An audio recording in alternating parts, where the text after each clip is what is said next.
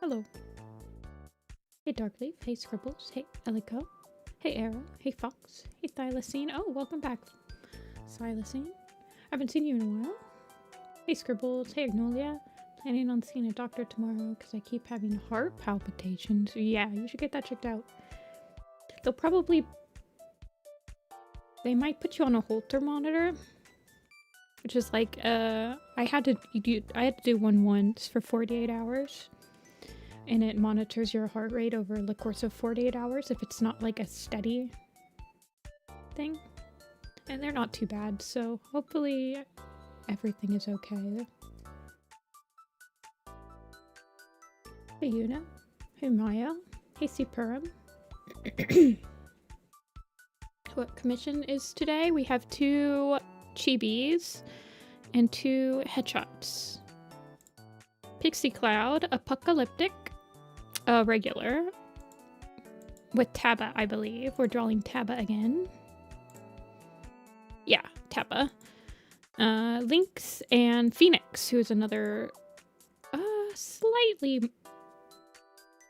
I mean, Phoenix is a regular around here. I've definitely drawn a couple things for them.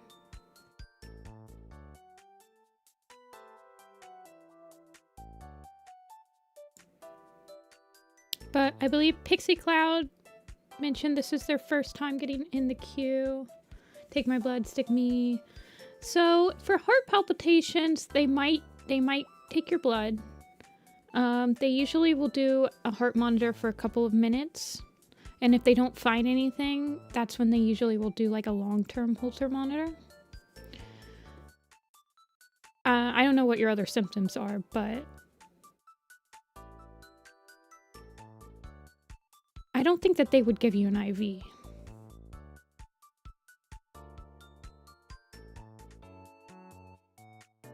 And if it's heart palpitations, I don't even know. I mean, they might take your blood. Sometimes they'll just take your blood for if you haven't had it taken in a while.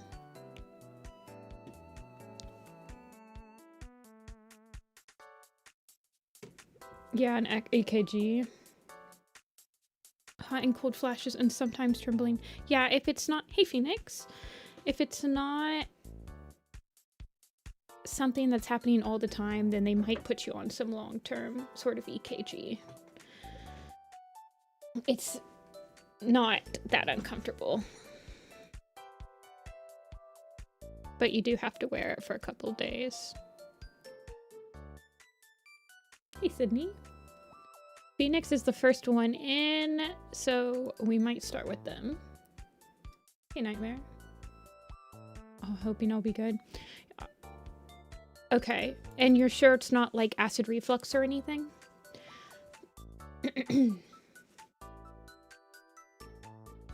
Because sometimes I'll get the acid reflux and I'll think it's something to do with my heart. Alrighty. Let's start with Phoenix.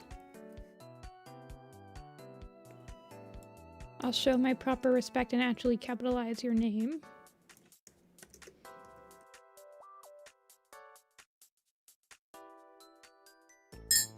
Yeah, heart issues run in my family, so I have had heart stuff before.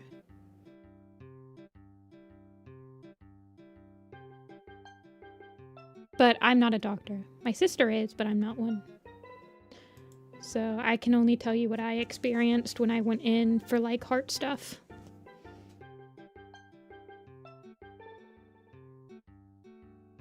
Literally spiked to over 160.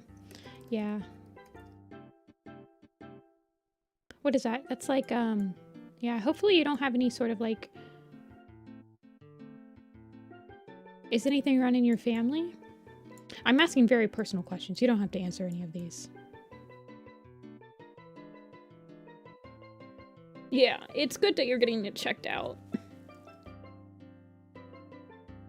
I know, it's really pretty. Raccoon Flash. I wish there was an actual cat named Raccoon. A little bit of a... On my dad's side. Okay. Yeah. Hopefully they don't find anything too bad. But yes, heart issues are scary. Fun fact, my sister is actually about to start her fellowship for being a cardiologist. So my sister actually does specialize in the heart.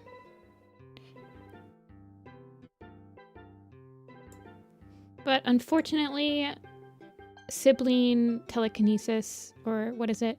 Not telekinesis. Sibling telepathy has not been invented yet, so I cannot ring her up in my thoughts and get her advice. I really like this blue-gray. I can never really fully utilize it in my designs, but I love this blue-gray when people can use it well. It's so good. Alrighty, we're gonna need... You want him to be smug, the smug, arrogant guy he is. Okay. With a name like Raccoon, he better be smug.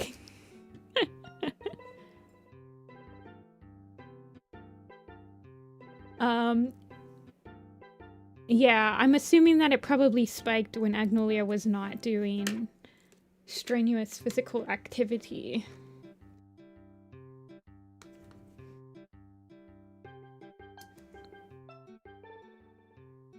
I was about to mention that. I was about to segue into a little bit of a lighter topic. He's the embodiment. Oh, so he's a Nepo baby. Okay. Raccoon Flash is a Nepo baby. I was about to segue into a little bit of a lighter topic of, yes, Chasing Shadows preview did come out yesterday. And I'm going to show a bad word on screen, but I have to tell you, I have to show you the meme when I read that first chapter that came into my mind. That came into my mind.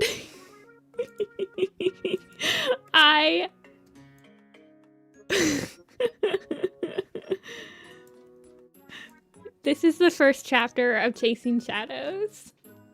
And if you know, you know. I laughed so hard. Oh my god. Dude.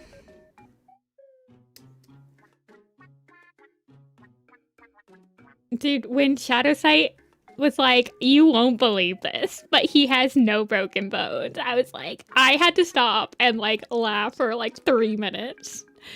You won't believe this, but there's not even a single broken bone. I'm like, this man is freaking Superman.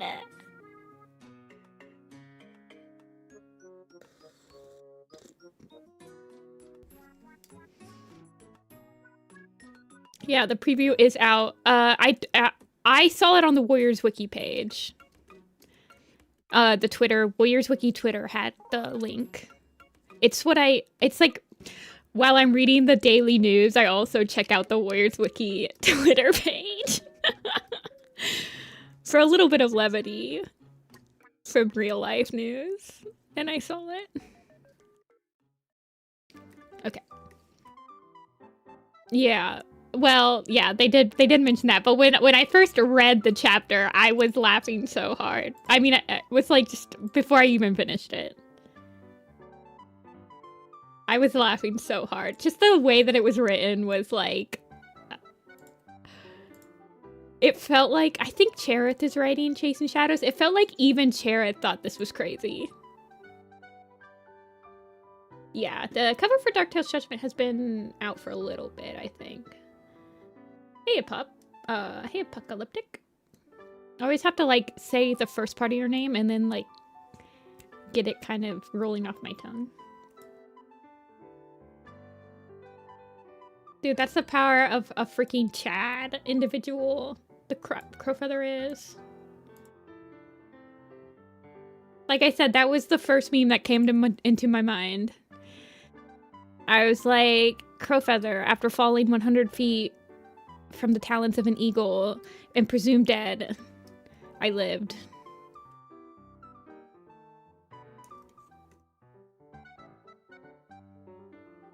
Okay, let's actually focus up. Might take me a while to focus back up after that. I just remember having to stop reading and like put my hands in my head in my hands and just laugh. Yeah, thylacine. He's like but the fact that he has no broken bones.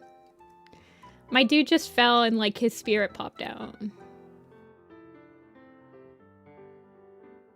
Chasing Shadows feels like it's gonna be a bit of a nothing burger as well already. It's so sad. This arc is gonna be... Oh, it's like pulling off the band-aid so slow. Ooh, jigsaw puzzle, have fun. Okay, let's actually sketch up a little bit. Now I'm just like reading all your guys' opinions. I mean, the only good chapter was chapter 1 in the teaser. The other ones were like, is anything gonna happen? No. Okay, next chapter. Is anything gonna happen? No. Okay, next chapter. I feel like that's gonna be Chasing Shadows, unfortunately.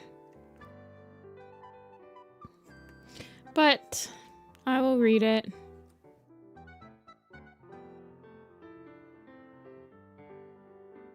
Okay, we're on clearly you don't own an air fryer.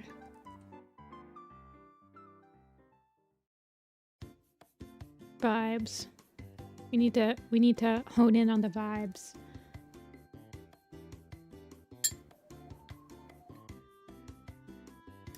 He was not wearing his seatbelt. His spirit flew right out of him. Jesus, take the wheel, Crowfeather. I was not on team I wanted Crowfeather to die or I wanted Crowfeather to live. I just wanted the funniest possible outcome, and I think I got it. So I think I won. I actually think I won this bet.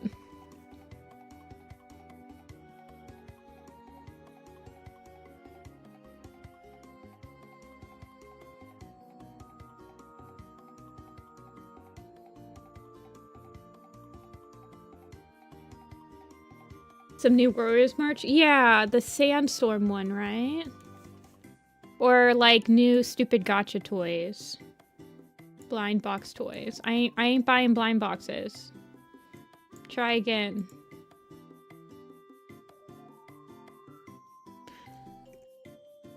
If you guys want a real good stuffed animal, you should purchase Bowie's Firestar, is all I'm gonna say.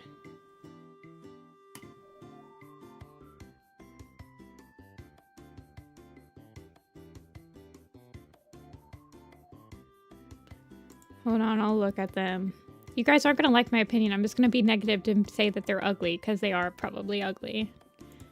They're ugly and they take too much money. I'm looking. Oh, Jesus. There's so many of them.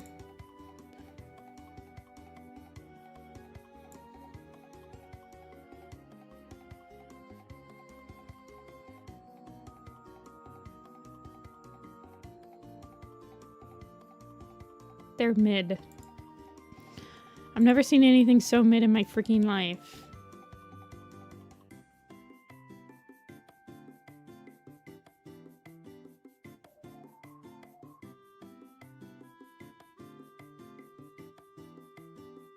Bro, they stole the blue freaking... J-Feather Stick has blue scratches on it. Okay, keep stealing from the fandom. Never have an original bone in your whole body.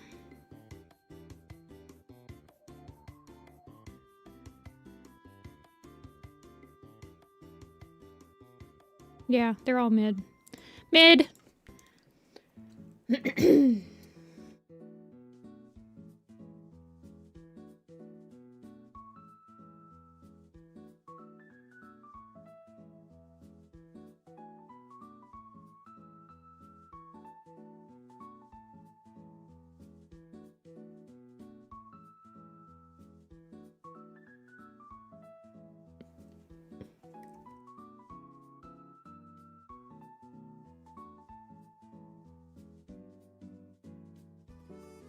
Here, let me plug you guys an actually good warrior cat stuffed animal.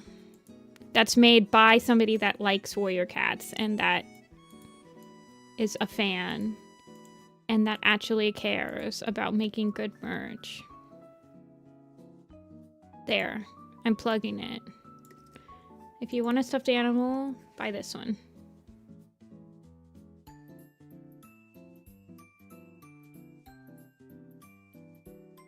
Pet, pet, pet, pet, pet, pet, pet, pet, pet, pet, pet.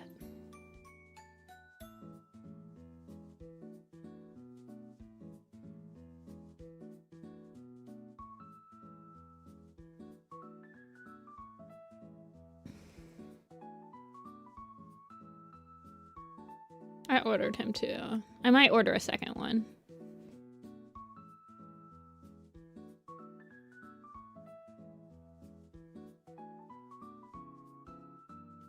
Nah, I probably won't. I'm hoping... I'm also plugging because he has to have a couple more orders to get made.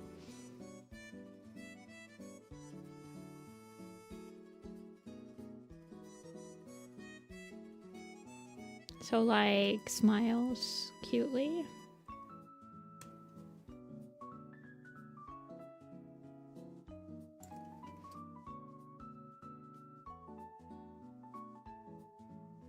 Support fan artists that care about warrior cats more than people who just make blind boxes of them and just see dollar signs.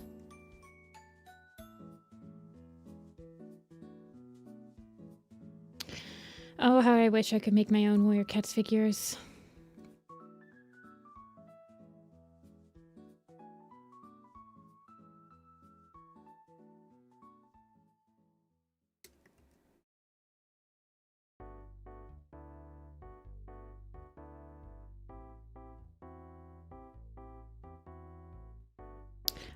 I'll worry. Let me get the expression down and then kind of worry about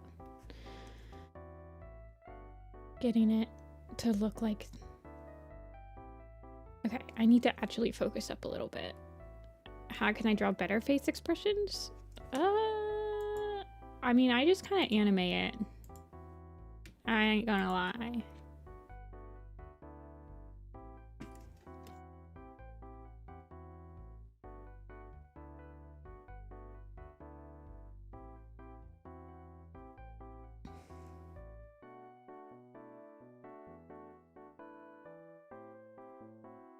I kind of think of like that smug villain guy from some anime and then be like, okay, let me exude that confidence into this picture.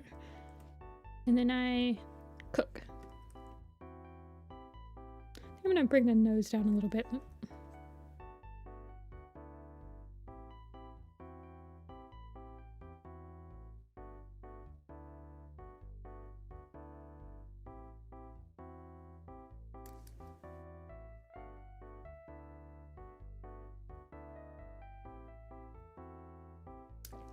Try to keep the tooth poking out. Yeah, like right here.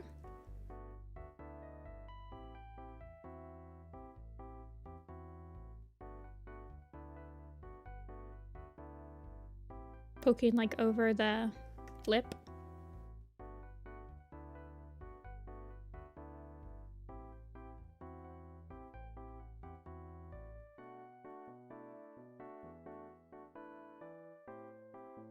I kind of want to bring...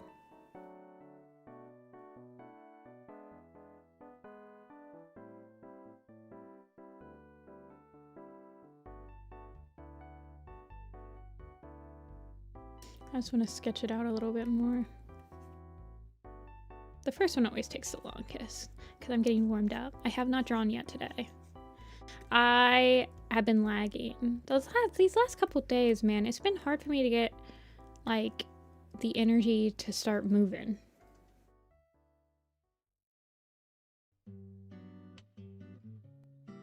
I mean, even today, I wanted to start at 1 and I started at 1:30.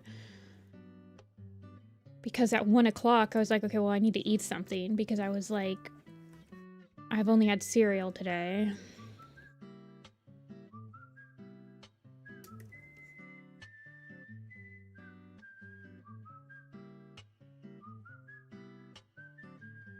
Who am I drawing? I'm drawing Raccoon Flash, who is Phoenix Firewolf's OC. An arrogant, smug nepo baby of a man. The deputy of Sun Clan. I would love to hear more backstory. If you would like to partake. Yeah, eyebrows are easier.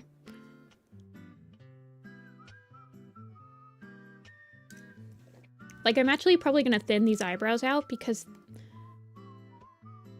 he has like eyebrow markings, and sometimes I find, now this is sometimes, because obviously my J feather has eyebrow markings and super thick eyebrows, but for the majority of the time I think that the eyebrow marking, like the little eyebrow dots, work better with thinner eyebrows because they're not like fighting for space. But my J feather has like a 5 head, and he's kind of bold, so it's not fighting for the space with the hair. Yeah, double eyebrows for double the expression, clearly.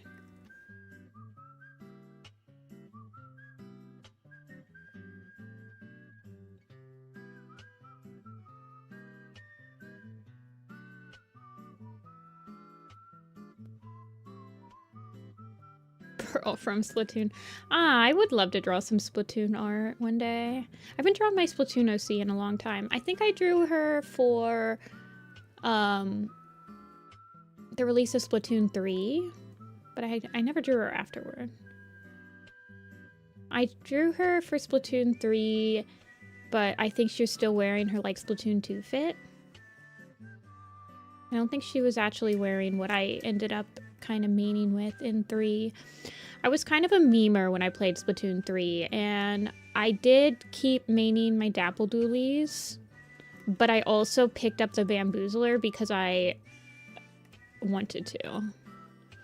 You have never played Splatoon 3 or Splatoon Online unless you've come into contact with two people using a Bamboozler, and then like shenanigans happen.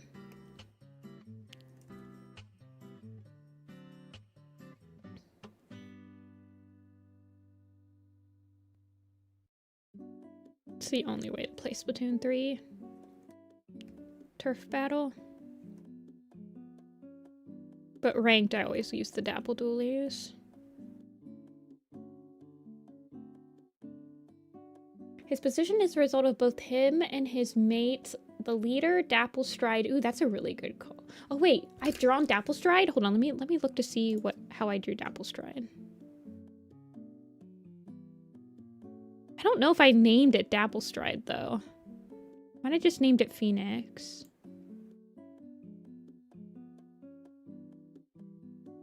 Dapple Stride.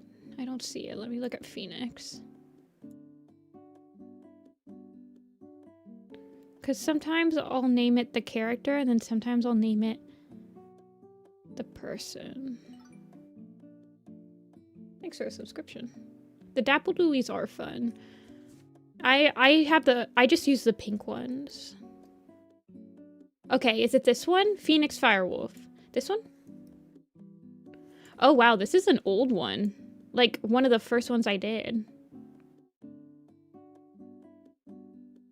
That definitely looks like a Dapple Stride.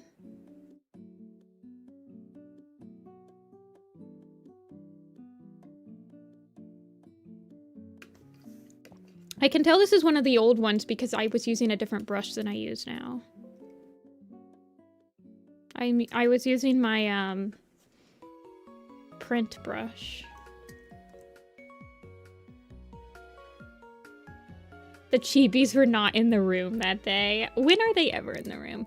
I need to go I need to go back to every single one of my commission streams and like write were the chibis in the room that day and come up with a graph to be like 99.99% of the time they're not in the room.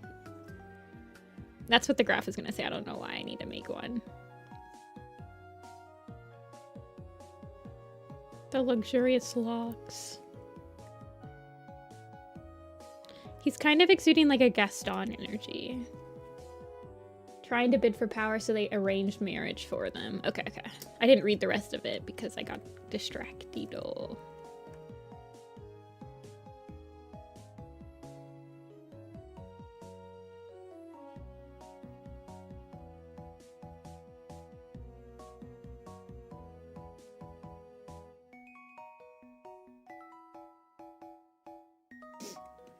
Chat needs to remind you. No, chat never needs. I'm not gonna put. I'm not putting anything on chat. I appreciate every single one of you that is here ever on my commission streams, keeping me company, keeping me sane. Well, I wouldn't exactly be not sane if no one. I mean, I just appreciate the company. I would never ever put anything on you guys. And I appreciate everyone who's commissioning me. Guys keep Apple fed. And my insurance bill's paid off.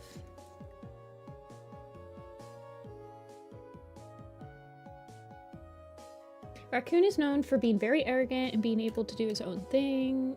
The only cat he actually listens to is then that's Dapple Stride. She enables him to be as brutal. Oh my gosh. So she's not a I can fix him. They're just both ruthless, cunning Mega Chads.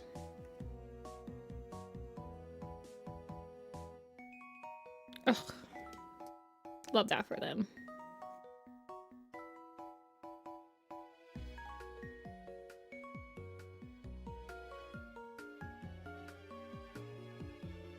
We need like a power couple like that in Warriors. We never get it. They're too cowardly. And my goldfish stock? My goldfish stock is stocked. I did go to the grocery. I guess I do also buy groceries sometimes. I'm trying to figure out, I guess I'll finish the last of my soup today. Okay, you guys, I have an important question for you. Should I, tomorrow, should I make tacos? Or should I make lemon chicken? Lemon oregano chicken, like a Greek chicken.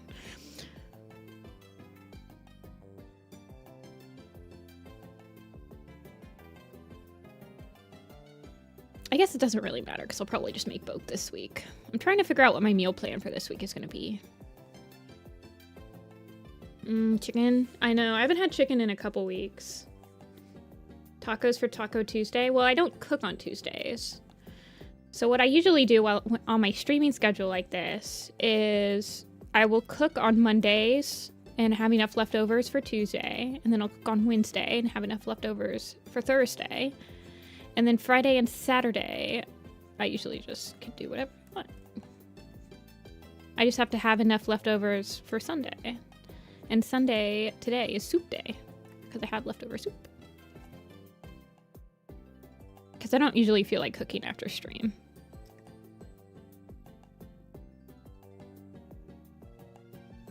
Has the most fresh veg. That is true. I should probably make the chicken tomorrow because I have broccoli that I was going to cook with it. And I probably should do something with that broccoli.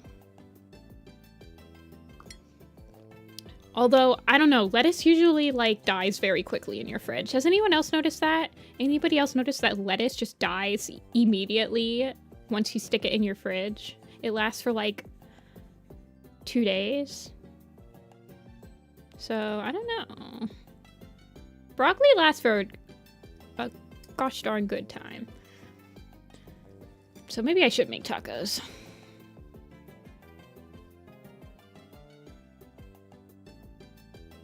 Ooh, but if I make the chicken, I have... you guys are just like, listen. If I make the chicken, I can save one of the chicken breasts and cook it up. And then make cheese quesadillas with it. Ooh. Chicken and cheese quesadillas. I do have some Kobe Jack cheese I can shred. You guys are just listening to me plan out my week. Yeah, usually my two meats I usually cook with is chicken and ground beef. Mainly because both of those I can cook a lot of meals with. and they're not too expensive. Every once in a while I'll get like a roast, like something to like put into a pot, into a slow cooker. But mainly all of my meals involve ground beef and chicken. Oh, I'm glad, Phoenix. I'm really liking him too.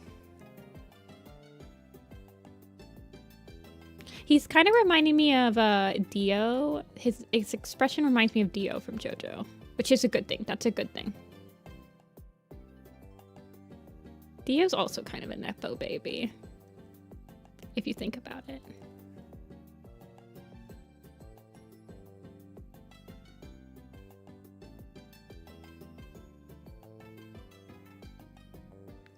It was me, Raccoon Flash. That is true, Mion. I also use a lot of eggs. Eggs are really nice. And I have like 24 eggs in my fridge. I should probably do something with. I hate wasting food, but sometimes it's inevitable. Sometimes you just forget about something and it goes bad. Strange question for you guys. Do you guys put your fruit in the fridge or do you have a fruit bowl?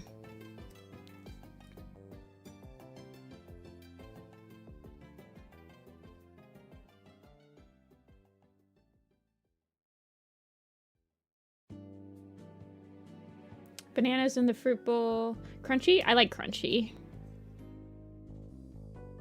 And then I will just like crunch up the taco shells and make chips out of them.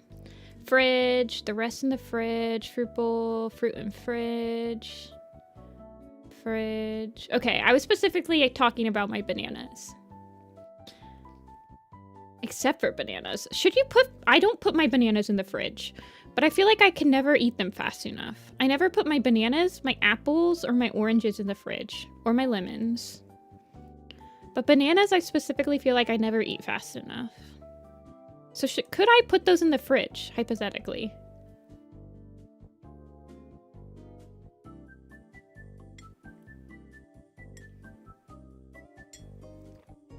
Bananas just sit on the counter. Yeah, that's what I've always done. But I've noticed that I just don't eat them fast enough.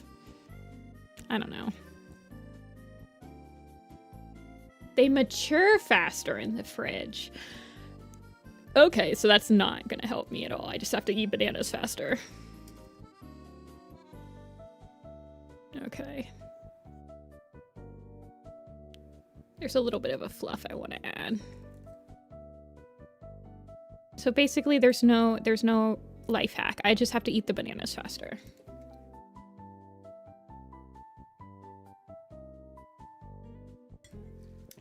Frozen bananas.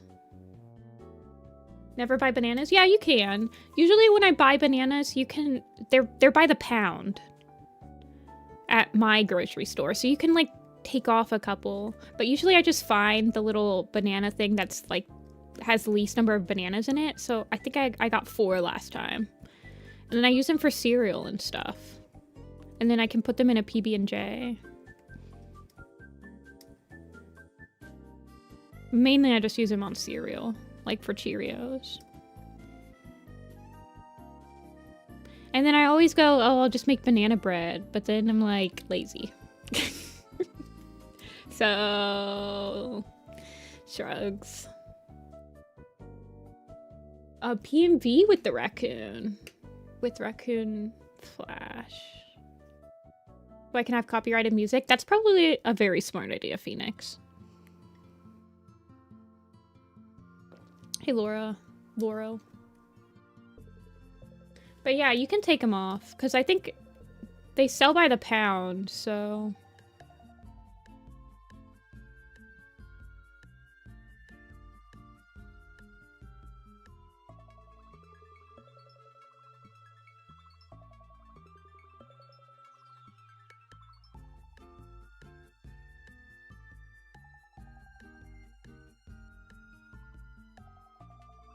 He's actually not romantically interested in Dapple, but he loves the power he holds. I can believe that.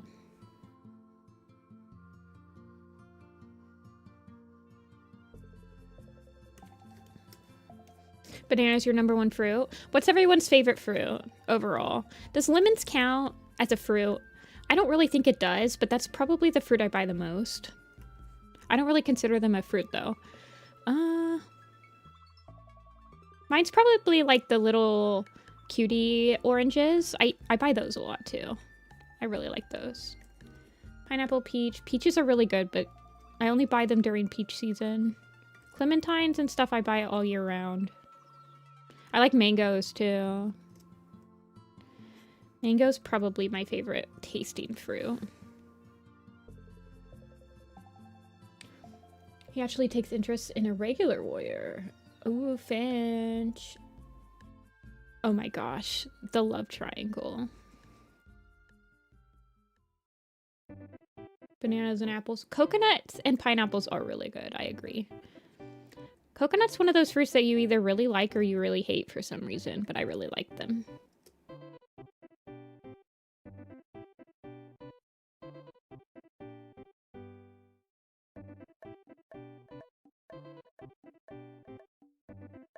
Raspberries are also good. I have raspberries in my fridge right now.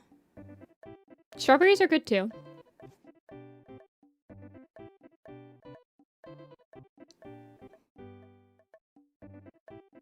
To keep his own tail, he goes along with it because if he doesn't, he's better off dead. Ooh.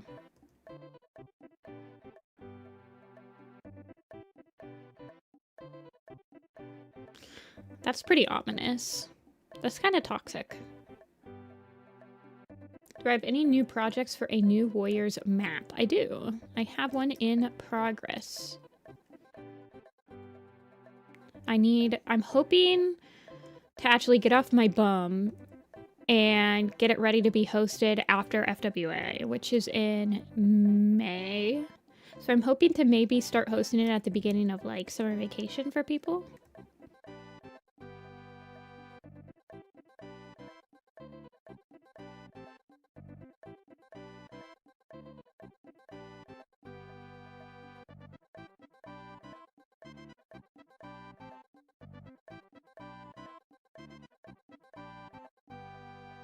It's been a couple of years since Darklands Chosen, so I think I'm ready to host another one.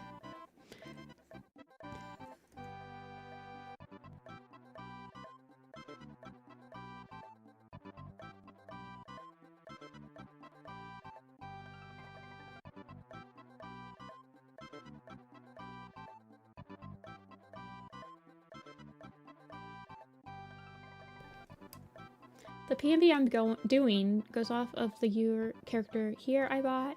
Finch witnessing just how horrible Raccoon can be after being manipulated by him. Oh no. Poor Finch.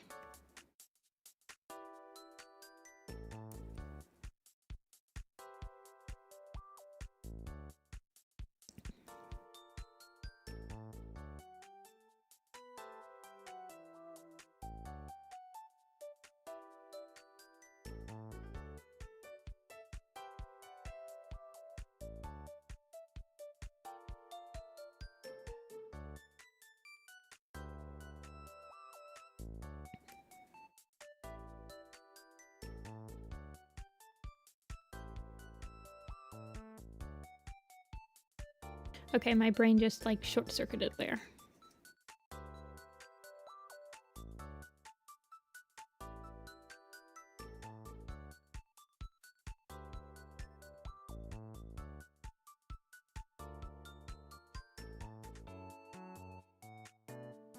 Working on a PMV of Hawkfrost. Ooh, I have a friend that would really enjoy that.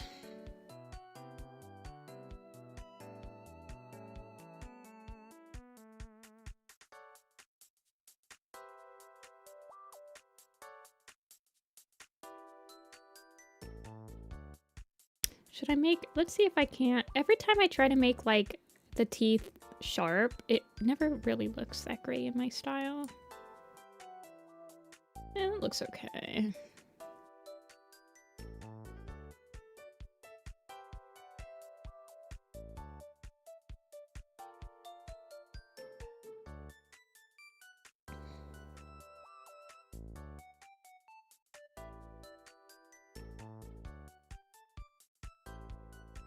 Scavenger on the Wind. I don't know if I've ever seen that. Is it a map? Or is it a PMP? I need to start hammering down what our watch list is going to be for the birthday stream come April. It's a horror map. Okay. Ivy Pool and Hawk Frost. I've definitely seen a couple maps with them. I don't remember that one though.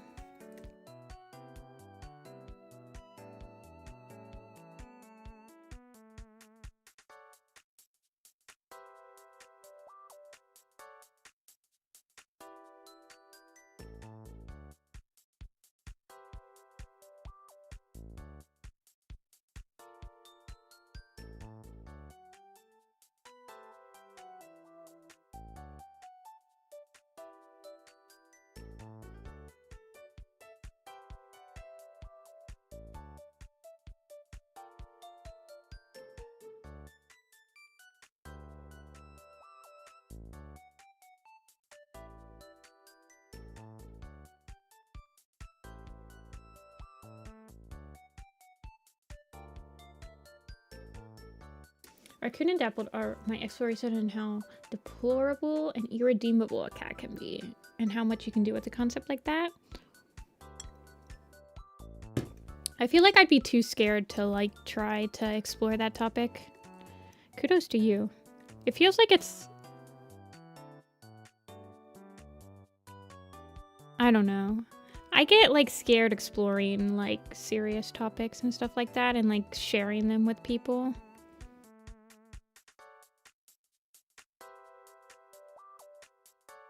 Kind of like a imposter syndrome type of thing, where I feel like, oh, there's probably someone else that's like better at exploring this. But the point of exploring is that you're bringing your own ideas into it, and no one's going to be able to create the same thing that you did. So I don't know.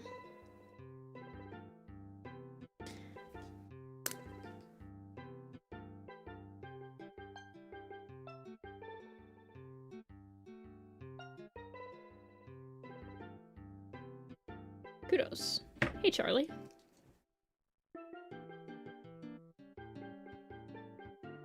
More darker topics? Yeah. It sounds like it's a really cool concept. I am living vicariously through you. And gaining your confidence.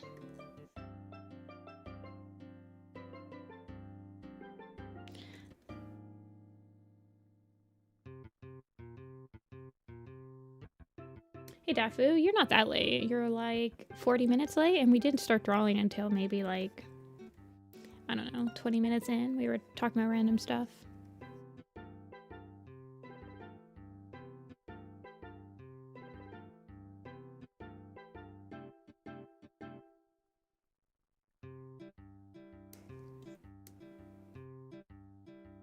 Hey Lemon. Welcome in. You guys are like pretty much on time for a weekday stream.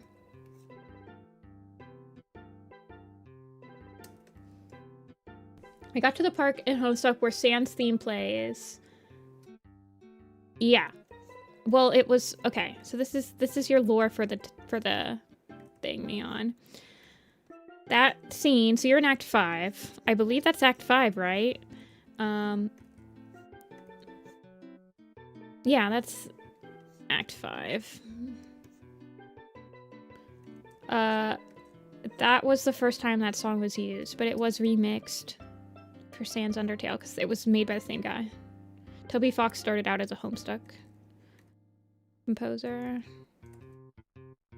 I believe he made Undertale in the Homestuck author's basement or something like that.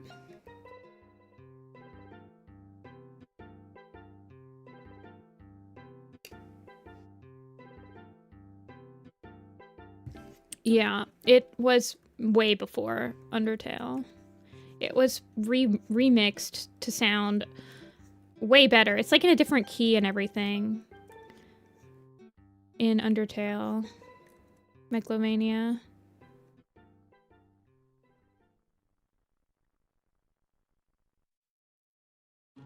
It was in a fan game? Yeah, I think you're right. It's been used a lot, right? The Homestuck one definitely came before Undertale, though.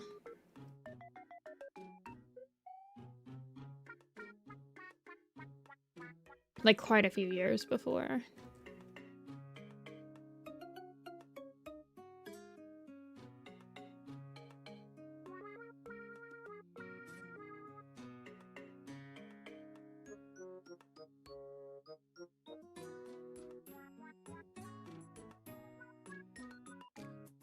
No, Megalovania did not originate from Undertale.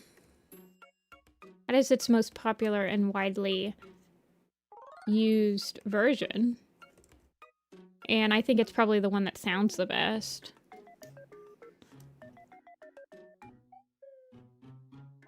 It's from, like, the end of Act 5, Part 1 or something, isn't it?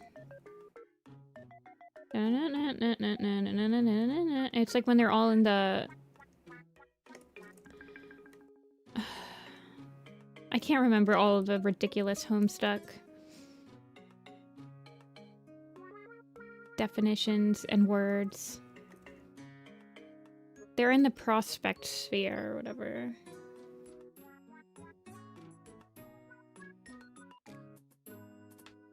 It has more lore than my entire life. It's like how when you figured out that that Lemon Demon guy made like 50% of the world's memes pre-2010. They're like, holy crap, this guy just never missed.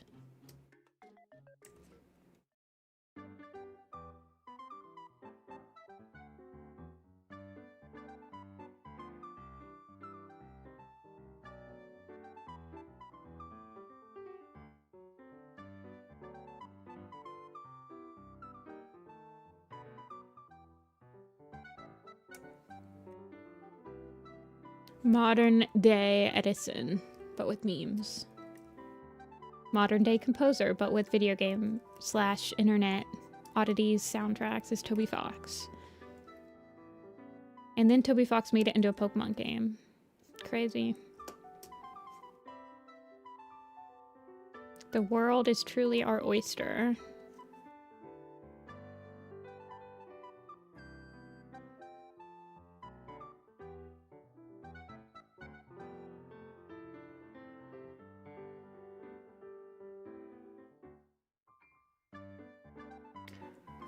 Earthbound ROM hack. Okay, that does make sense. That does ring a bell, Amber. That does ring a bell. The Earthbound ROM hack. I know. I really like drawing cats with just a lot of fur. I feel like I've kind of stopped doing it as often in my own designs since I joined Werecats Animated.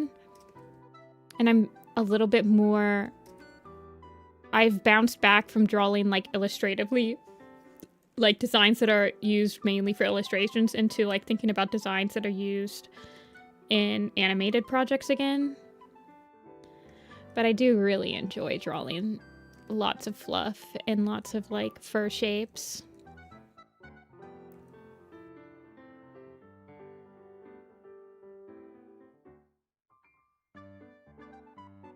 Song with its own dang Wikipedia page.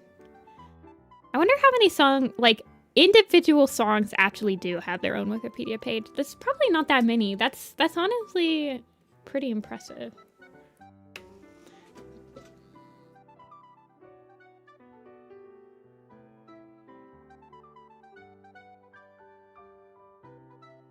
I think I cooked good with his shapes. I think you did too, Phoenix.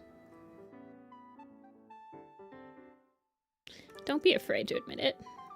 Sometimes we just cook. And I think one of the steps of being an artist is realizing that you can acknowledge that you feel like you cooked with a picture and it not feel like it's egotistical. You can be proud of that. And I agree. I've been really like drawing him. Okay, that sentence didn't make any sense, but you know what I mean.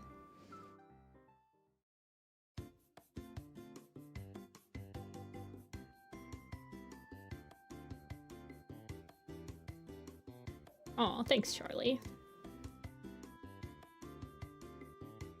I hope everyone else is drawing today and things are coming along as painlessly as possible.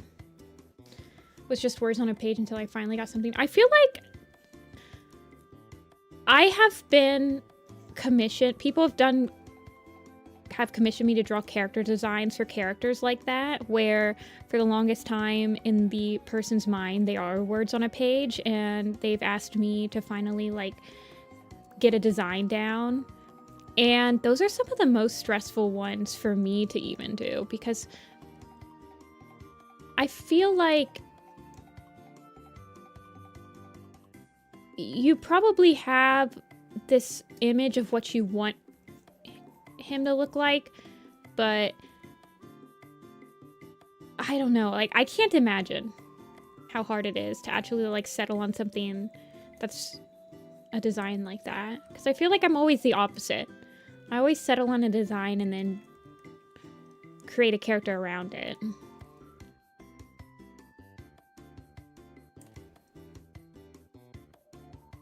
Please don't spam Dafu. I feel like we went over this last stream, now that I'm thinking about it.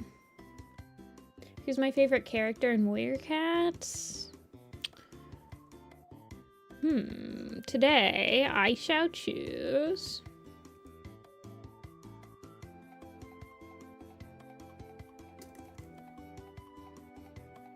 Cinderpelt.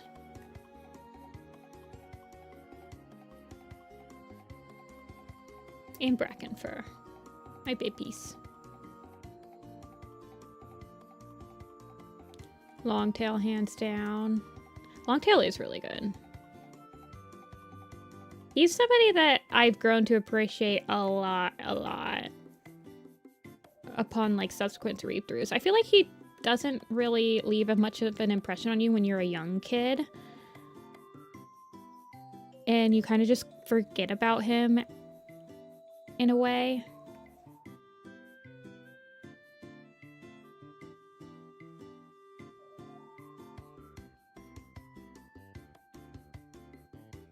My favorite design I did was where the guy did not have specific specifications for how this character looked beyond species and hair length.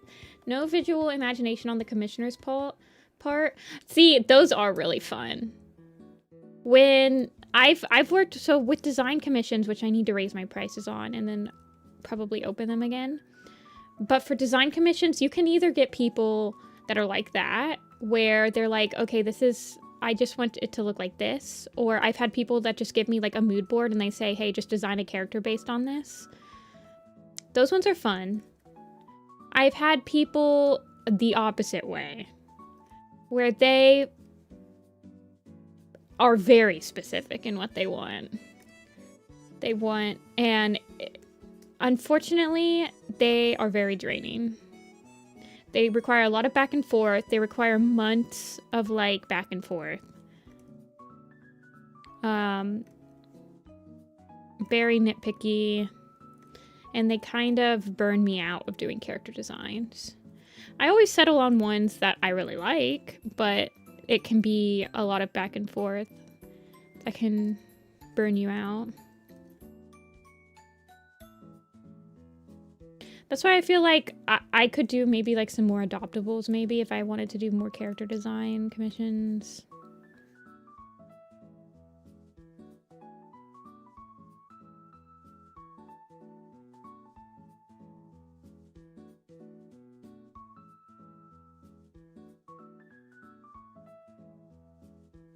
But yeah, I've had people that just commission me being like, I want a flower kitty, and I trust you to make it look good.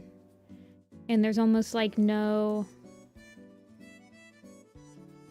revisions needed. They just like whatever I come up with.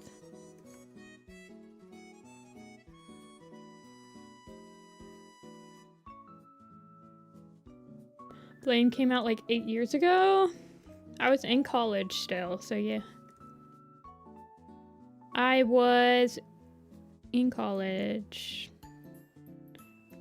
I remember editing that map in art history class on my laptop and not paying attention to the professor.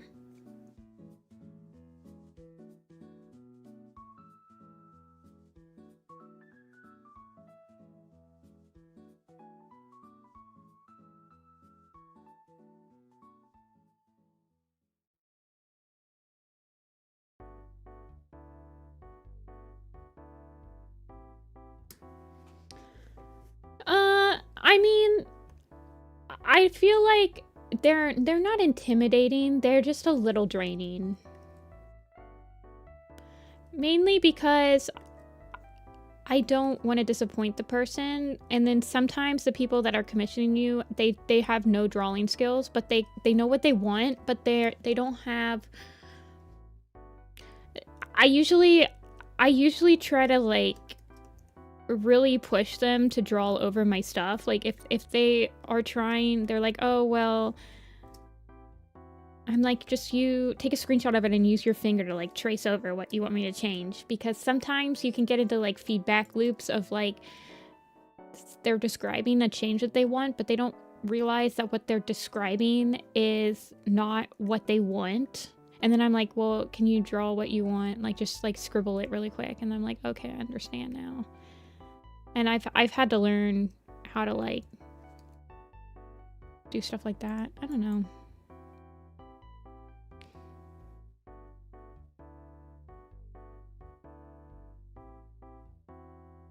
To be like, hey, it's okay to like just edit redline over this picture and tell me what specifically looks weird to you, or like circle it.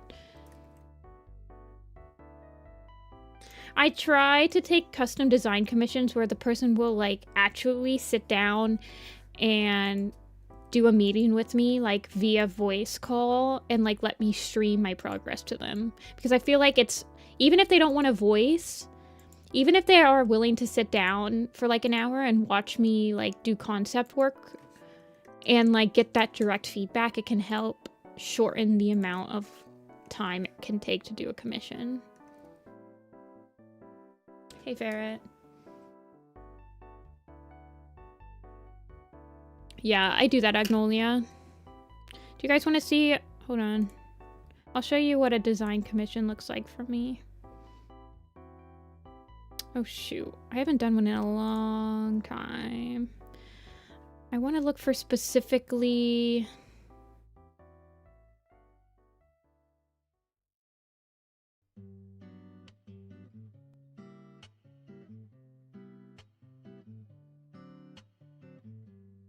I want to look for specifically...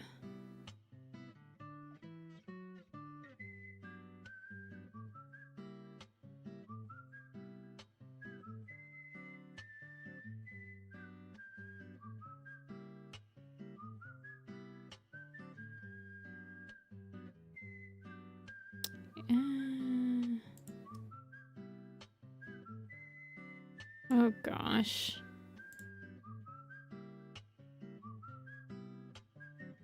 Sorry, now I'm just getting distracted. Pete? No, that's not them. Hmm?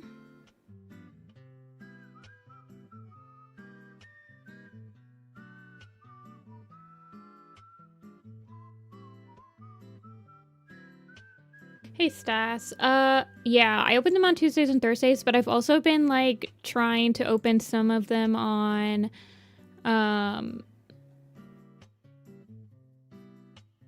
like on, okay, here's one. So with this one, the person had, this was for an RP chat and they wanted me to design something for them. They had like, they sent me some examples of like Werecat design blogs with designs that they liked. I gave them 2 separate designs at first. Here, I'll show you. I gave them 2 separate designs at first. It was like a apocalyptic cat RP. And so these were the 2 I went into with the 2 options that they wanted. They went with number 1. And then I started to clean up number 1. They said they wanted like more natural markings. And then they wanted me to smooth it out a little bit. And then they wanted some more apocalyptic type markings. And then I think we ended up going with this. They did like the poppy on the head. And then they also wanted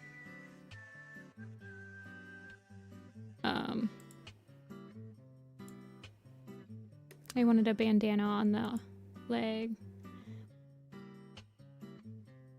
But then they wanted me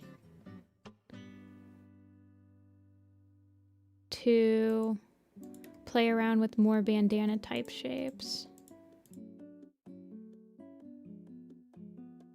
Hold on.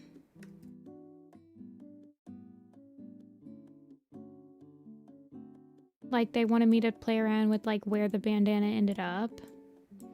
So like one on the bottom, one on the top, one on this. And this is over the course of a couple months. And so when they finally decided, they also got some headshots. It is a lot of back and forth. That's why I prefer when people... That's why I prefer when people can like message me and like be in a meeting, because some of this stuff took like a couple days of turnaround. But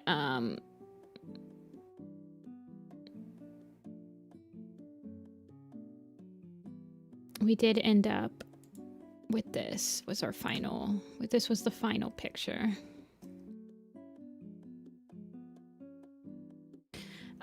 So at this point I did not Mian, but it started,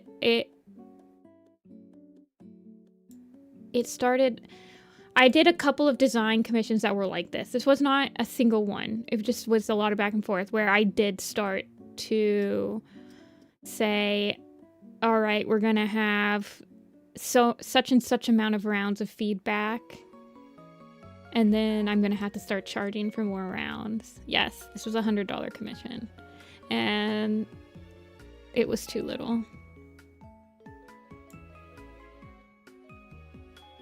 This was also a rush order because it needed to be done before Christmas. Because it was a Christmas gift. Only, yeah, it was only $100.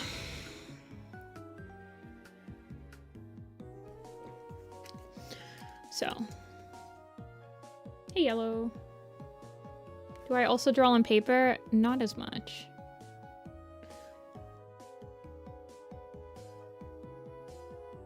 I mean, it wasn't a hassle. I really like what we ended up with. But I did need to, and I mean, just the amount of time I spent on it, I needed to charge more. Mainly because I just the man hours that were put into it, unfortunately.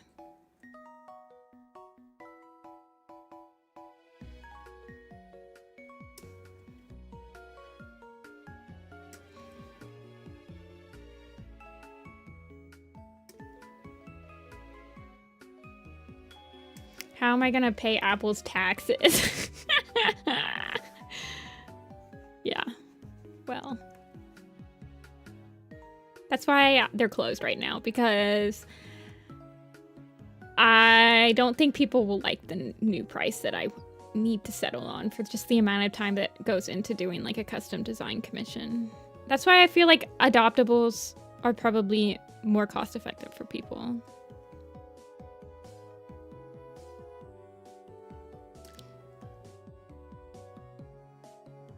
You guys just, I mean, you guys are here. You guys understand. I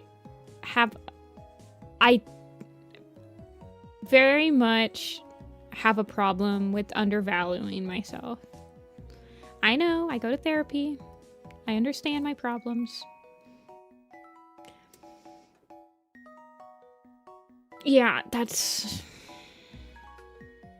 I'm gonna have to think about that. I'm legitimately gonna have to sit there and be like, if Niall buys one of these, am I gonna want to redraw this picture? Is this gonna be a design that I'm gonna hate myself like down the line because I'm gonna have to redraw it? Am I gonna be cursing myself?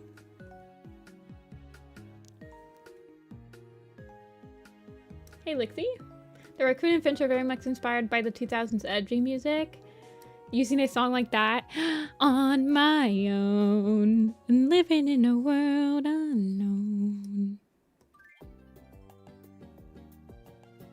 Making future arrangements, future proofing, future security.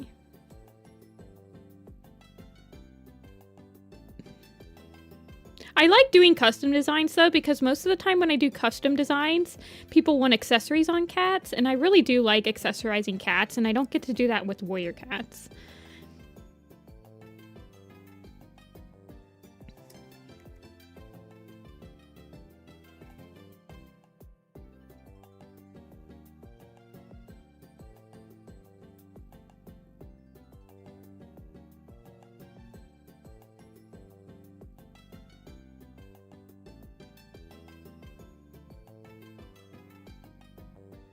Was Telia / Nile? I don't know. I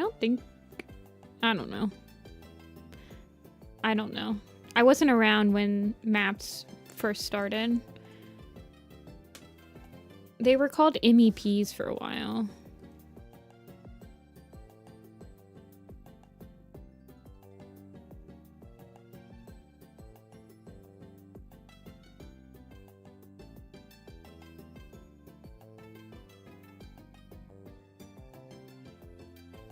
This PV is gonna get out alive by 3 days, Grace. Oh my gosh. I'm living.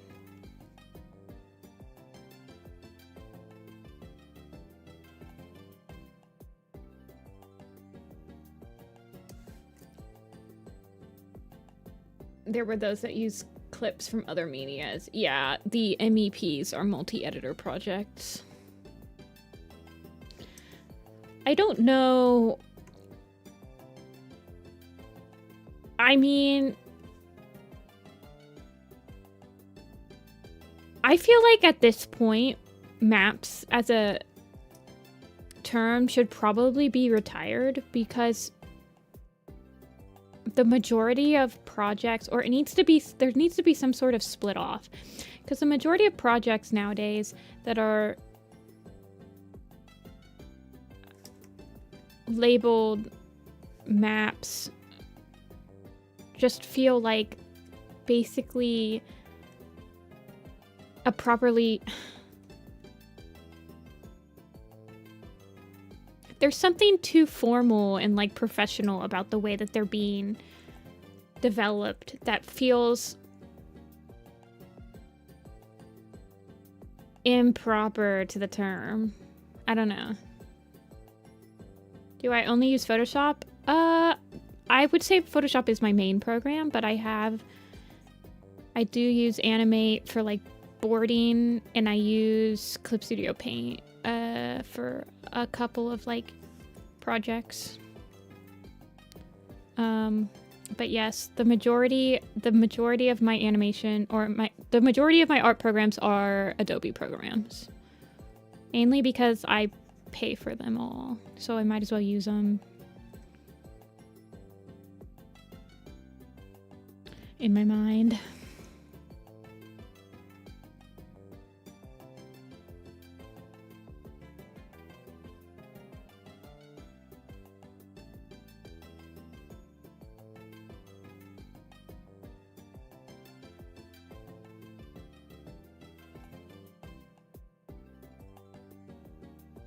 Do you know Has-Been Hotel? I know of it.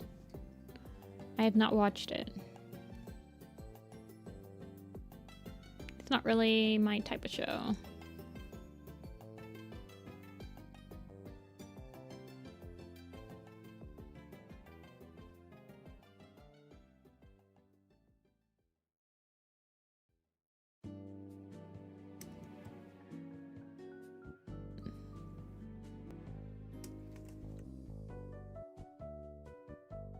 No, I've never used Ibis Paint.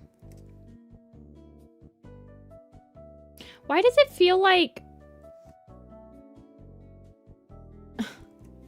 Why does it feel like, it's darker? For, like, on the rest sheet than it is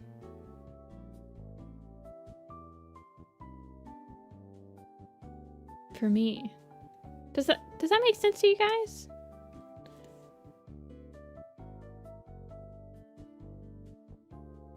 The background contrast? I guess so.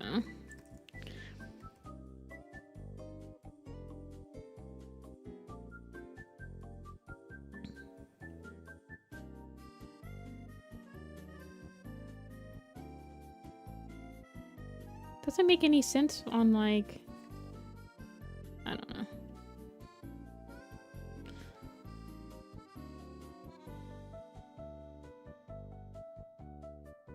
Contrast. Whatever.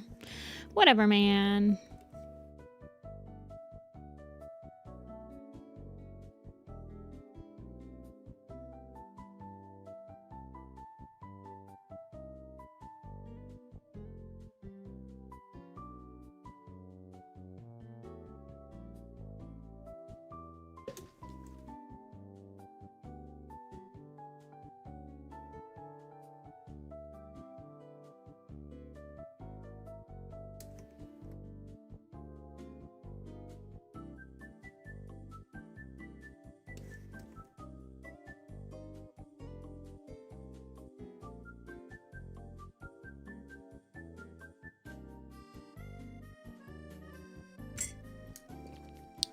Ah, coffee.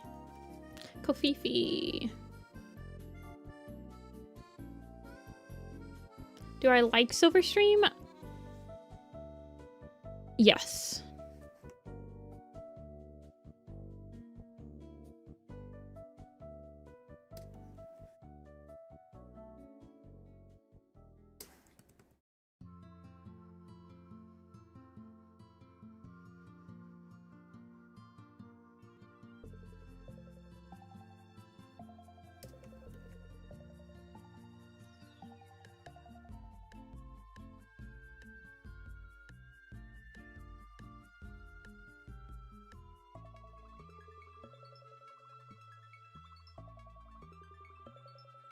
Hey, Noor.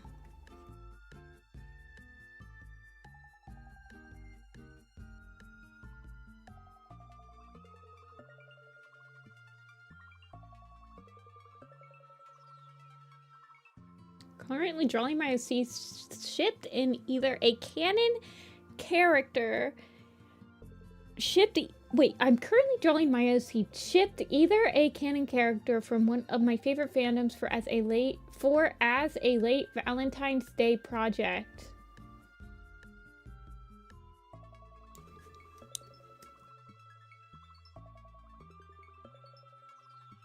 That was hard to read.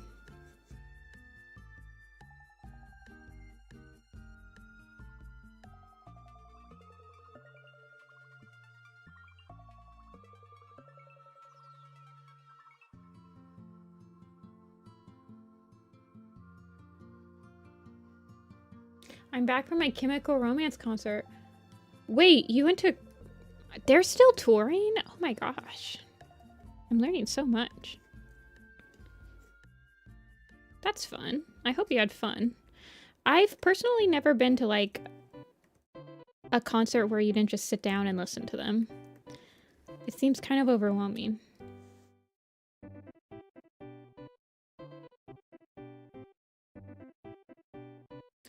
She was always a brat. It wasn't the new team that did that.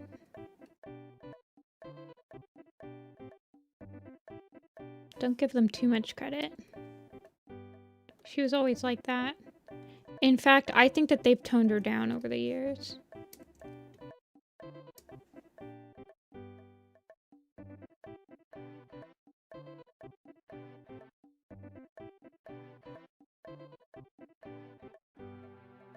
I think people just think of her as, like, not being like that because she's not like that when she's in StarClan, because everyone is always super nice and proper in StarClan. But in the original book, she was quite bratty and quite Nepo baby-y.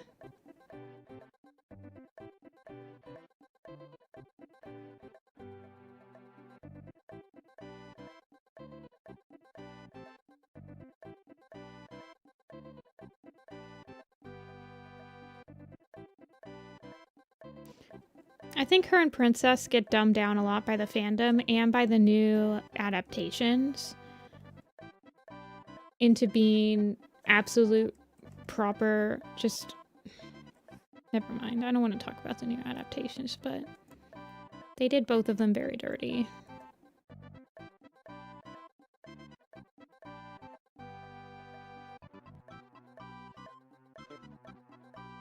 There were around 65,000 people. That's a lot of people.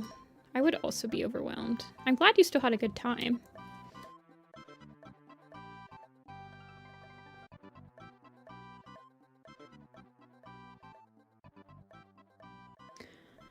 I think that's one of the things that honestly... well, I'm not going to say it's one of the things that made me the most angry, because there was a lot of things that made me angry with the graphic novel. As you guys know, I do not like the graphic novel adaptations. I do not like them at all. But example number 553 of why I don't like the graphic novel adaptations is that Princess is used as legitimate comic relief and has nothing to say productive at all. Whereas in the original book, she is the one that Fireheart comes to frequently for her, like, outsider knowledge and, like, an unbiased opinion on what's happening in the clan. She's the one that hypothesizes that the accident that Cinderpaw got caught in was possibly a trap set up by Tiger Claw. Whereas in the adaptations, Fireheart just decides this for himself. She provides, like, a real glimpse into just how different the kitty pet lives and the warrior cat lives are. The scene with Lost Face and her is completely and utterly neutered in the graphic novel. It makes absolutely no sense anymore. Which I think is an integral scene to just, like, Brightheart's character development throughout that book anyway.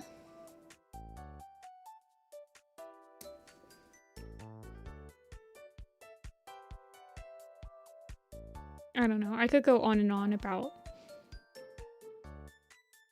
how there was literally no good changes that the graphic novel did.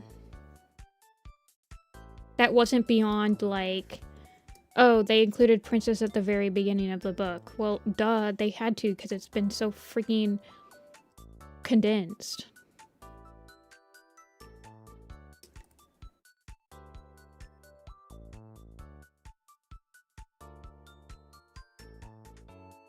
Anyway, I'm done. I don't like talking about the graphic novel. It makes me mood sour.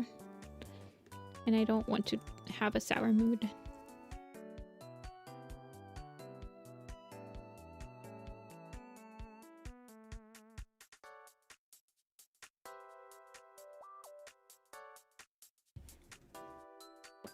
What's my unfave? Mothlight and Needletail. I also don't like Shrew-Claw.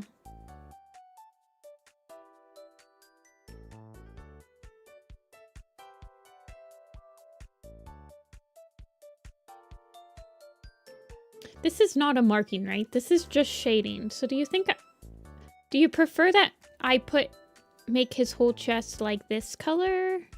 Oh. Pretend that I didn't color that. Or do you think I should include some of this, like, darker color?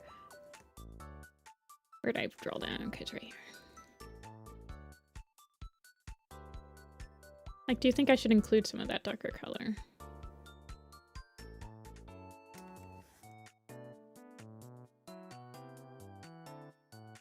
You don't like Sandstorm, Darkstripe, Longtail, Broken? Have you only read the first arc, Daffo?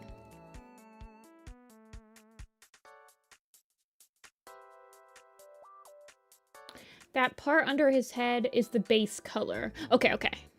I was wondering, because it's in both of them. Okay.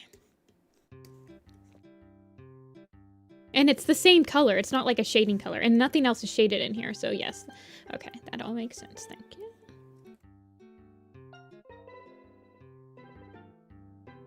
There was a problem updating Premiere.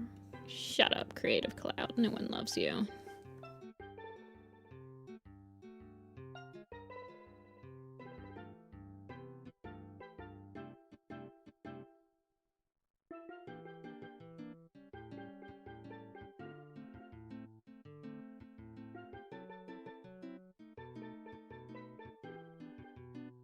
Yeah, people who shade their references are chaotic evil.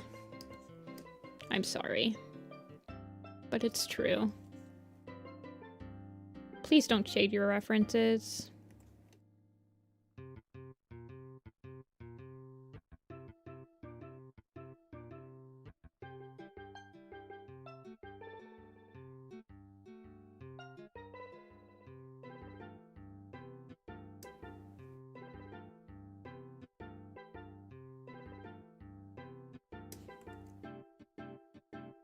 You have a color picker. Yes, for the eyes.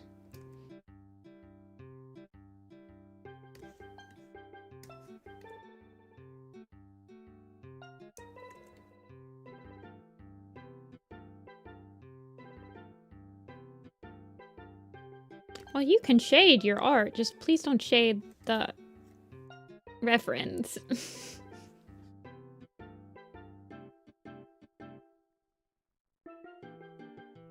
Slash, if you do shade your reference, please don't... You really have no right to be pissed when somebody messes up the colors.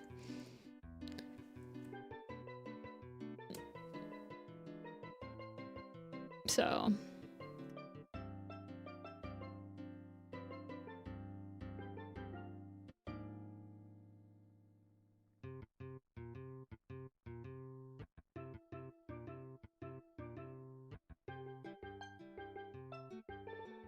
That's a favorite design quirk? I don't do that very often in my designs. I very much like when people use it.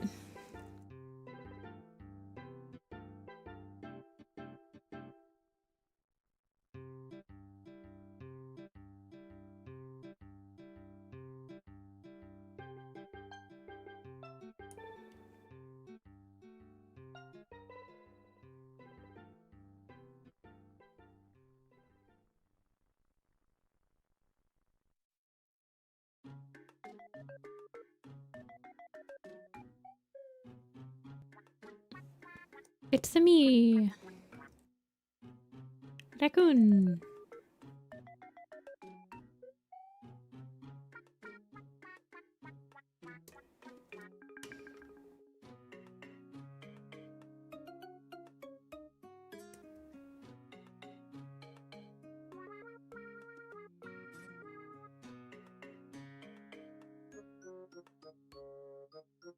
I know. I'm happy. Thank you for commissioning me again. I really appreciate it. Thank you for trusting me with another one of your characters. Get some whiskers on him.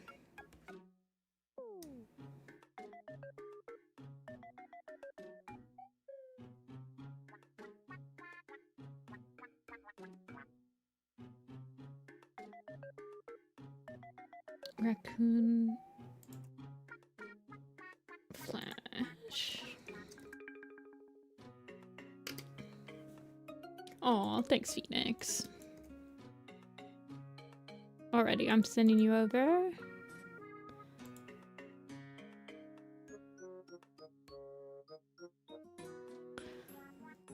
The picture.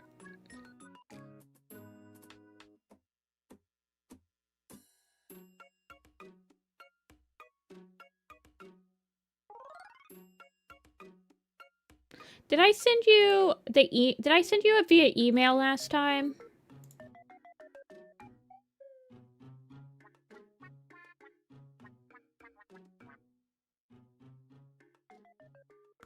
Why is my access denied? Okay.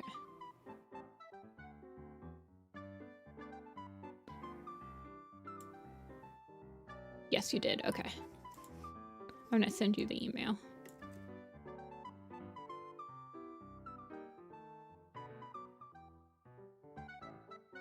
Oh shoot, I just...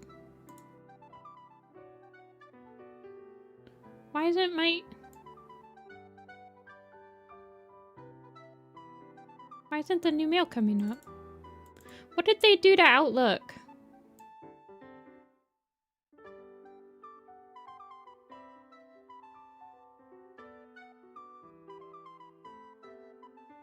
Why can't I see my email?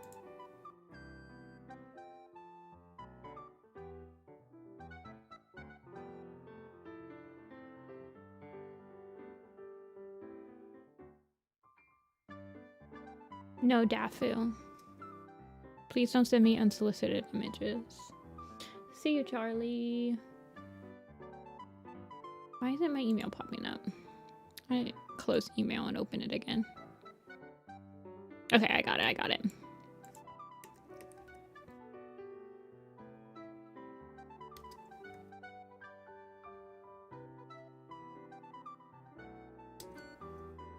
Raccoon Flash.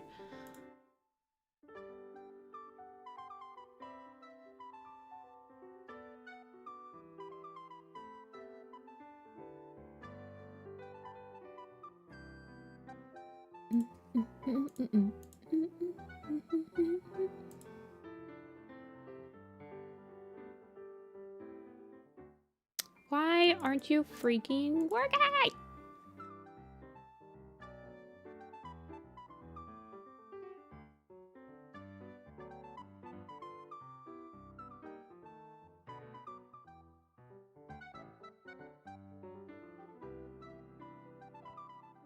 What the heck? Sorry, I'm having issues. Give me a sec.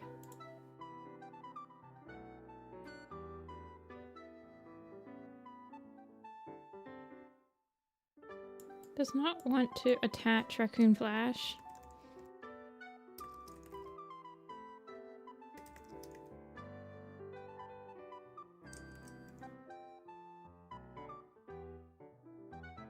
Why? What did they do to Outlook?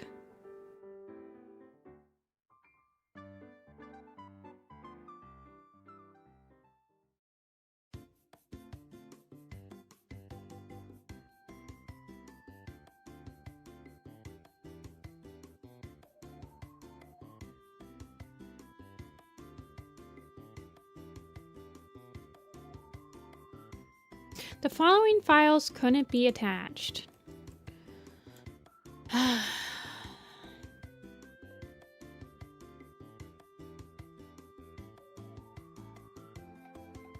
Let me try sending it to you via Coffee.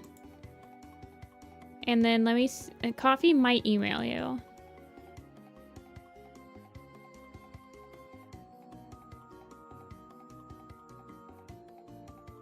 It's not letting me send emails. Otherwise, I can go on my laptop and get it.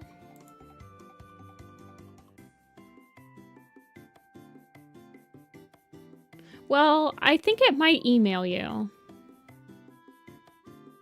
Let me try sending it to you and see if it sends you an email.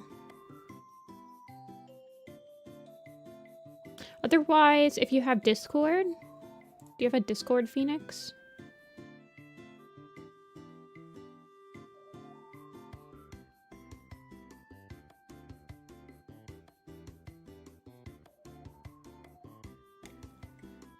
If you want to add me on Discord, I can send it to you there. It's just Nifty-Senpai with no spaces. Or hyphens. Just one word.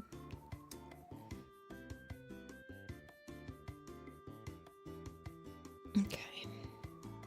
Apocalyptic was here, so we'll do Apocalyptic next.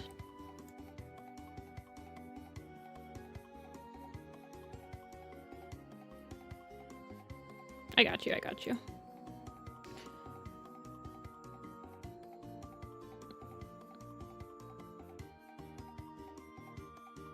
Okay, I need to sign in. Outlook now needs me to sign in. That's fine. Give me a second. Maybe it's because I wasn't signed in. Okay. Let me send it to you.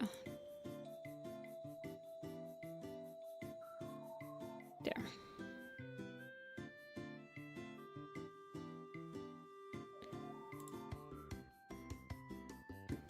I think this computer is slowly hating me because I'm still on Windows 10 and I refuse to update.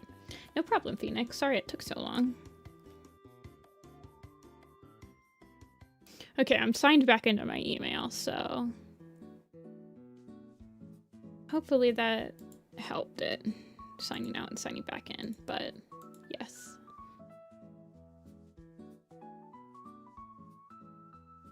Your little Shadow the Hedgehog.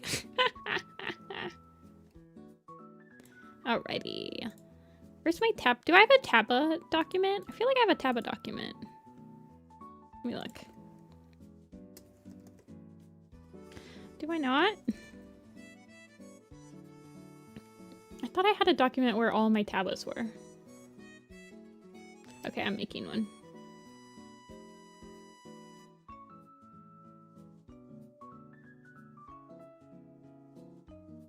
The Sonic Movie 3 promo.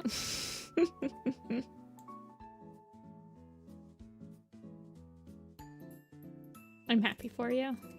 I saw the first Sonic movie, or I think I saw the second Sonic movie. Maybe. Okay, let me put all my tabas here. Hey, hello.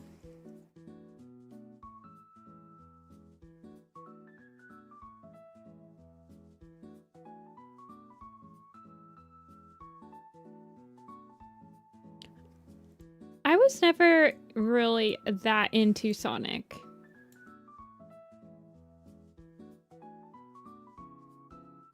As a kiddo.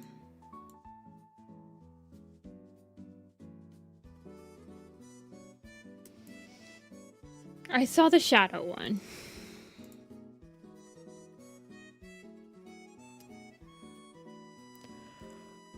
Okay. 1, 2, 3. Have I only drawn? I've drawn him again. I've drawn the first time I drew him is not in here. Did I just enable that? Yeah, I just enabled it. Apocalyptic.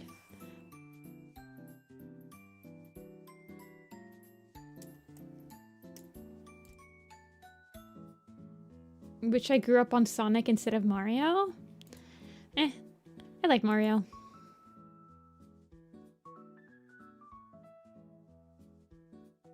Alrighty. You can do outfit inspo folder. Okay. Let's look to see what outfits we have today that strike our fancy. I grew up on I'm not allowed to have console games. My first... Ooh, I do like the Hawaiian shirt version. With the little flower crown. Oh, that's so cute. That's from your cosplay. I might have to draw that outfit. Or is that a flower crown? No, it's a bandana in this one.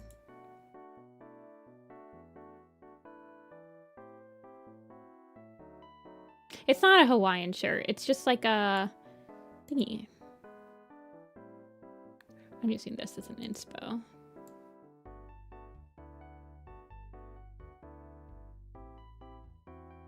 Hey, Kiara.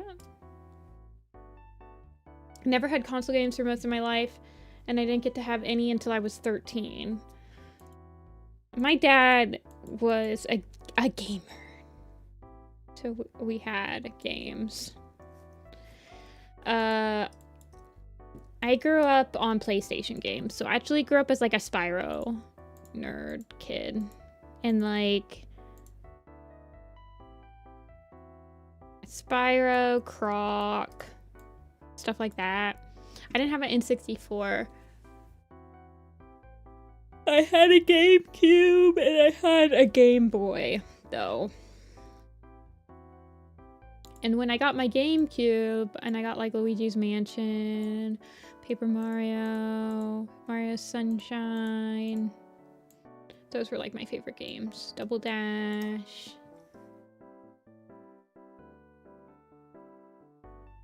Behold, my son, the castle creation. What did I think of the Spyro? I really liked... So, I played the first Spyro, and that was the only one I had. And I really loved the remake of it. I loved that they made, like, every single one of the dragons you rescue. They looked completely different from each other. I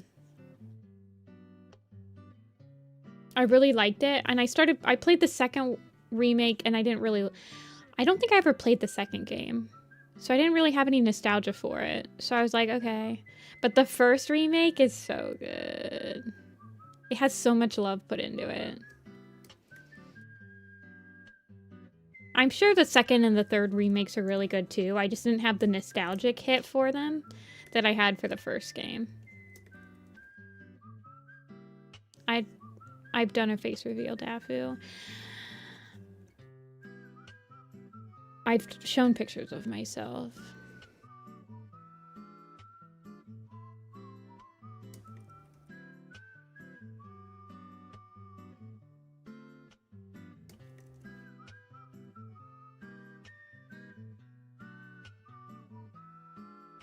Let's see, I always draw Taba from, like, the same 3/4 ankle.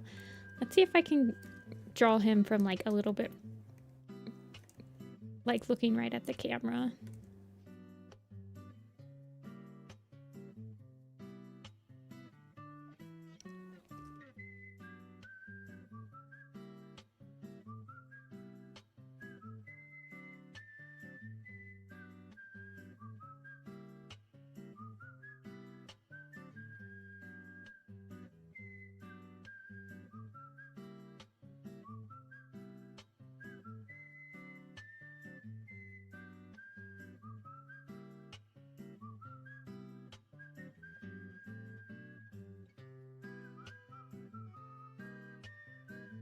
Oh my gosh, this is the demon angle. Oh my gosh. It's the one Ken wore in Barbie? Wait, what? Ken Barbie movie t-shirt. I saw that movie once, but I didn't remember that shirt.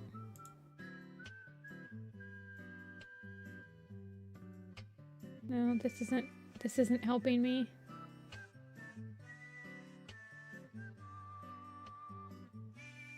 Ken Ryan Gosling. Oh, I see it. I see it.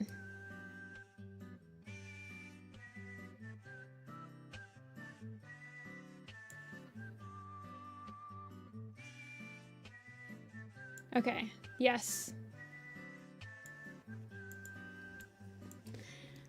Oh, wait, Phoenix, do you have all of them? Oh my gosh, I've just been sending the Super Edition posters out for, like, free for people that have them all. But I don't think I had it done when you bought them all. So I should send you it.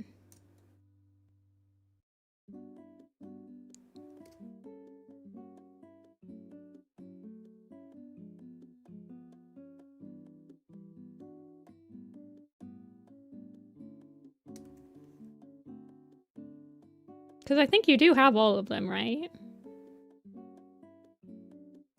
It's like a secret, hey, you got all of them. Here's your special reward. I know. So, yeah. I need to update my shop. La la la. Oh, is this... Okay, I am understanding. Yeah, I know you do. I can look up all your orders. It's under the same email.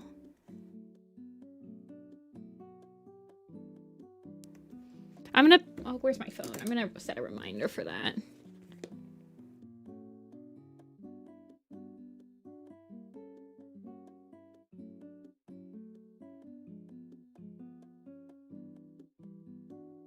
Phoenix Super Edition. Get done. Oh, I'm glad. I don't even have all of the headshot posters on my wall. I only have the Dawn of the Clans one on my wall right now.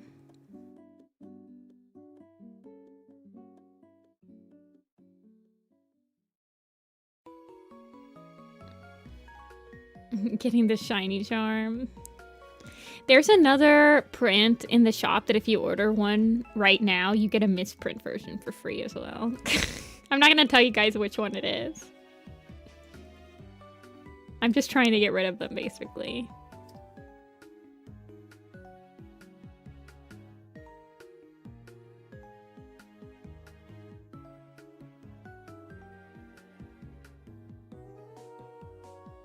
I know, I need to get the 2x3 printed of the Dawn of the Clans. Right now I have the Sky Clan Gorge on my wall as like a really big poster, and it is it looks very nice as a big poster, I do admit.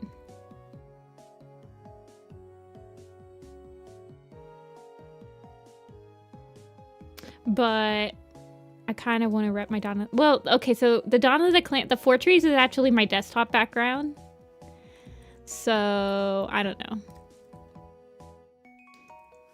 I guess I am using it. I guess I'd have to switch my desktop background to maybe like the Thunder Clan Quarry or something. Because I feel like it'd be weird to have my desktop background be the same background as like a print on my wall. It's like too much.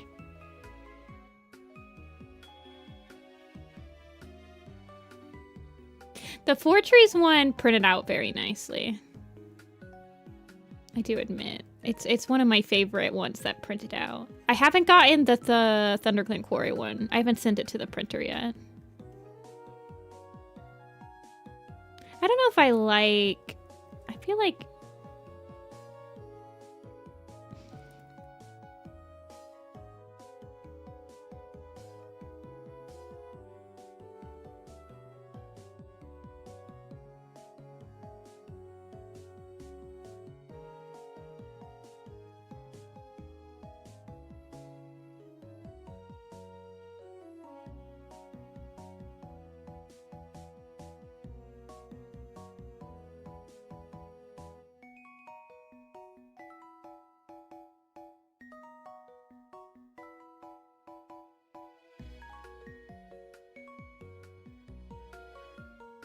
Six out of the 8 of the headshot posters are right next to my desk, so I can admire them. I'm glad. Thank you for buying my posters.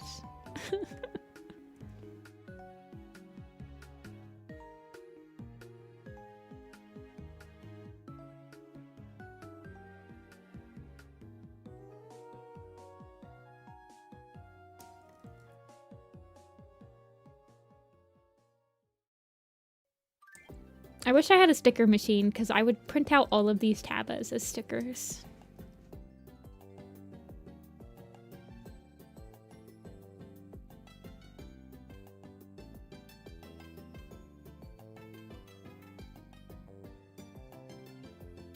Oh, we've already got a running one. Of Bethalumps ones? Yeah, I have quite a few of Julian's posters. I just got a lot. I just got a couple more too. But I have all of the... I have this like old Blue Star color key she used to do, or they used to do. And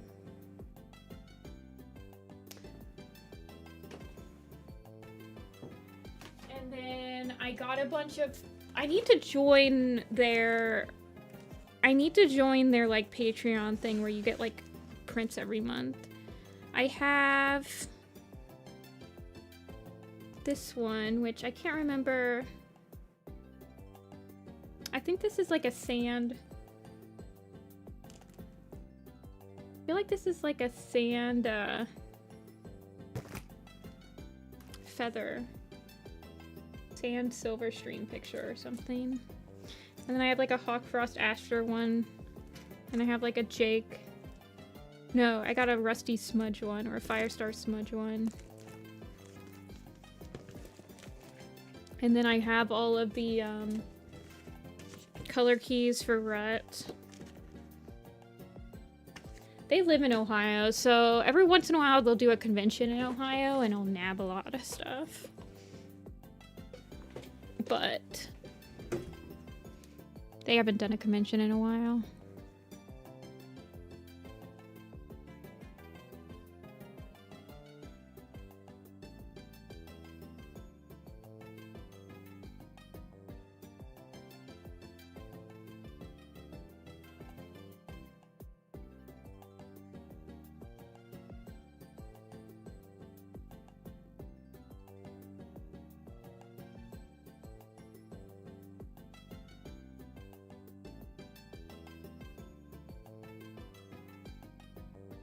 I want to do like a sand shovel and a sand bucket for the beach. Can I draw hand grasping something? Thank you.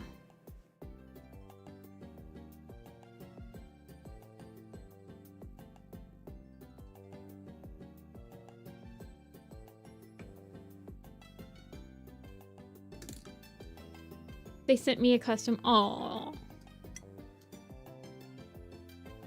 Yeah, they were doing like a blowout sale on their Etsy a couple weeks ago. Or like maybe last month. But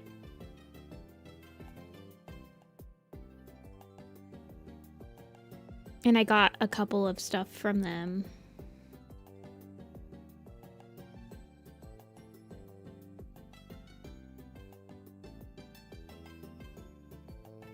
Sand, bucket, and shovel.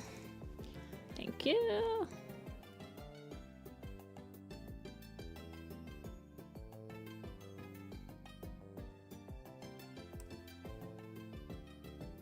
Yeah, I've ordered a couple things from them. I have like their Meowdy stickers on my old laptop, and I have a Meowdy enamel pin from them, I think. It's like when I'm... And then I have like this...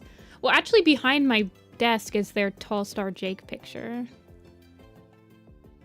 And I have like this poorly drawn... I think it's Tall Star, right? It's like a poorly drawn Tall Star sticker. It's really funny.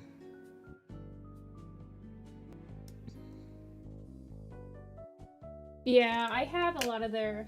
Hold on. What else is in here? I might have put it in my Warrior Cat box already. I have so much stuff. I have Crooked Star's Promise sticker sheet, Blue Star's Prophecy sticker sheet, the OG sticker sheet. I have Warrior Cat Adult. I have, oh, there's other stuff in here. I have sticker sheets from Climb / Noodlers. I have the sticker sheets from myself. I have the sticker sheets from Soupy. I've got lots of stuff. Dude, Phoenix, if you go to furry cons, that's where you get the Warrior Cat stuff, just FYI. Once I started going to Warrior Cat cons, my Warrior Cat merchandise has multiplied like tenfold.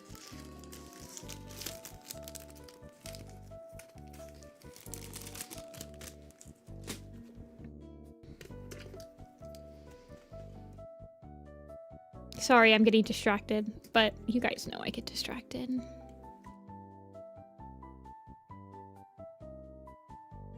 Bye, Dafu. No transportation. I don't know where you live. My buddy said I'd sell so well if I had a booth. You probably would. The Warrior Cat stuff sells decently at most furry cons.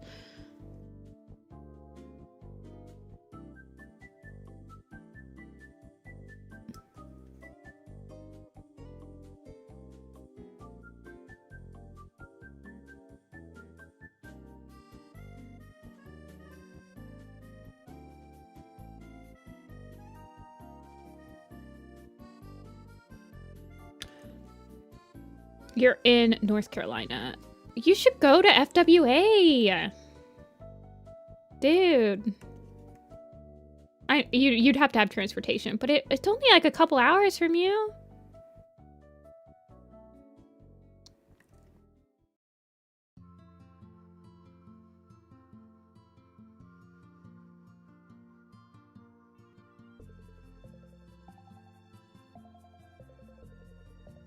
It's in Atlanta.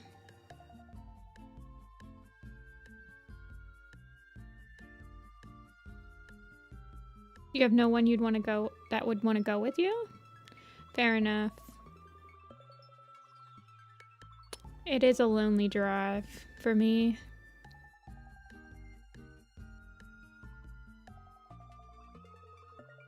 But it's like a 7-hour drive. But it's not a lonely time. It's just a lonely drive. There's so many great people there.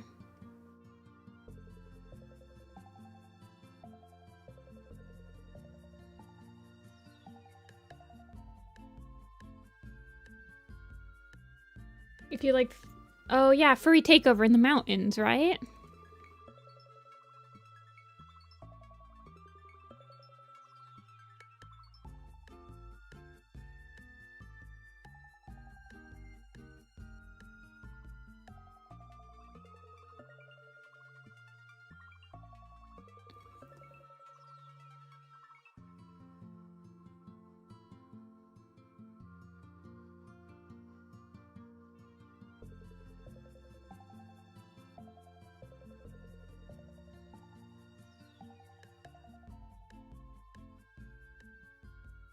Not far from Charlotte.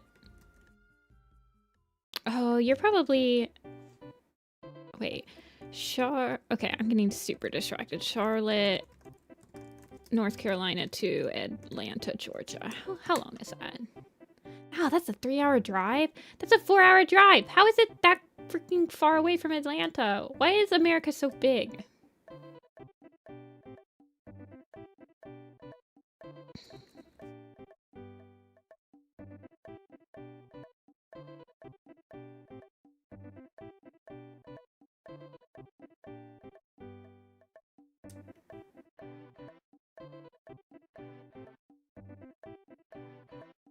Because South Carolina exists. Curse you, South Carolina!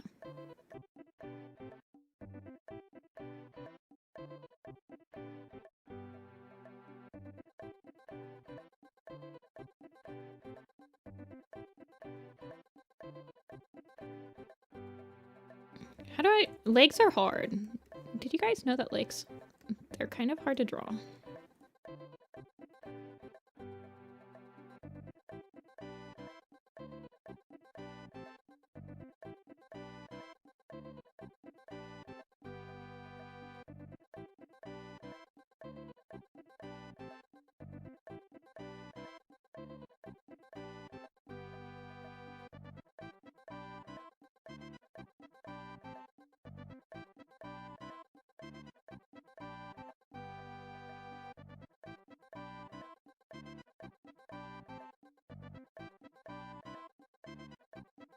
Okay, okay, okay. Erase, erase, erase, erase. Legs are kind of hard to draw. What can I say?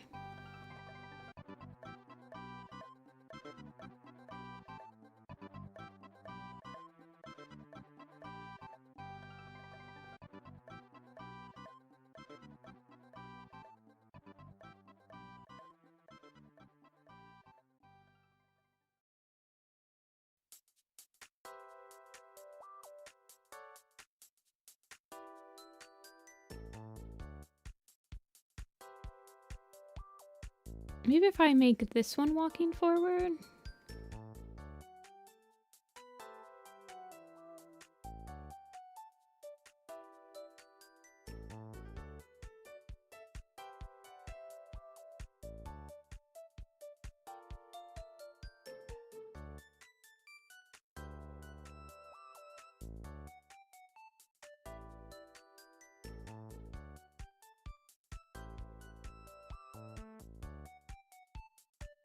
To do cryptid reference.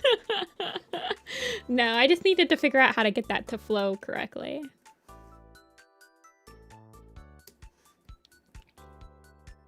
Now, I feel like I should push the size of the upper tufts. Well, they're not tufts. I don't know. They remind me of, oh shoot, there was like a cartoon character that had hair like this. But I can't remember what their name was, but it's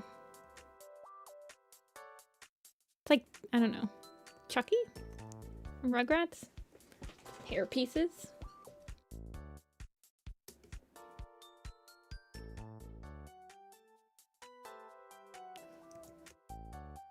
Bart Simpson. Wait. Is that Bart Simpson? No. No. Johnny Test? Just call them Spikes? Okay. They do look like this. Spikes is a good word for them. No, there's like, I thought that there was a specifically, there's like a character that had hair that looks like it's also the same. Bean the Duck from Sonic.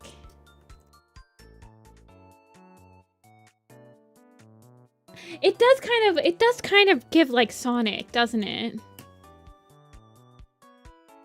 Like a Sonic character.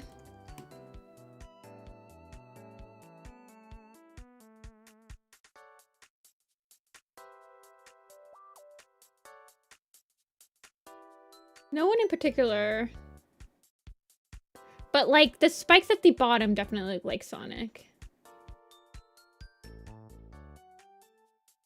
That's probably what I was thinking of. Looks like it's from Dragon Tales. I remember Dragon Tales.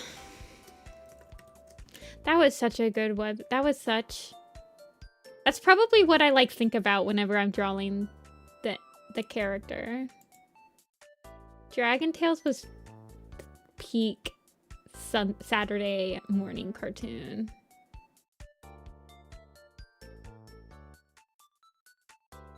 It's just been a complicated Sonic reference the whole time. Okay, let's make the head just a teensy bit bigger.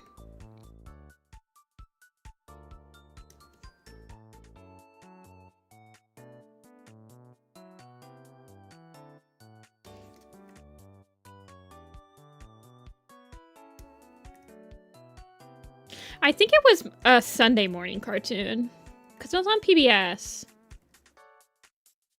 Do you guys remember Cyber Chase? I feel like Cyber Chase and Dragon Tales were like on about the same time.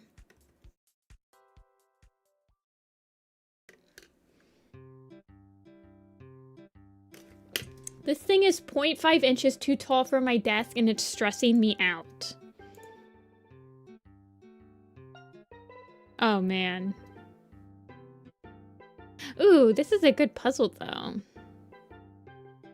Okay, Lee Star is embarrassed for you.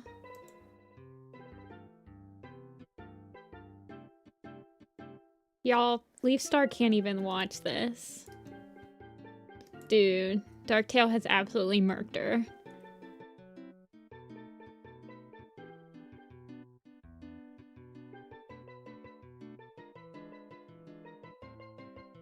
Cyber Chase is still on the channel? Really?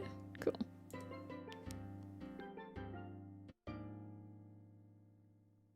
You should have put, you need to put like a cardboard. Put cardboard on it. Of course I recognize Leaf Star from the back. I have all of them.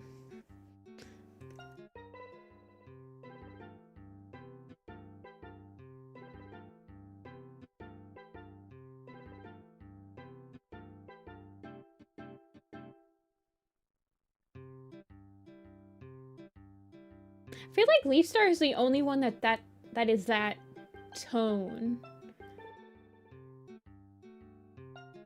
All of them. Wait, do you guys want to see?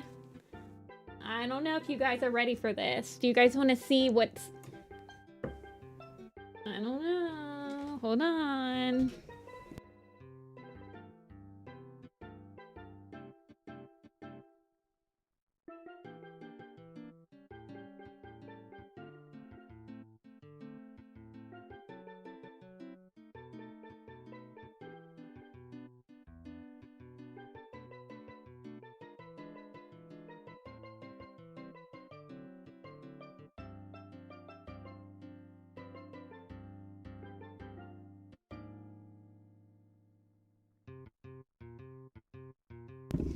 Okay, I'm sending it to Amber. I had to take a picture.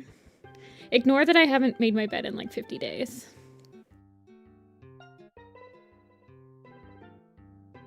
This isn't even my final form, by the way. You're only seeing one corner of my room's worth of Warrior Cat merchandise. I need to get those freaking... I need to do a stream where I just raise money to get the stupid IKEA shelves so I can actually, like... properly display stuff. Are you guys ready for this? Look at them all. Staring at me.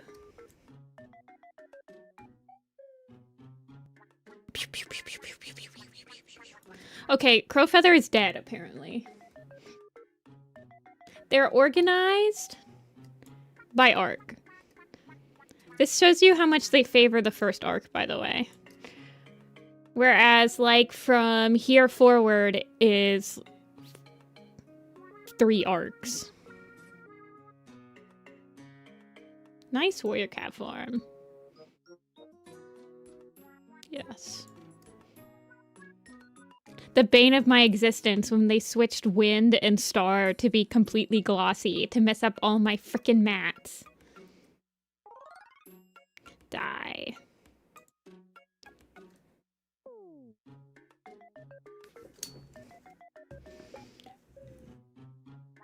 Hey, Pixie! You are... I kind of do queue based on who comes.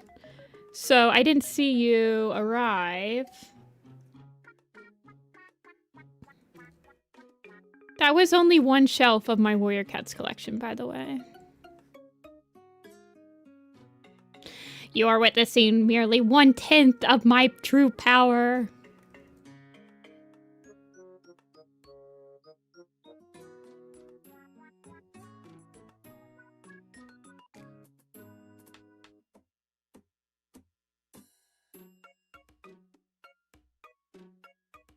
I was asleep? Yeah, it's fine.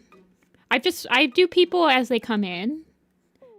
So I try to, unless the person that picked a slot says, hey, I won't be there, then typically I just do them last. Slash, like, I do them when no one else in stream, or no one else in the queue is in stream. So you will be next after I finish Tappa.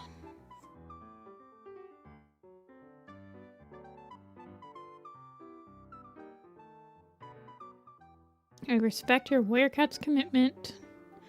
I'm a slave to the machine.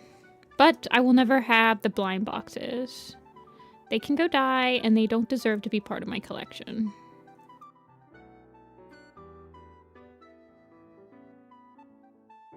Do I want to do that? I feel like... let me try to fix this.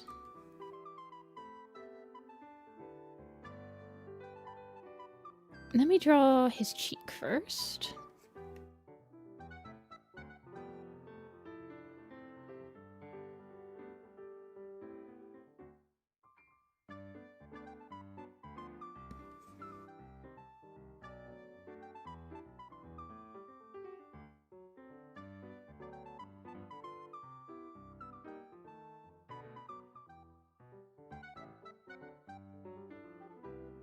Two bookshelves is barely enough containment for my collection. Yeah, pretty much, but I'm planning on getting shadow boxes that I can, like, display smaller merchandise in on, like, my walls. And I want to do one for each arc.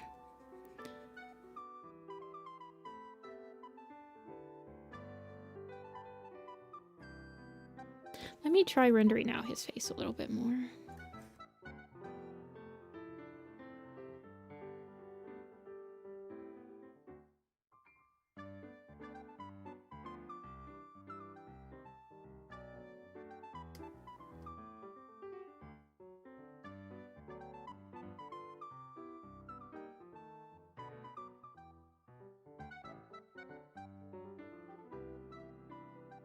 Now, to be fair, I think the only official merch I've ever bought in are the minis. Other than, like, the actual books. So, all the other stuff I have is, like, fan-made stuff.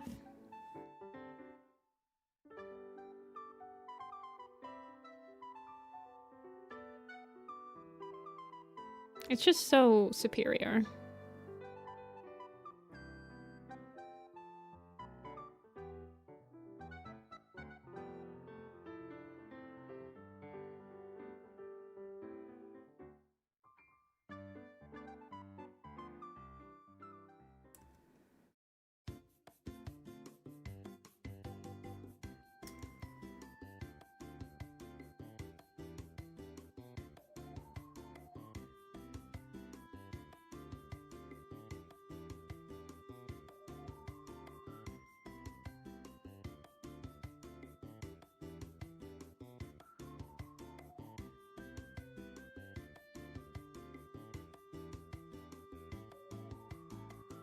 Plus, I like supporting my fellow artistes.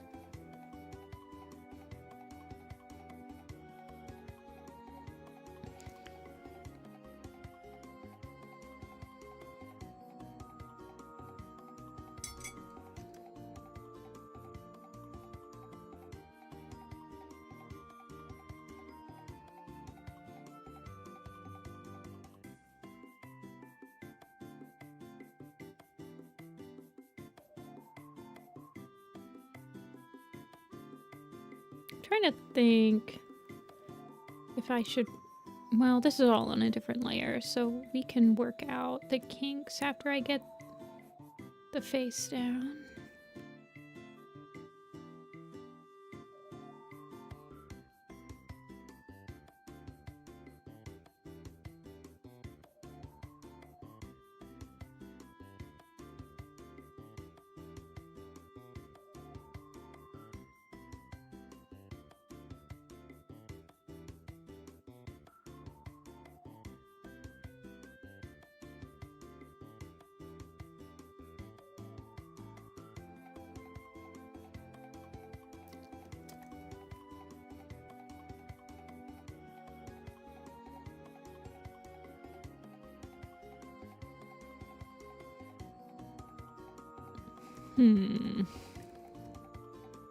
First 3 arcs in Simplified Chinese and the 4 issues of Chinese newsletter book things.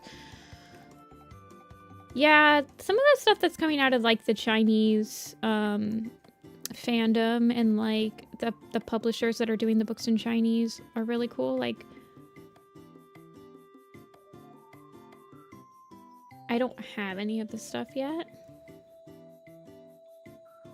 I do have one of the Polish books.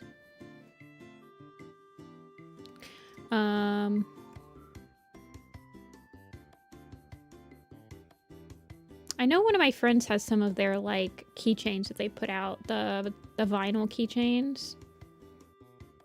They're really cute.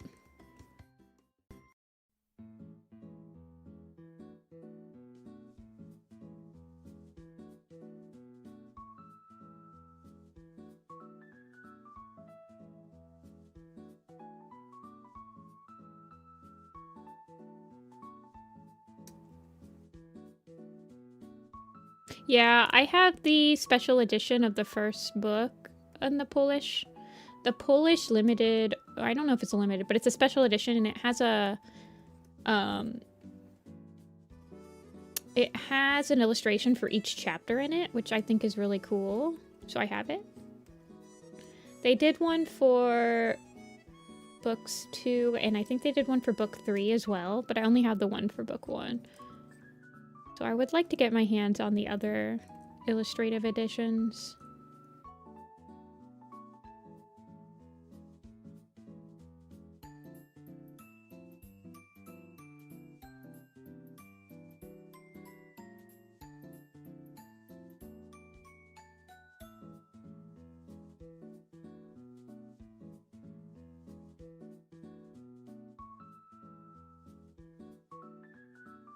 Are they still doing the thing where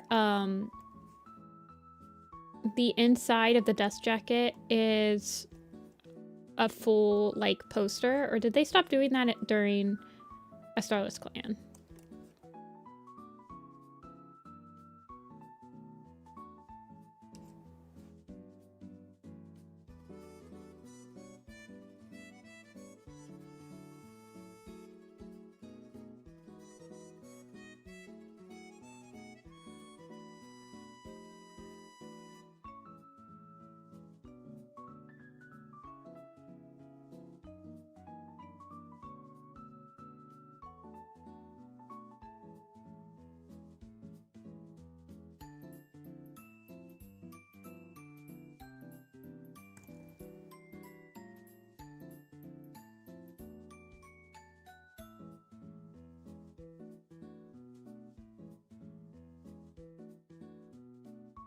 I stopped reading after Broken Code. I think Starless Clan is, like, fine. I think it's kind of a drag for some of the books, but I think you'd get a lot out of it by reading it now that it's all out.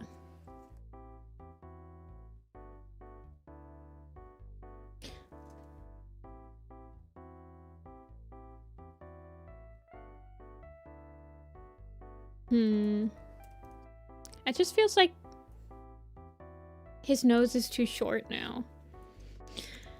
Yeah, I'm gonna have to... I think it just needs elongated.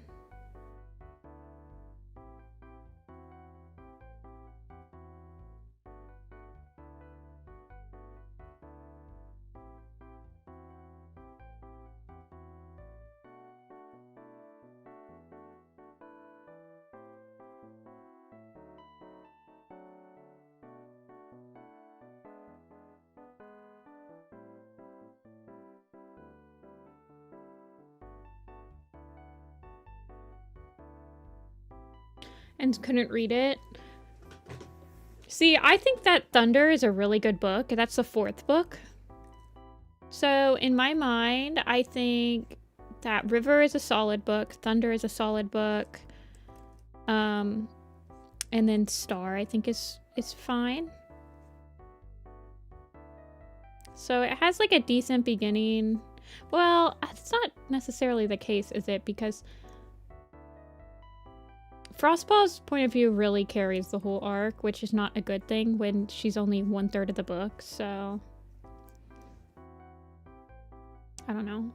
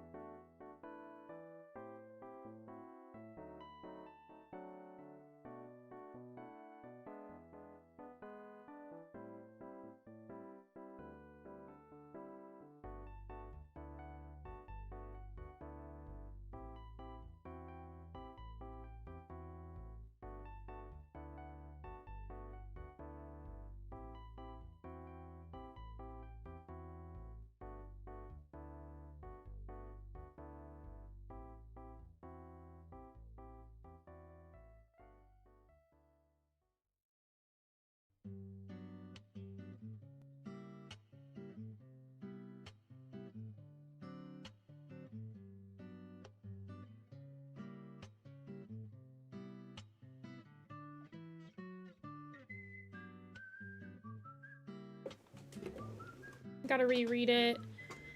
Well, were you reading it as it was coming out, or did you just were you just reading it like right straight through?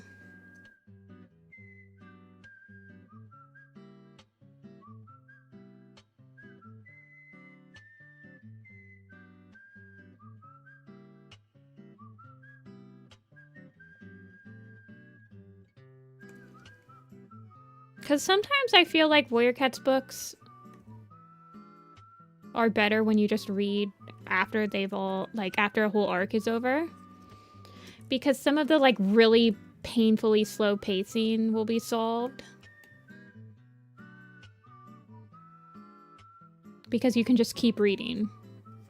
You don't have to wait 3 months in between a painfully slow... Like, for Changing Skies, I would say don't read the book until it's all... Don't read Changing Skies until it's all the way out, because it's painfully slow.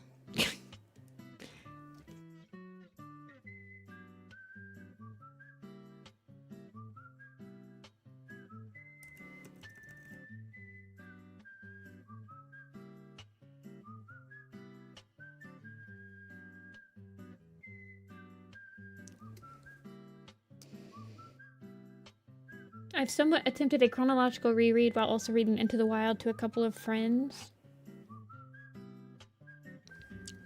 I personally think the best way to experience Warrior Cat's Asterix is reading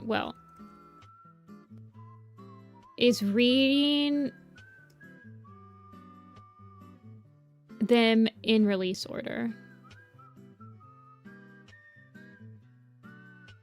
Asterix being read Scroll Flight's Hope before Lost Stars.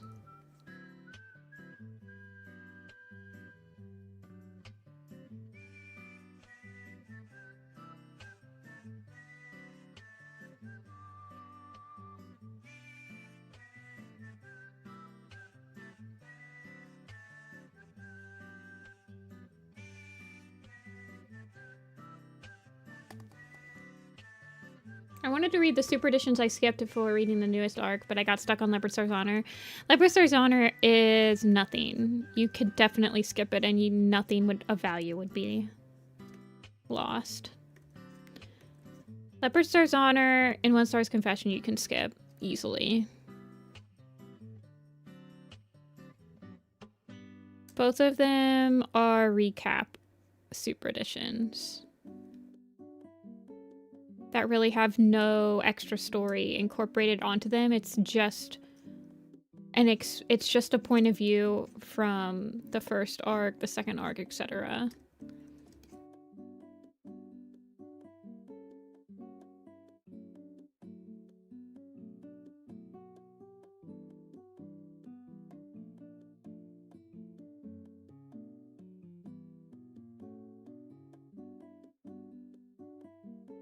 Which super editions can you skip? I mean, you can skip all of them, except, in my opinion... I mean, you can skip all of them, technically.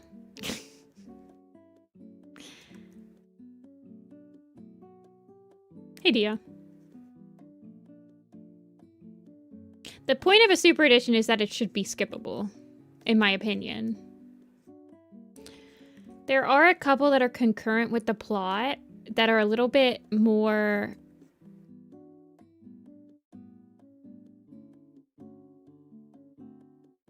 plot integral than others, and those are typically the ones that are happening concurrent with an arc, like Tiger Heart's Shadow, Hawkwing's Journey, Scoreflight's Hope. Scoreflight's Hope being that if you don't read it, you don't know where Sky Clan ends up, and you don't know who the sisters are, but it's like, whatever.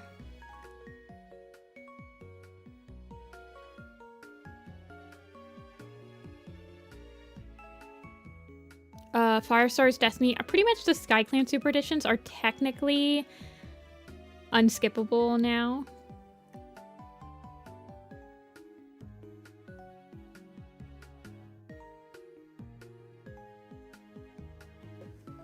Stopped reading after talk about Red Tail killing Oakheart. Yeah, that was Red Tail's debt, right? Well, yeah, and then in Leopard Star's Honor, they act like it happened. Yeah, stupid. Okay, I need to... Giving you pertinent information that you may have missed in the following books. I did not read Scoreflight's Hope, and the amount that happened in it is surprisingly like I get it. Okay, good, because I hate Scoreflight's Hope. I hate telling people that it's a mandatory read. The only thing about Scoreflight's Hope is that if you don't read it, there's a major character that dies in it. That was spoiled for literally everyone during Lost Stars. I hate Scoreflight's Hope. I hate Scoreflight's Hope. I hate the idea that they kill off a character that major in a super edition.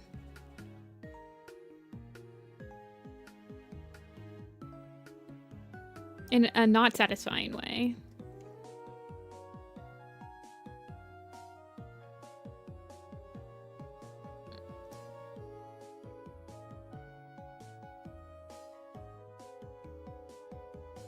I hate the book's tone. I hate how every single character is perceived in the book. I hate how contrived it is and forced.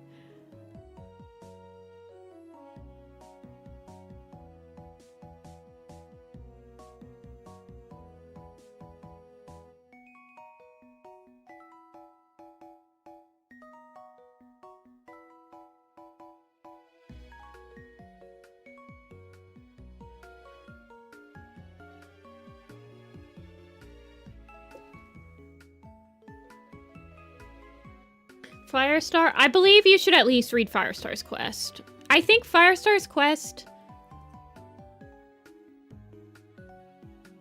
is probably the most necessary super edition to read. It is also the first super edition that you read, so... if you're reading it in release order. I would argue that I think Firestar's Quest is probably the only necessary one. If you've never read Firestar's Quest, you're going to be extremely, you're going to act like the entire plot of Arc 6 is entirely out of left field and like jumping the shark. Well, that's not necessarily the case, right? Because you're going to have Dawn of the Clans too. So I guess not. Maybe not.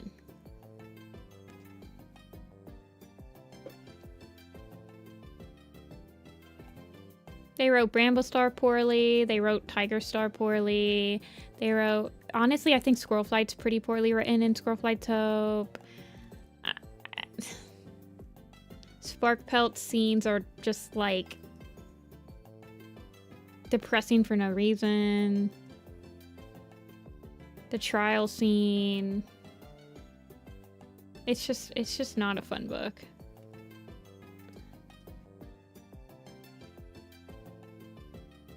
Now that we're in a Vision of Shadows, I'm having the relevant super editions here on in chrono order.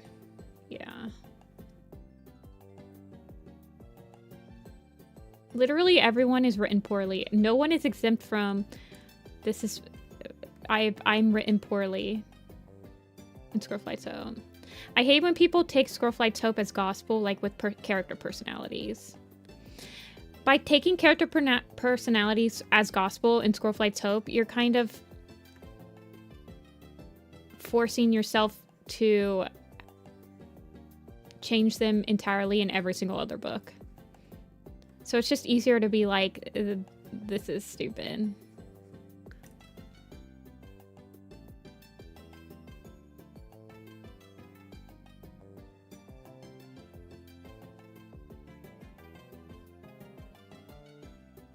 And it has that scene with frickin' Sandstorm in StarClan. It's just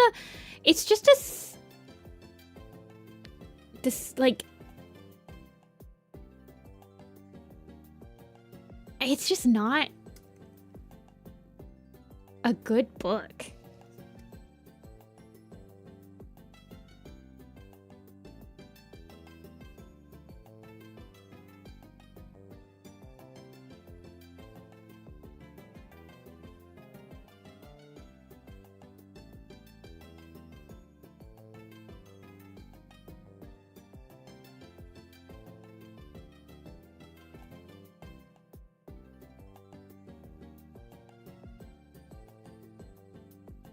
Hold on, gotta get my hand holding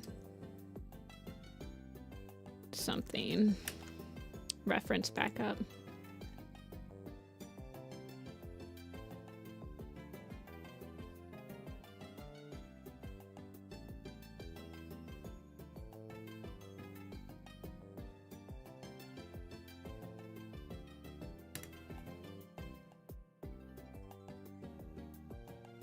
Oh, that's perfect. Thank you.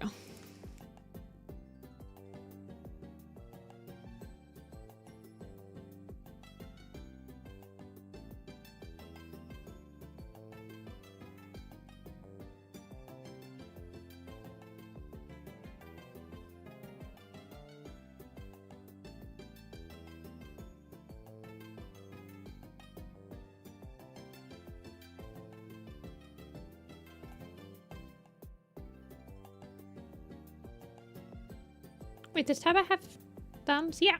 Okay. Me thinking I'm drawing Curiosity, the no thumb man.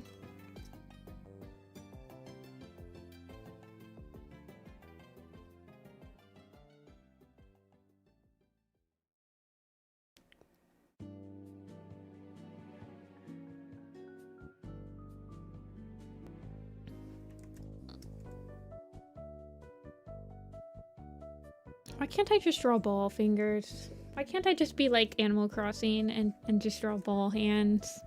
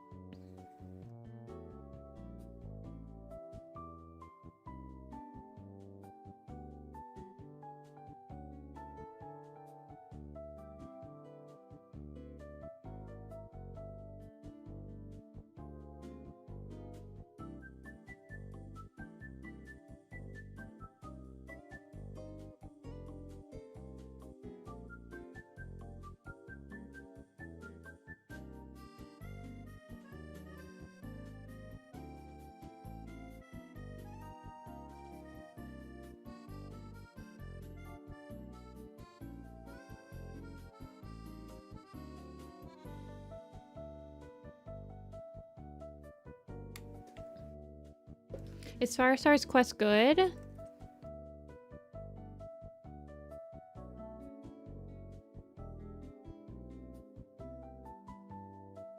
I like it, but it I mean, like every other Warrior Cat book, it does drag in the middle. It does have dragging moments.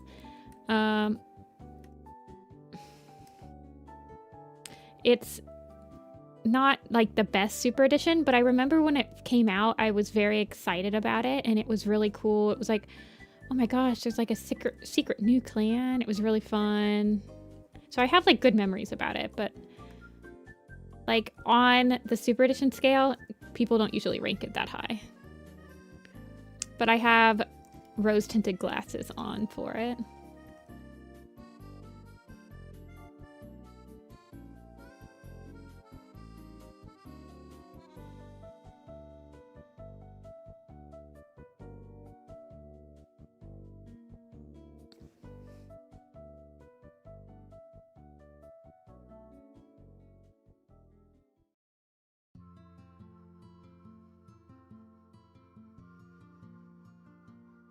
Yes, I'm sketching out the whole thing again.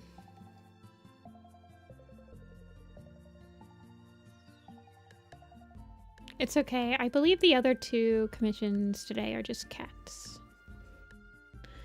Anthros just always be giving me a little bit more.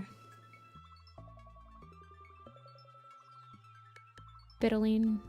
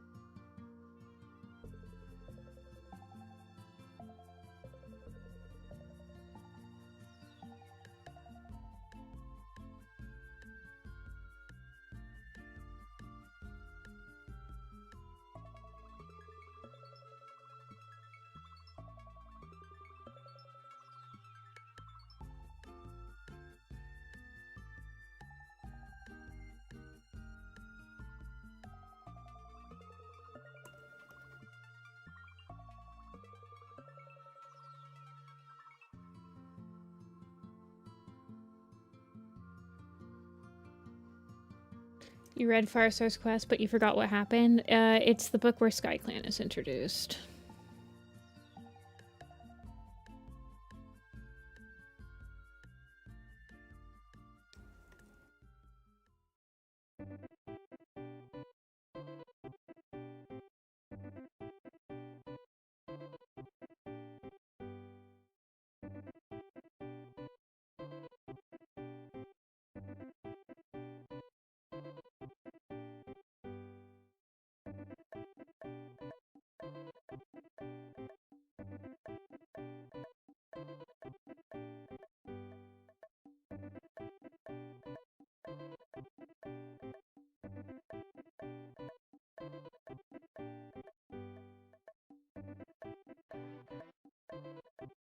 This is the one where Firestar goes on a quest.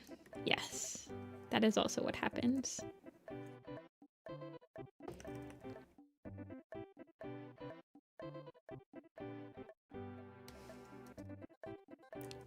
It's hard to remember what happens with most. I can see that, I can see that.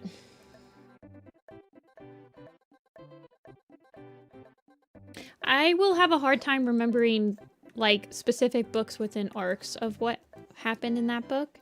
The super editions, I do a pretty good job at like remembering specifically what was in each super edition, but sometimes I'll be like, oh yeah, that happened in book 1, and then it'll be like, actually that was in book 3. And I'm like, oh my god.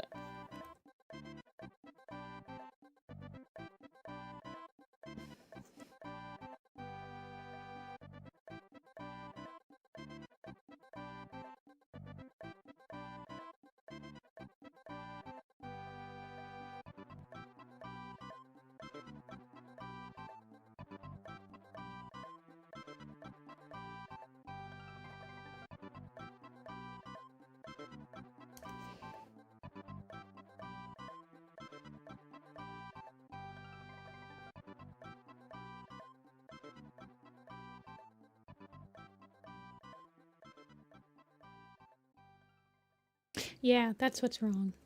I'm like, why does his eyes aren't lining up?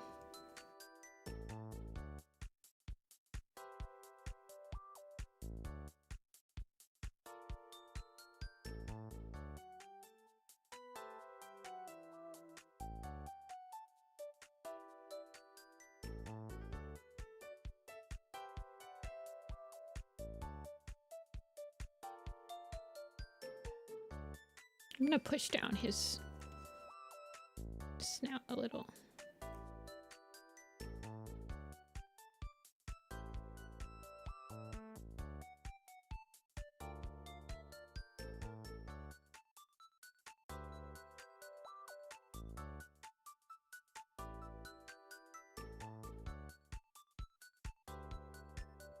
Is it the novels? Yeah, the novellas are the ones with the small character moments.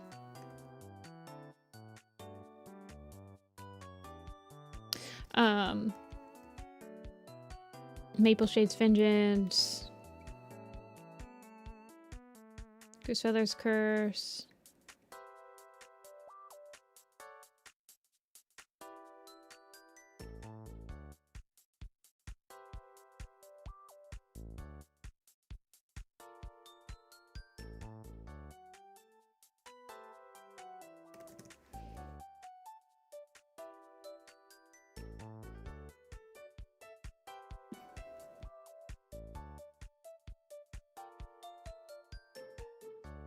Wasn't Dodge? No.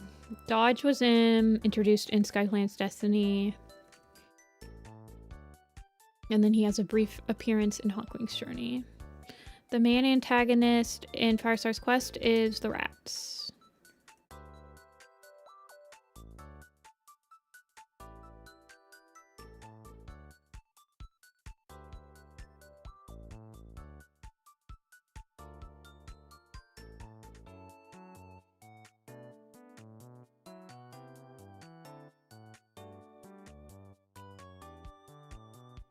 Yeah, I feel like... Was Marshall Deer one of the first Maple Shade maps? Marshall Deer was made before Maple Shade's Vengeance came out.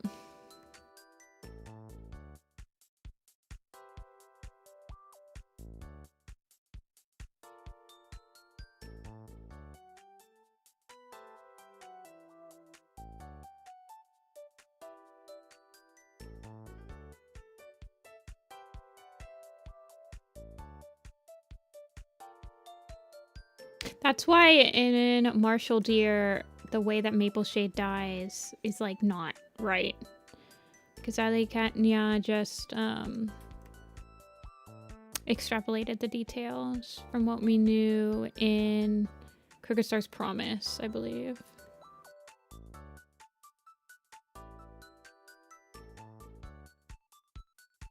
I do believe that there were other Maple Shade projects.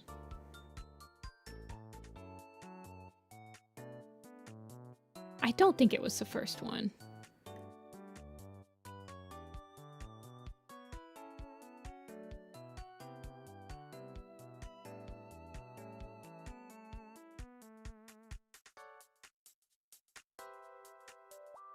Yeah, Maple Shade. Somebody put together a list of like which character has the most amount of maps, and I think it was still Ashfur. But Maple Shade is definitely a close. Might have been second.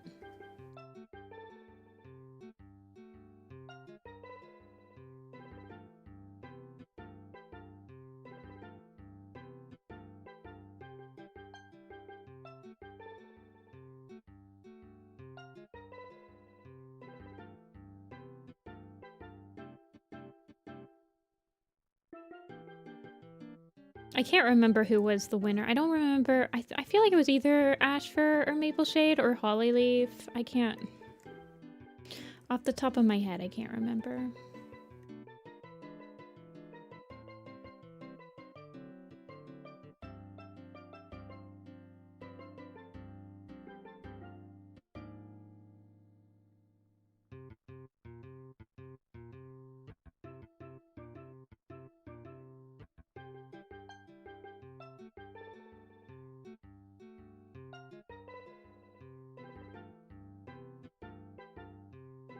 Come Starkland lets you get to be the primary antagonist of 2 arcs. Only Tiger Star has been that. Well, actually, Tiger Star was like one of the main antagonists. Yeah, I guess it's been maybe 2 arcs. Although I would say that he was an antagonist for about 4 arcs.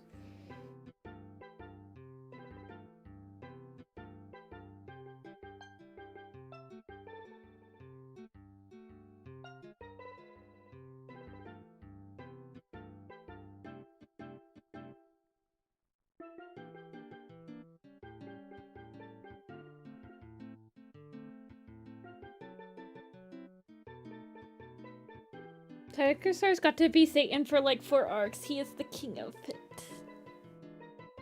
But was he... I mean, was Ashfur the primary antagonist for Power of 3?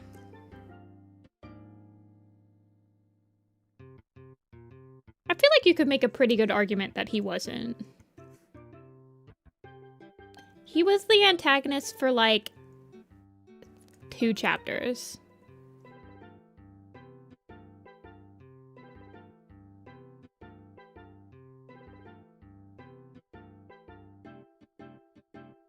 I feel like Tiger Star was still one of the main antagonists.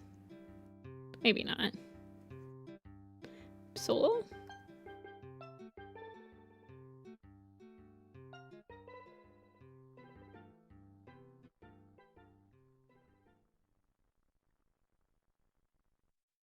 A visually significant. He was a visually significant one, and I honestly would argue that he might have been the primary antagonist since that was the only chapter they had written at the beginning of Power of 3. Which means that they intended for him to be a little bit of a salty baby throughout the entirety of the arc.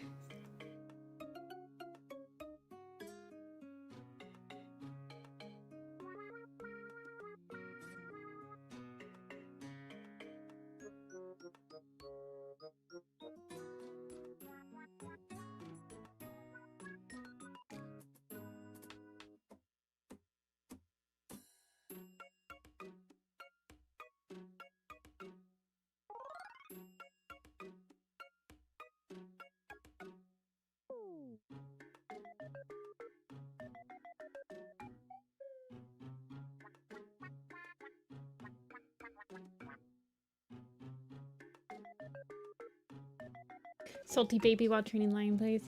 He's been a salty baby for a while. Yeah. Yes, yes, and yes. Yes, yes, and more yeses. It's like being open every day. I'm still surprised that none of you could see the blood.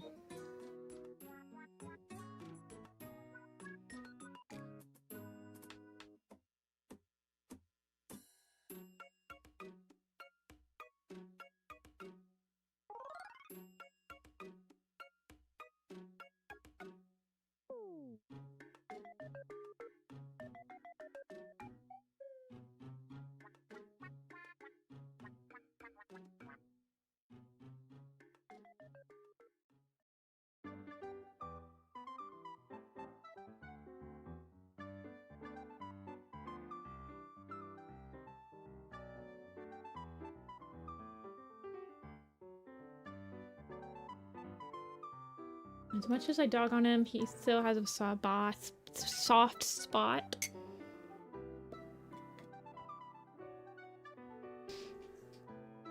I feel like I've never had strong opinions on Ashfur, but I do enjoy his villain. I do enjoy him in Broken Code. I feel like I loved him as a villain in Broken Code. I thought that was one of the best villains they've had in a while.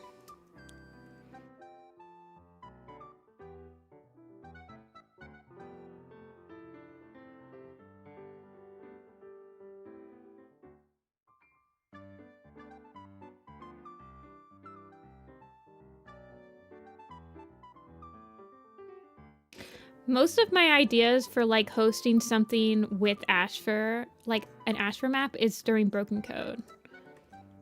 I have really no desire to ever participate in something that essentially revolves around the fire scene ever again after helping put together Roxanne. But I am quite interested in him during Broken Code. I think that's the thing that I've come to realize is that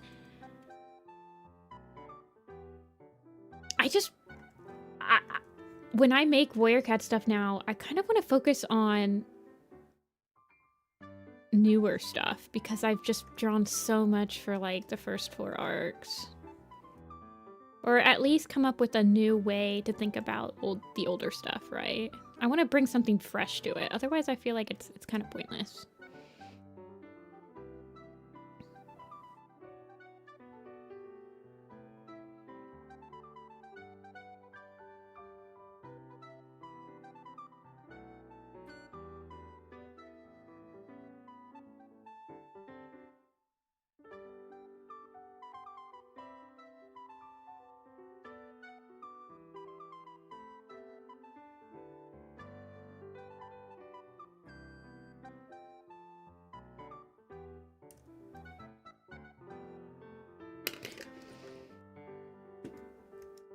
The fire...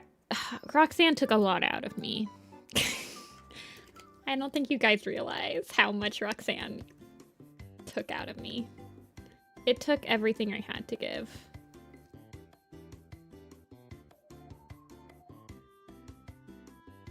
It took me a long time to recuperate from that one.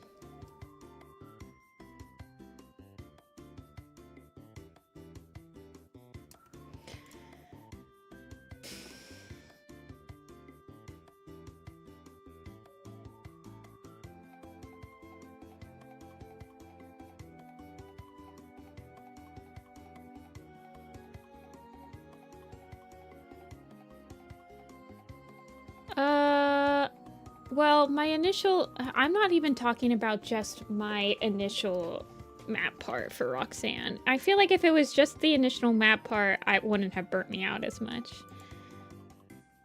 But I helped finish that map pretty extensively. And it was mentally a lot. I think my initial part for that took about 6 months. The fire didn't take that long. It was at the point, that was my first part where I had After Effects for the first time. It was still done entirely in Flash. That whole part. I don't want to get into, like, the lore behind that map, but it was a lot.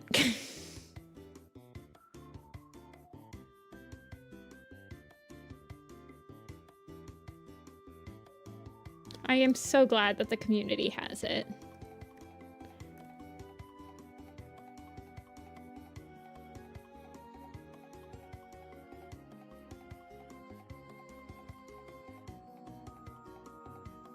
But it was quite a fight to get it over the finish line.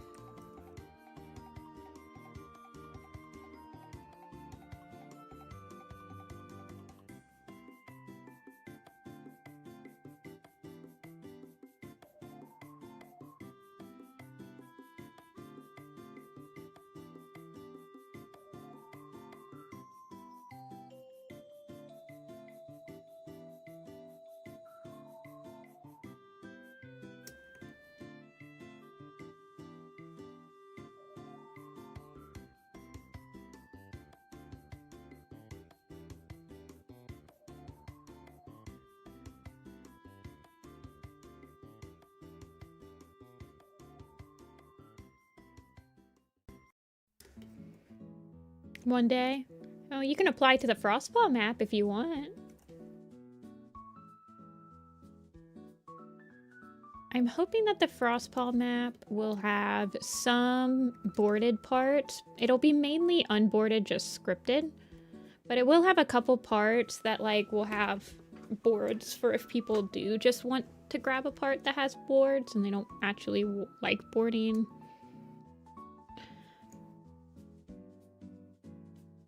The Frostfall map's what I'm going to be hosting next. hopefully this summer. I would really like to get it done by this summer. Done and hosted. It's gonna take freaking forever for me to pick parts. I think it's gonna have like 20 something parts, so it's not gonna be a huge map. But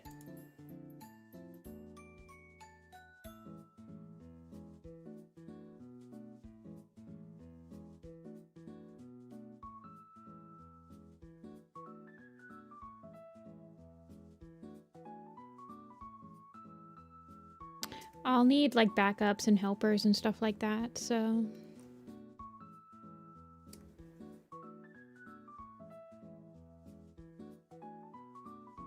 yeah. It's gonna be like a lot more low-key than Starkland Chosen was. Like, it's just gonna be telling the premise of the premise of the map is going to be completely centered around a Starless Clan Thunder. And it's like Frostpaw realizing the truth of what's been happening during a Starless Clan in River Clan and like who's behind it, and like her meditating to like understand that. So it's like a pretty low-key map. It's not trying to tell like an huge encompassing story. It's only focused on her finding the realization within herself. Like, oh.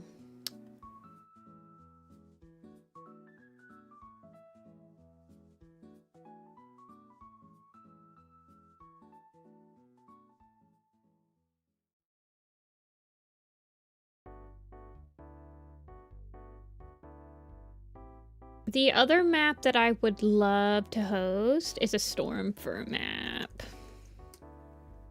I would need a voice actor for it, I think. But that's not too hard. I have access. I have channels.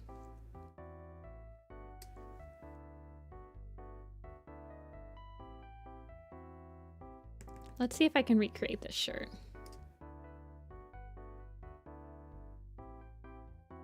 Oh gosh, it's hard.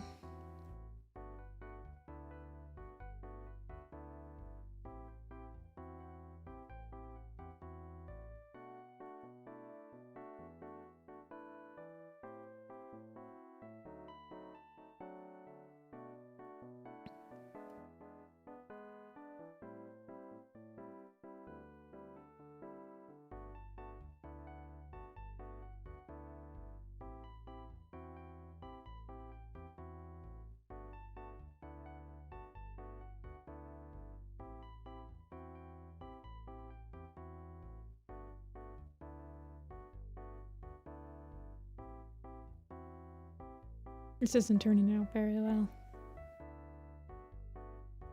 Why do I always pick the hardest t-shirts, man?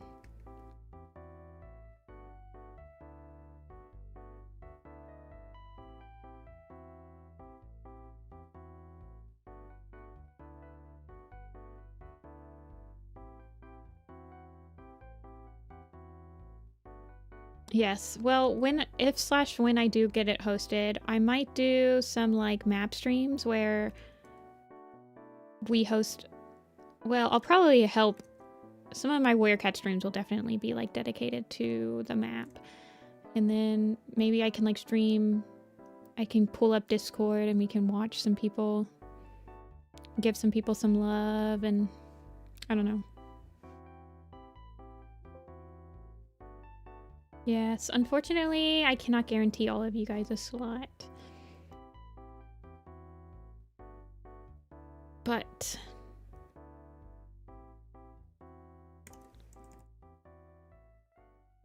I wish you all the best of luck.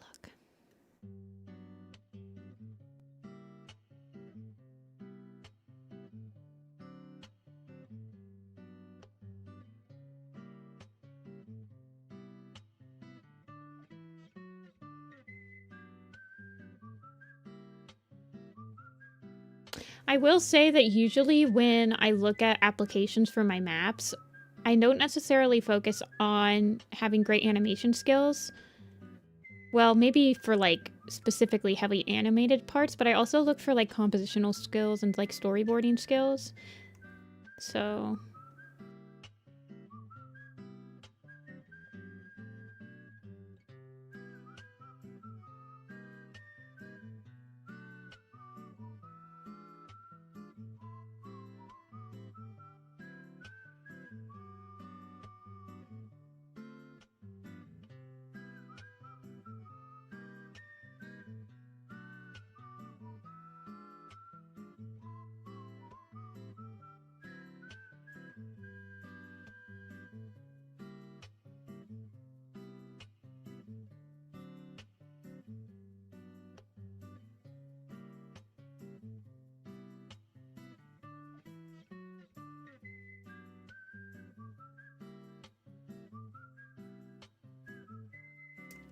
hey, Winter.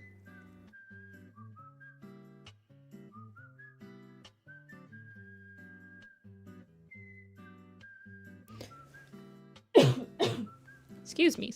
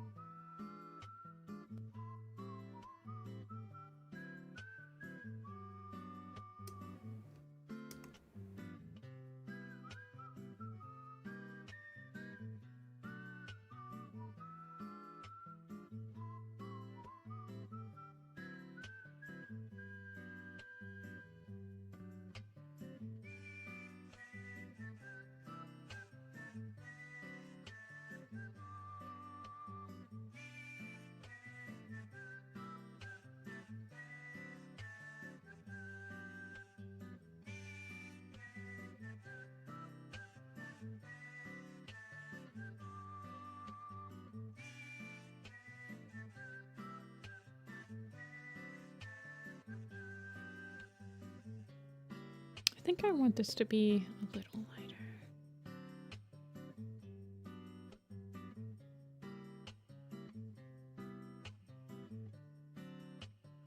Or a little darker is what I meant.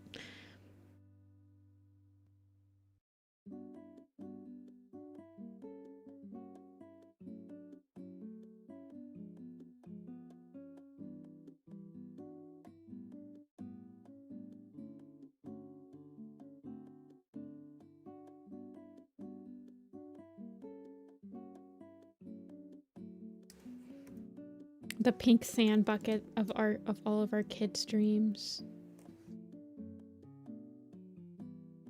My sand bucket was pink.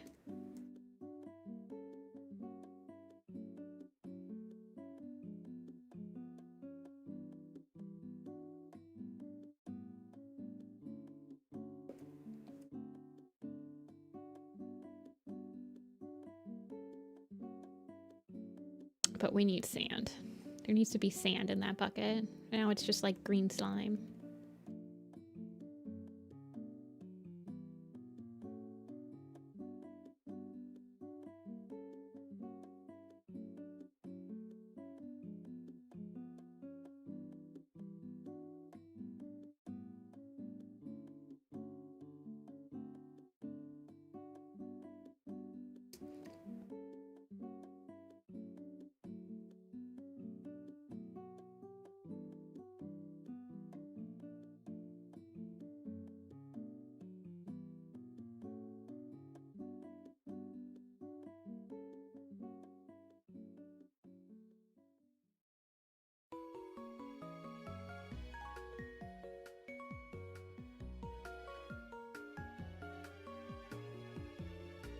Mine was red. Oh, goodness gracious me.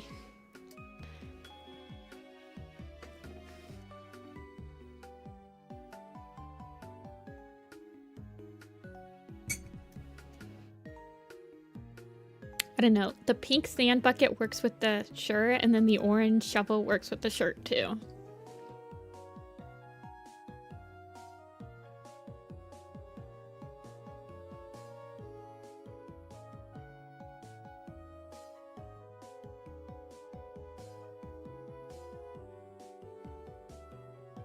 tiny crabs. I liked searching for shells and rocks when I went to the beach. Shells and rocks.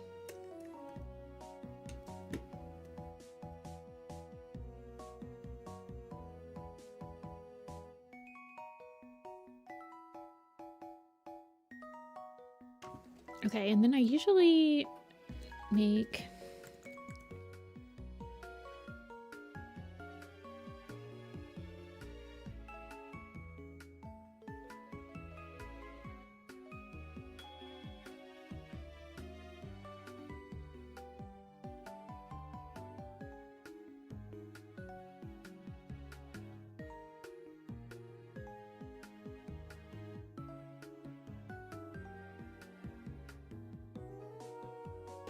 You lift up the rocks during low tide, and the little crabs all try to scurry away and find shade. Yeah, it's Tappa! Tappa's a regular of the stream. We love him.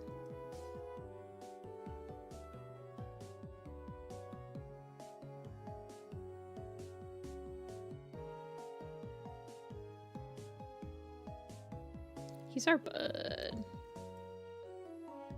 Oh, I see what's wrong.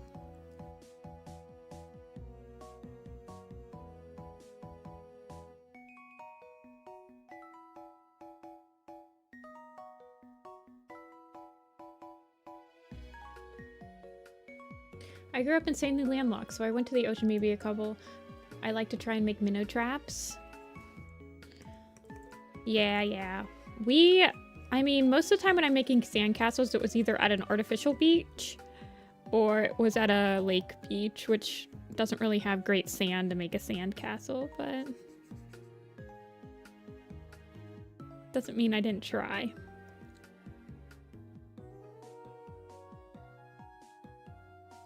I know. I love Tappa. He's so happy. And Apocalyptic lets me draw him however I want most of the time.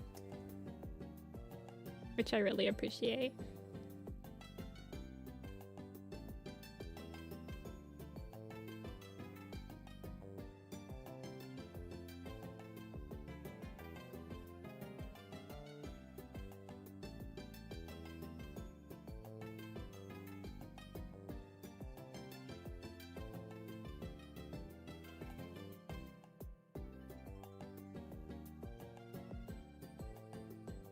Here, let's see. I walk into sand barefoot because the existence of hookworms. Oh my gosh.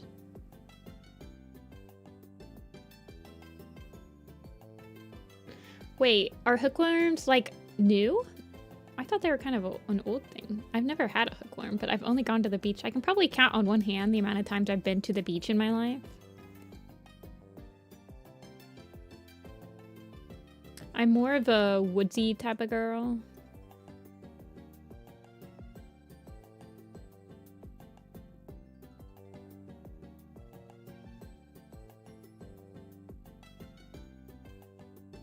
I live next to a beach most of my life, so I'd swim in the whole... I kind of miss it now that I live in a big city. Yeah, I could see that. I could see that. I definitely, whenever I visit anybody, well, really anyone that lives in a big city for a while, I just miss... It's the sounds. It's like when you move somewhere new, it's a whole nother set of sounds. And that's honestly the hardest part for me to get used to. I just miss the sounds of like where I was before.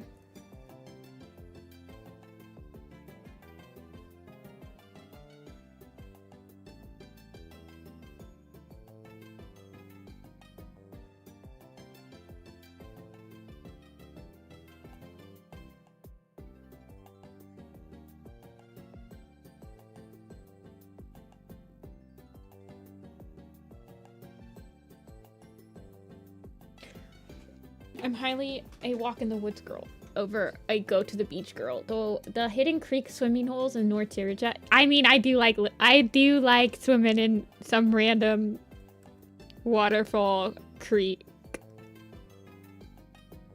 I mean, don't get me wrong. I like water. Without fail, every single stupid time I go to the beach, I end up sunburnt. Without fail. Even no matter how much sunscreen I put on.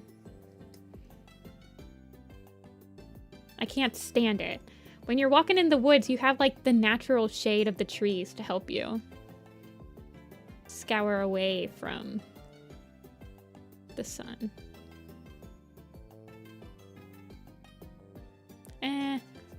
I don't think it really needs the shade. I do want some below on this side.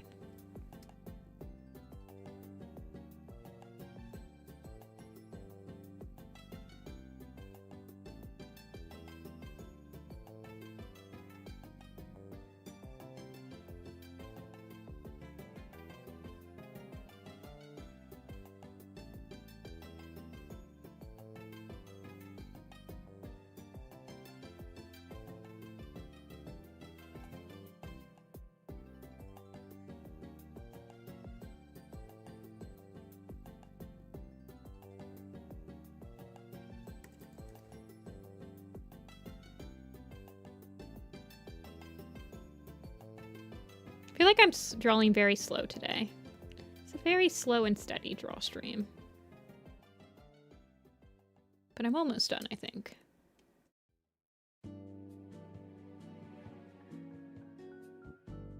I just want to change the orange to like a more this color.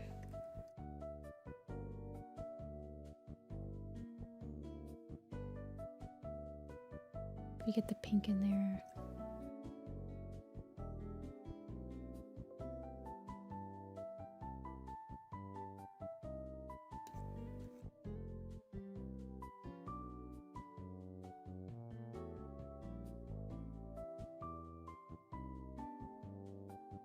Coloring this wide shot of a patrol skirmish. I love wide shots. I don't know if you guys noticed, but they're kind of my favorite things to draw ever. Anytime I'm in a project where they're like, we need a wide shot, I'm like, I got this.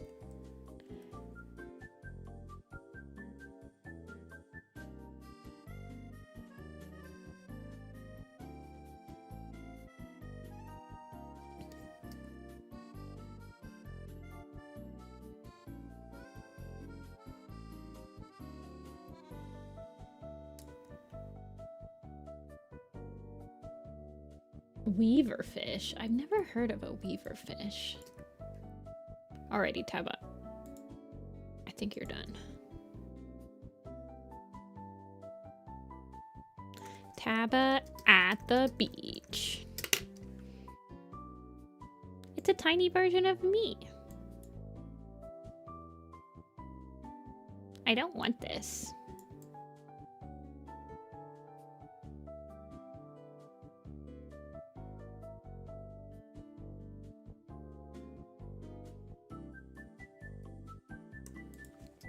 She did. I'm an insane person. Apocalyptic. I needed to draw the shirt. It's part of the whole entire thing. I might come back to this and maybe try some other things with the shirt, but I think that's all that my wrist is going to be able to give you today. I'll have to open it up tomorrow and see.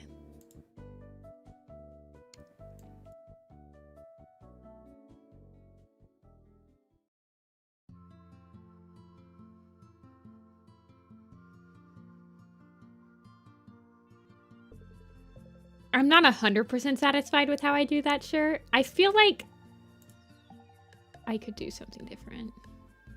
But I do love the shirt. Niall has definitely commissioned me more than Apocalyptic, but Apocalyptic is very consistent. I think I've only drawn one other character from them other than Taba. You gotta learn how to leave enough alone. Ah, you're right. You're right.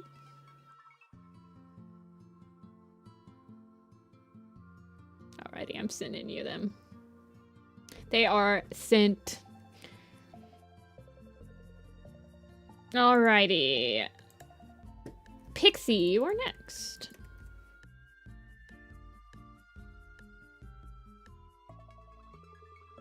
I do like drawing him. Every time I see him in chat, I'm like, ah, hello, my friend. Or in the queue, I mean. Look at him. Oh my gosh. So cute. I like having, I'm gonna save this as the tabiverse. That's what I'm gonna save it as. The tabiverse.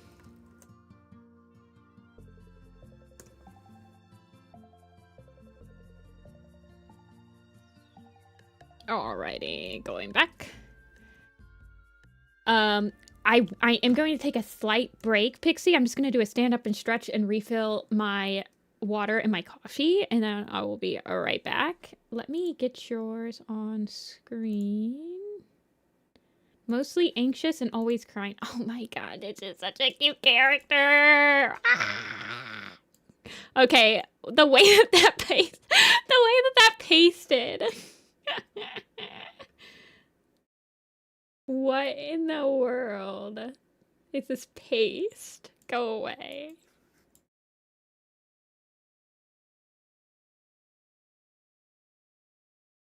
Alrighty, I'll be right back.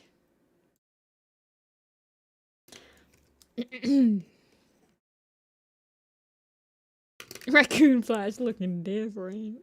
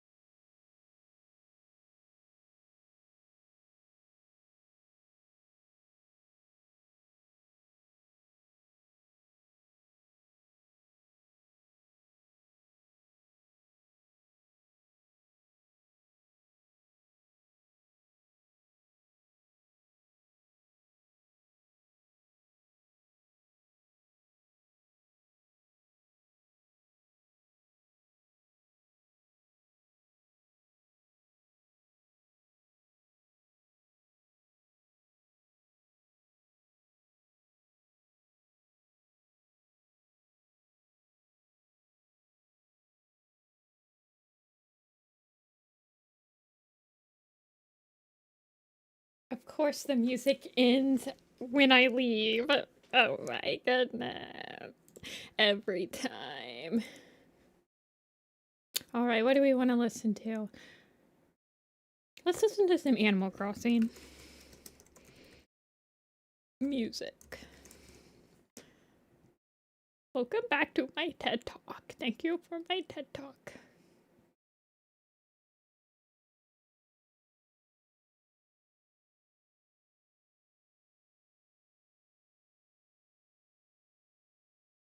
Let's see. Spring gardening. Able Sisters. I want ones that have, like, not just New Horizons. I like the mixes. I need to come up with my own custom mix for streams instead of just using, like, random YouTube playlists.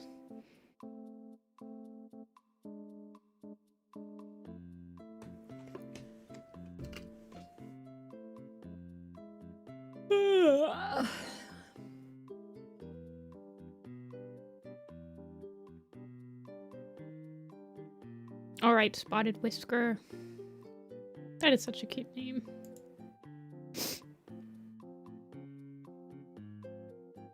Random rain sounds that sound like frying chicken. Is there rain sounds in this? That sounds like frying chicken. Before apprenticeship. Okay, okay. So I want the markings under the eyes. Hold on, I need to blow my nose. You guys don't have to hear me sniffling.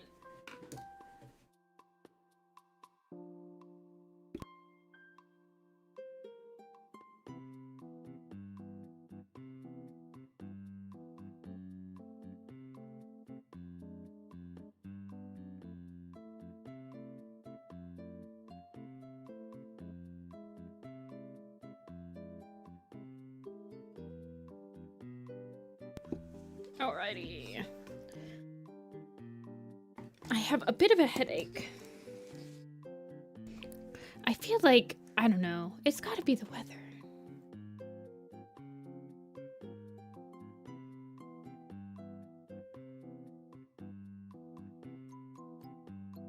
I feel like I should play Clangen again, but then,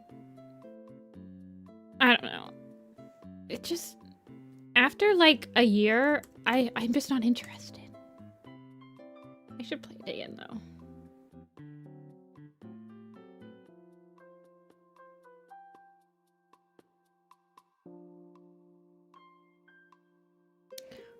Mostly anxious and always crying. Is what you said. Okay.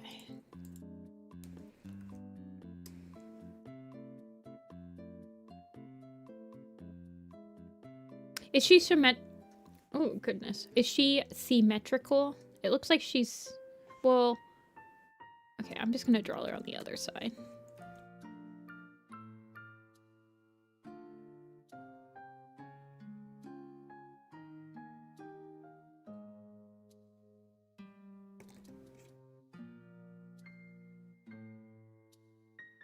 You're on your period? I'm so sorry. Sends you much comfort.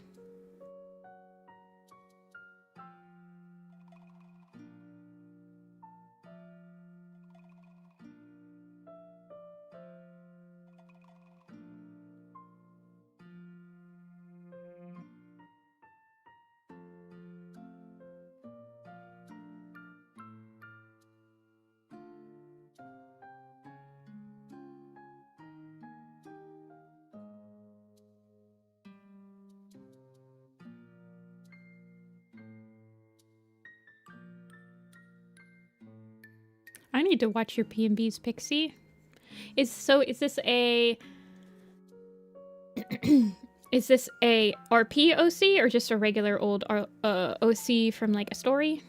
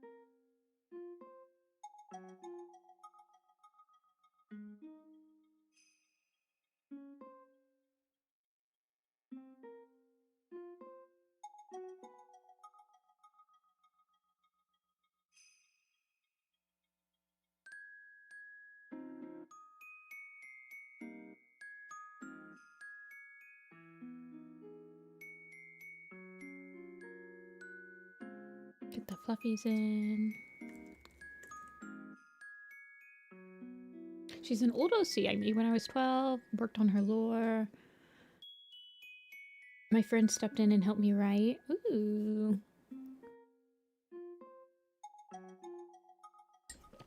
Well, not to be too TMI Lixie, but I literally had such bad times of the month that I now take medicine so that I don't have them. So I am very sorry for you.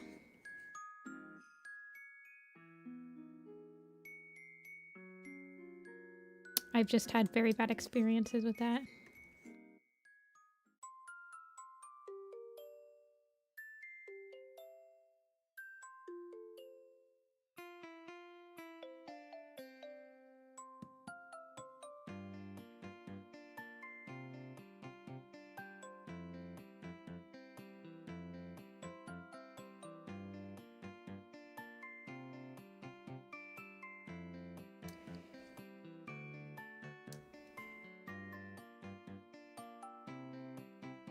I like her ears.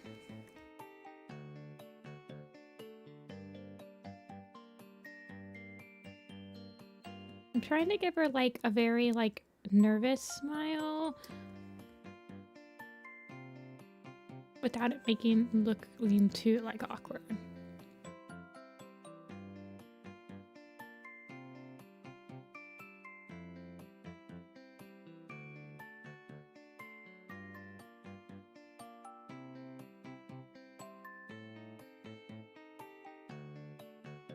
I have of her are her crying. Oh yeah, you did say anxious and crying. I could make her crying if you want.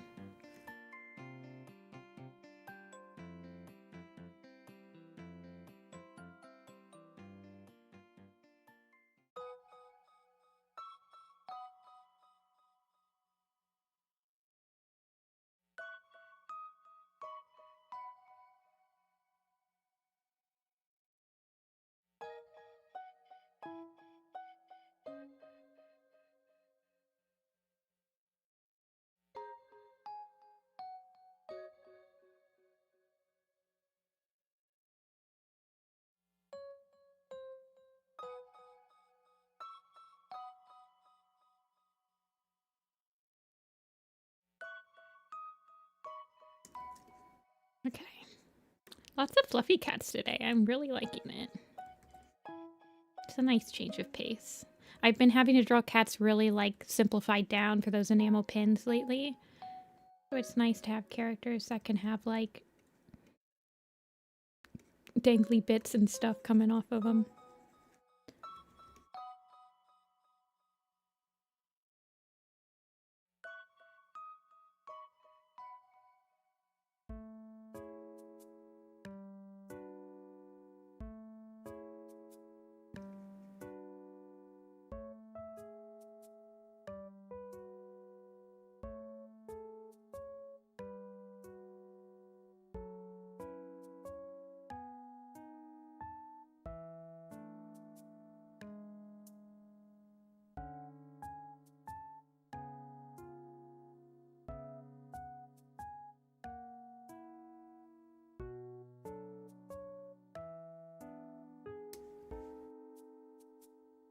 It's a program. And it's Photoshop. It's on the top left of your screen. To tell the employees you didn't ask for pickles on her burger. I feel like I'm not too scared to ask. I'm like, is it that big of... For me, it's like, is it that big of an inconvenience if my order is wrong that I'm gonna stop the person that's been doing this for like 5 hours and tell them to fix my order? And most of the time I'm like, I don't think it's a big enough inconvenience for me to inconvenience them any further. That's typically my thought process when somebody gets my order wrong. I'm also not a picky eater, so I'll just be like, whatever, I'll just eat it.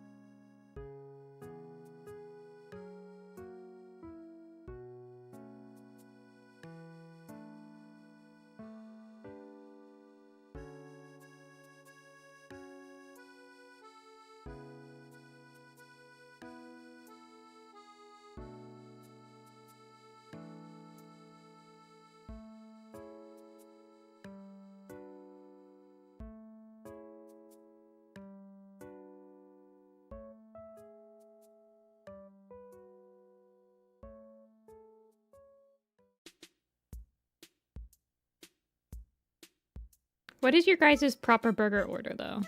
Now I'm curious. Like, because when I order a burger, I don't ask for any. Sometimes I'm like, no tomato. I guess that would be my only, like, usually I'll be like, I don't want tomato. I don't think tomatoes really taste that great on a burger. Mainly because I just don't think that their texture and, like, the coldness of them works on a burger. Triple cheeseburger. Cheese, lettuce, tomato, mayo. Cheeseburger with bacon? Yeah, bacon cheeseburger. I mean, bacon is good on everything.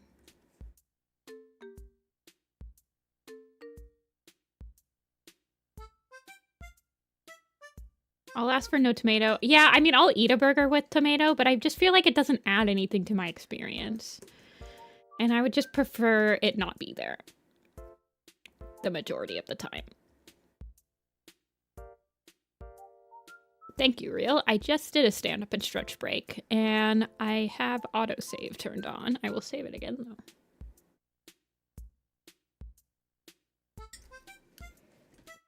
Meat and cheese? No, not even any condiments?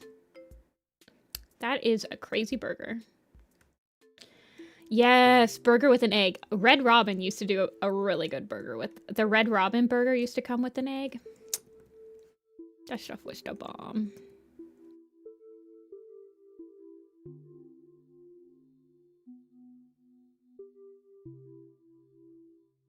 Maybe I should make a burger tomorrow. That is also an option.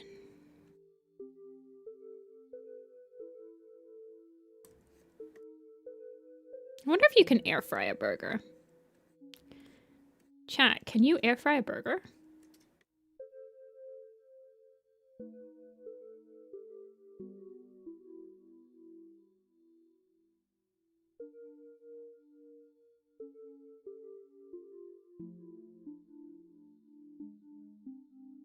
I don't think it'd be as juicy, but why not?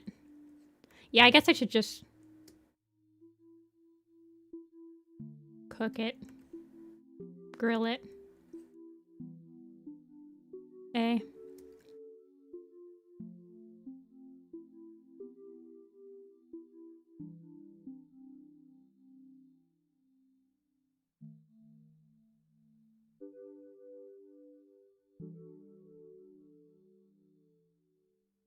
Yes, you can. Everyone says I'm weird for having this on my burger. Meat, cheese, lettuce, pickles, and mayonnaise. That sounds like a normal burger order to me. In fact, that sounds like my exact burger that I usually put on. And then some mustard. Maybe some onion as well. If I'm making it at home, I usually put some onion, mustard, mayo, cheese, lettuce, pickles if I have any.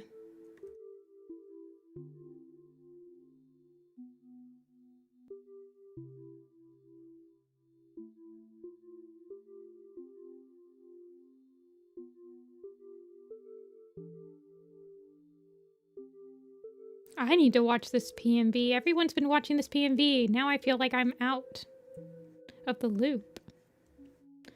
Massive fan of ketchup. I don't really like ketchup on my burger. In fact, I don't really like ketchup. Well, that's not true. I'll eat ketchup on my burger. I don't care.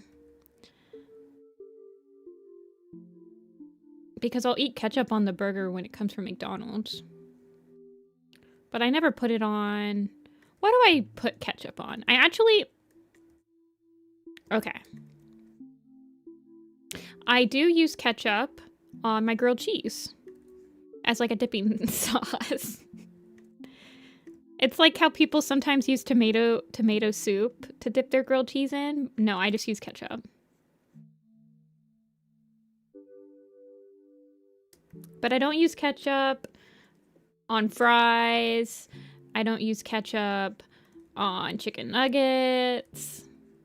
Honey mustard all the way. My favorite fast food place? I don't really have a favorite one. I don't eat a lot of fast food. So there's not really one I go to more than others. Probably McDonald's is probably the one I go to more than others, but that's because it's literally the closest one to me. Like, all the other ones...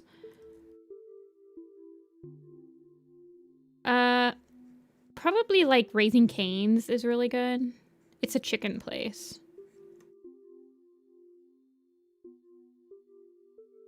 Yeah, I don't really have a fast food place that's, like, my favorite. I'll eat... If I'm getting fast food, I'm getting it because it's fast. And I'm probably eating in the car. So... I need something that I can eat while I'm driving.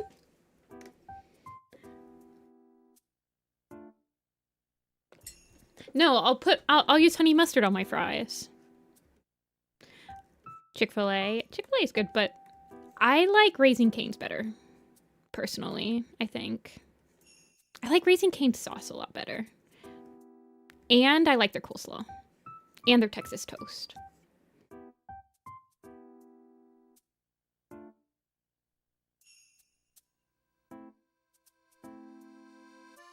Chick-fil-A does have good sauce, though. I think you can get it at the grocery. But I just really like honey mustard. It's usually what I have.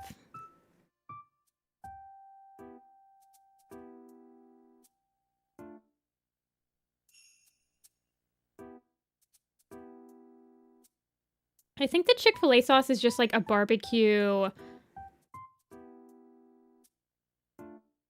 ketchup monstrosity or something. Yeah, Raising Cane's I don't think is everywhere. It's in a lot of places, though. But it's just a chicken place. It's like Chick-fil-A in that they only have chicken. But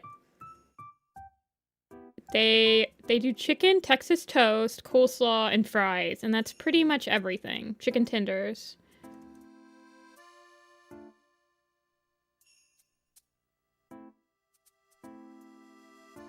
Never had Chick-fil-A? Fair enough.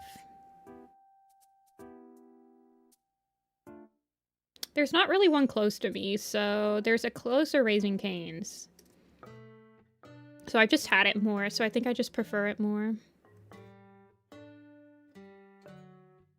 If I am getting fast food chicken, I'm going to Raising Cane's. Popeyes is okay, too, but there's literally no Popeyes within 40 minutes of me. I don't like KFC.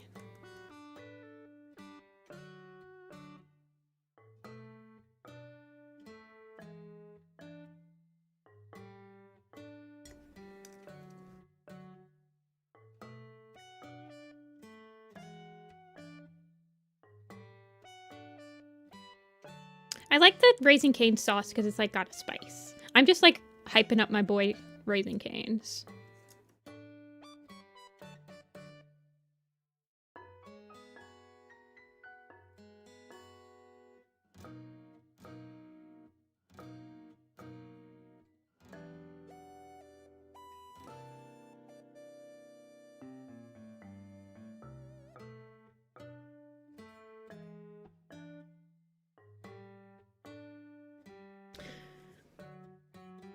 The Popeyes here closed twice. Popeyes is one of those fast food chains that there can be really bad ones.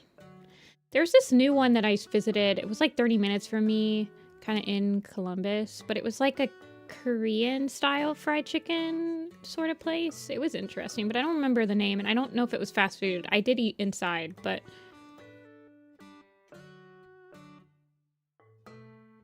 the last fast food I had was Taco Bell 2 weeks ago. I was craving the Taco Bell.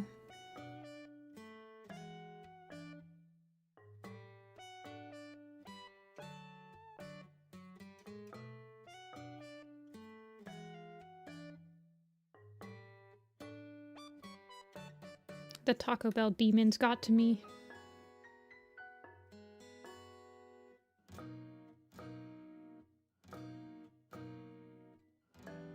Okay. Let me sketch out the hair a little bit.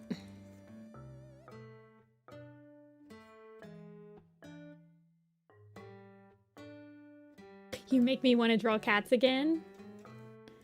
Draw cats. When in doubt, draw cats. That's the motto of this stream. I like that better than the sketch I had.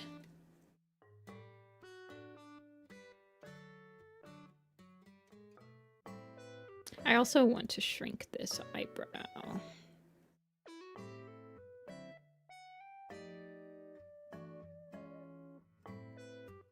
2 jobs of it. Yeah, I could imagine working at a place would make you really just like hate the food.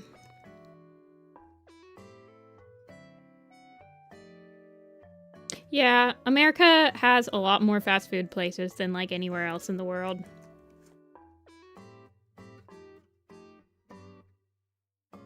The nearest fast food place to me is McDonald's. That's not true, because where the McDonald's is... Actually, now that I think about it, I think there was this chicken... This chicken wing place that opened up, like, at a gas station. I live in the middle of nowhere. The grocery is 10 minutes away. On a good day.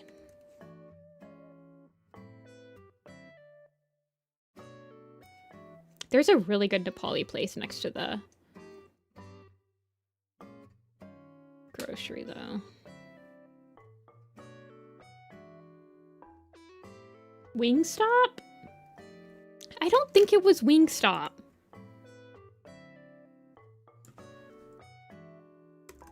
I'm sorry, now I'm getting distracted. Again. This is just getting Jessica distracted, the map. Okay, type in my zip code, go to 70. It is called... Where is it? It's in the Speedway. It's not there.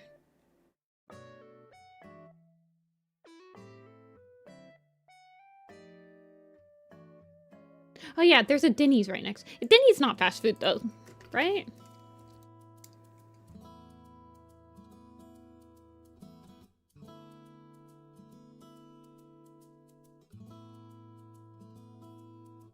I don't think I've ever had Denny's.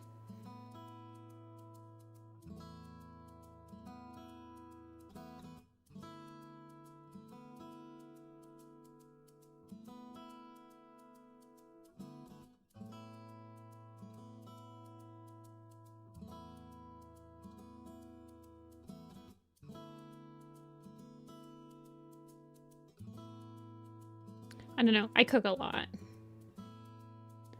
I managed to keep my grocery bill for myself down to about $100 every 2 weeks.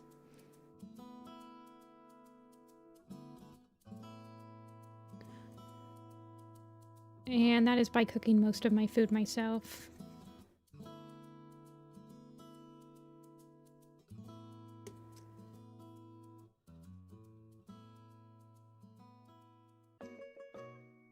And then stretching meat to its very limits. I probably could eat more meat, for sure, but... Meat is expensive.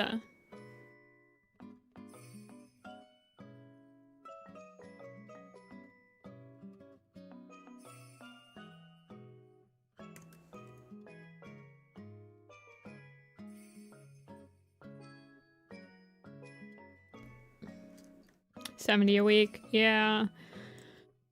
I don't buy sodas. The only time I usually have sodas is if I have fast food. I don't buy chips. I don't buy a lot of pre-made stuff. Like, I don't buy a lot of frozen food. Usually, the things that affect my grocery bill the most are if I buy meat, like a new cut or something, like something that's not just ground beef or chicken. And then if I buy freaking Apple's food costs like freaking $40 a bag. And then I'm like, why is my grocery bill like 150 bucks? Oh, it's because Apple's food was in it this week.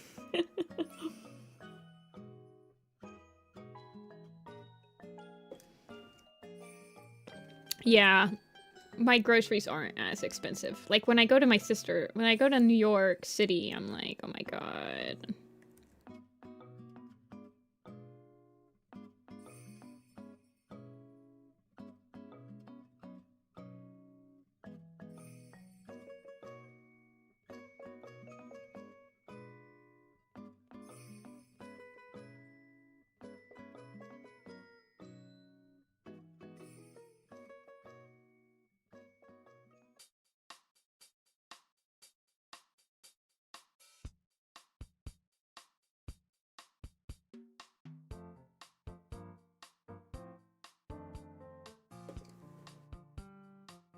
Having to pay for one by not having one. Yeah, well, you know. What really sucks is when you buy Apple treats and food and medicine and then she decides she doesn't like it and she will stop eating it. And then you're like, well, dang, I wish you would have given me some freaking forewarning that you were getting sick of this. I wouldn't have bought, like... It's okay, though. She likes, like, the cheapest freaking treats, man. She's insane. I buy some of the worst treats for her because she loves them. I buy those stupid Meow Mix treats or whatever. They're like $1 and she just eats them. I'm like, she won't eat churros or whatever they're called. She won't do meat sticks. She'll just have the crappiest treats for her.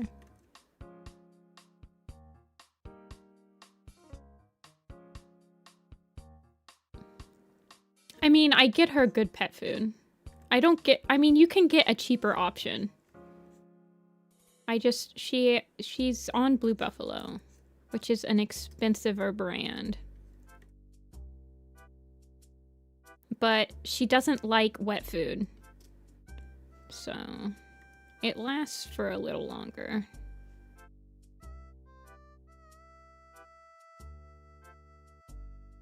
She will not eat wet food. She will not eat churros. She won't eat... I don't know. She's just a crazy cat.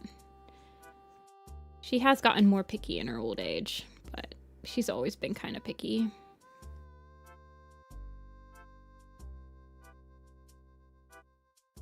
Do you guys want to see what she did the other day when I was... Oh, shoot. Can I show you? I think I can.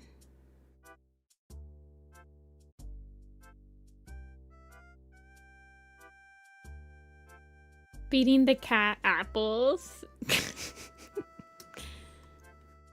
No, but she does love bread. That's what I used to have to give her medicine with. She has like liquid drops, and she used to let me get a little tiny piece of bread and then soak it in her medicine and she would eat it, and that's how she would consume her medicine. But she's stopped doing that. And I'm at the point where I'm gonna have to start like forcing her to eat it, and none of us want that. We don't want that. I promise, Apple, that is not the road you want to go down.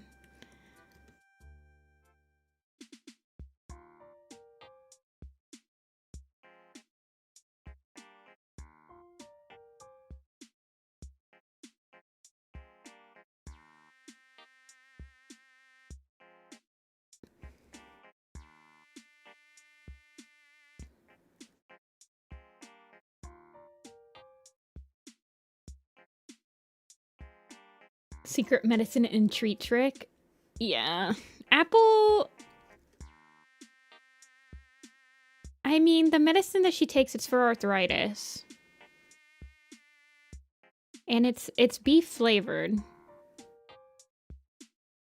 But she just, I don't know. She's decided recently that she does not like it, and I've tried giving it to her multiple different ways, and she still will not eat it. And I'm like, girl, this is getting ridiculous.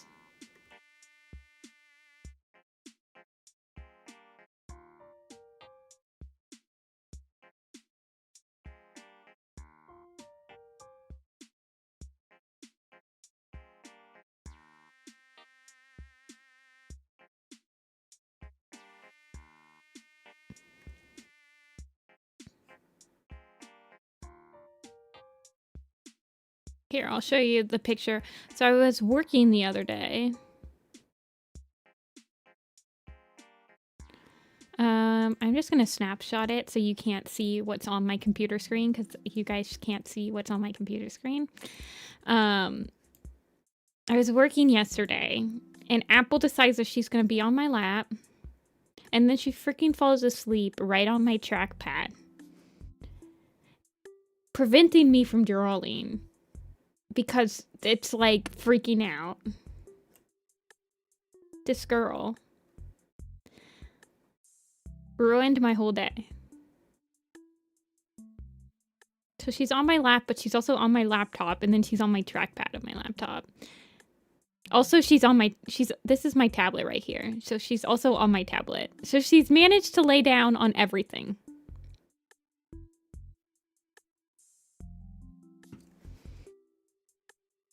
Because she's an insane woman.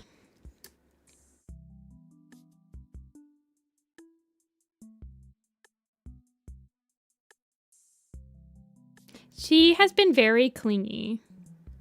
She gets into these moods where she'll be extremely clingy one day. Like, she will not let you have any free space.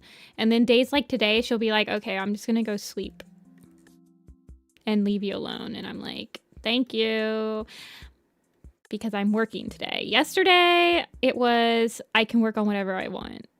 But today, I'm working.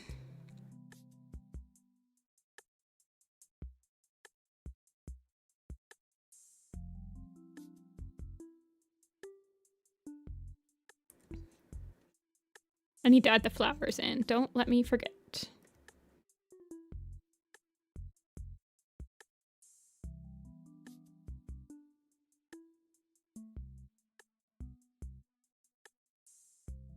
What's my favorite character in the Warriors book? Today it is Cinderpelt. We have decided that today is a Cinderpelt day. Cinderpelt appreciation. What is your guys' favorite Cinderpelt scene?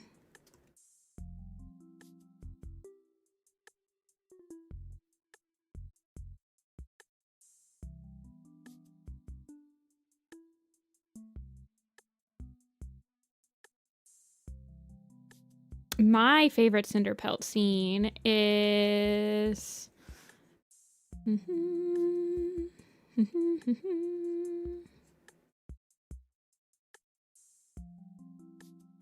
helping her with the Silverstream situation.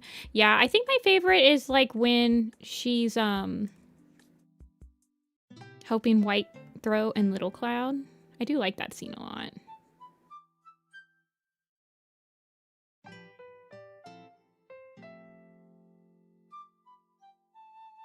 Oh wait, they got rid of that entire scene in the graphic novel. Ha ha ha ha. Stupid.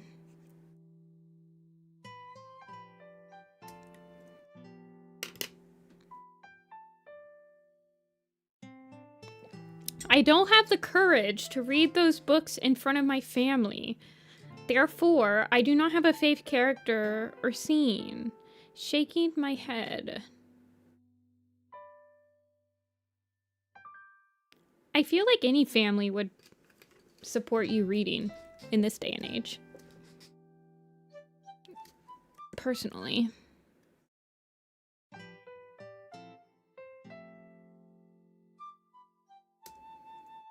In Thief and ThunderClan, she is good in that. I like her in Great Ice Vow as well.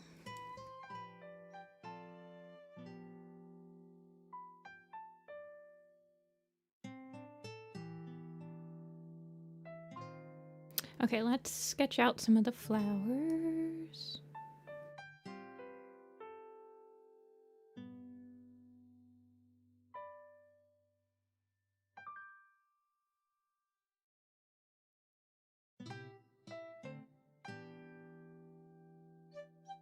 You want to know my thoughts on it? I will try to remember to watch it. Could you message it to me on Coffee, maybe, Pixie? I think that'll keep it in my mind, because sometimes I'll be like, yes, I want to do this, and then after stream goes off, I'm like, oh my god, I need to rewind and take a shower and eat, and then I completely forget what I wanted to do after stream.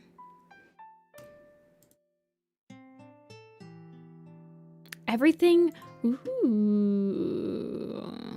Okay, you saved the hardest for last. I see, Amber. It's looking good. That's really cool. This is a hard puzzle.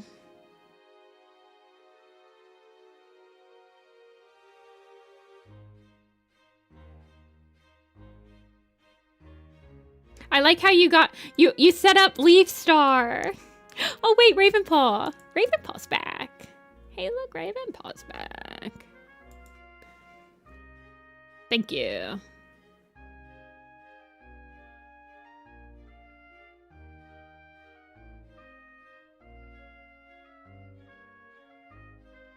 Nobody in my family likes cats, and my brother finds the books weird. So you're gonna let your brother dictate what you can and can't read? Looks at you directly into the camera.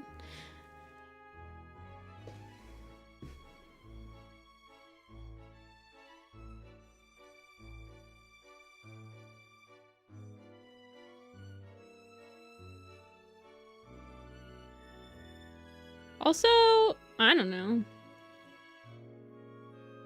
I mean, I completely understand. I'm not trying to get you to read Warrior Cats. It's not for everyone. I'm just saying, if you let your brother dictate what you're going to do in your life, you're not going to be happy. You should do it if you want to. Your brother has his own life to live, and you have yours. And it'd be boring if you guys lived the same life. That's my 2 cents.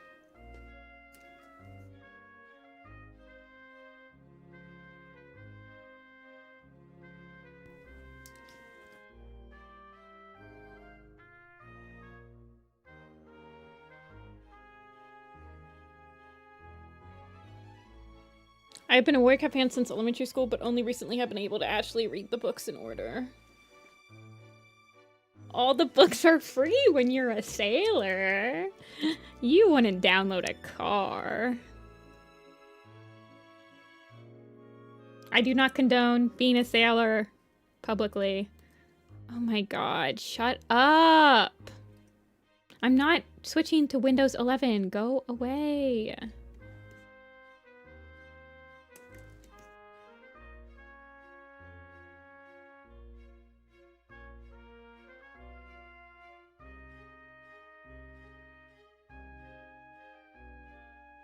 I saved her. It's just you using her as a voodoo doll to see if she will finally perish in the next book.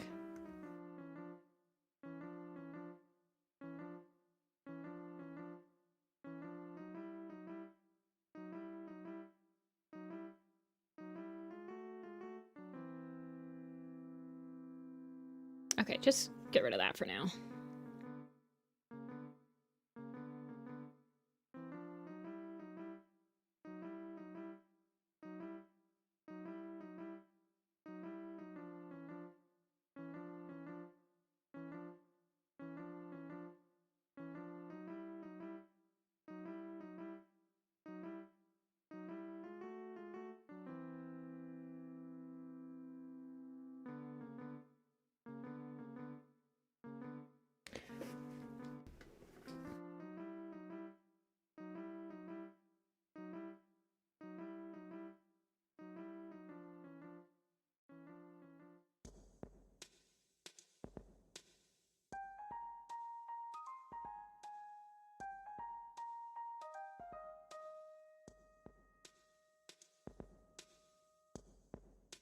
I would never recommend you to read the graphic novel first, but I understand that for some people, they don't want to read books. My advice to you is to get over it and read a book. And it is easier to find the text versions online. I unfortunately cannot publicly tell you where they are, though. However, I do think that Tumblr might be a good place to start your search out for them. Don't be downloading stuff willy-nilly, though.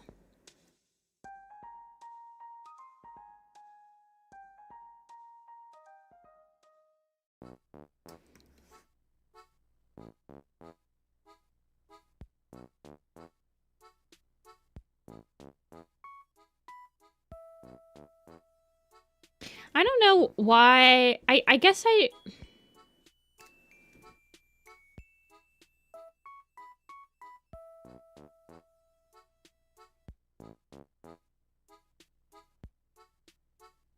I don't know. It's hard for me, I guess, to relate to being like, oh, I don't want to do it because my family doesn't like it. When it comes to reading. I guess I always had parents that just encouraged me to read. It didn't really matter what I was reading as long as I was reading.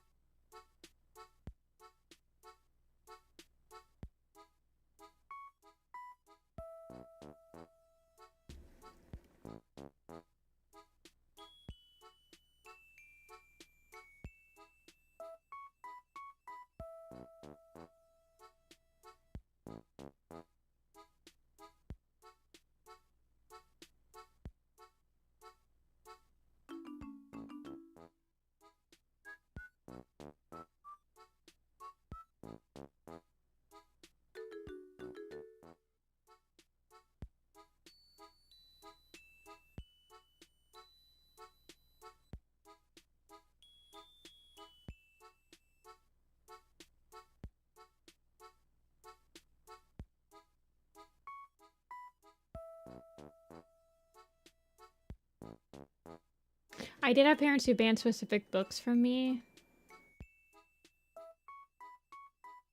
Yeah, I guess I didn't really.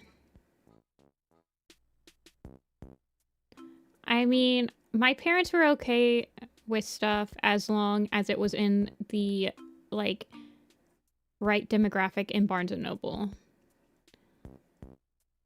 I don't know. I read a lot of different stuff, though.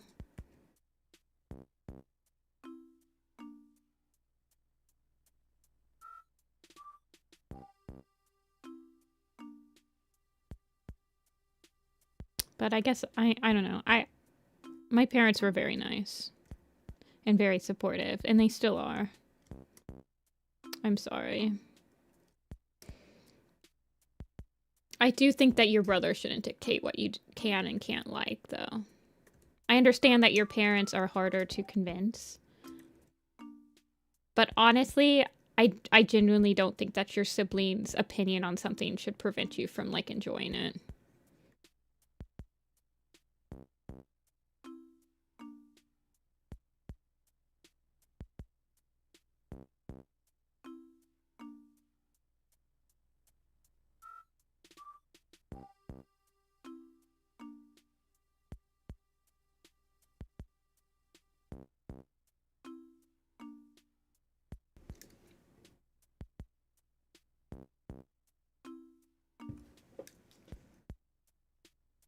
And wanted me to read a variant. She didn't care if as long as I was enjoying myself. Yeah, I mean, that was the one thing that my mom bought for me. Every single month, I was allowed to buy one book.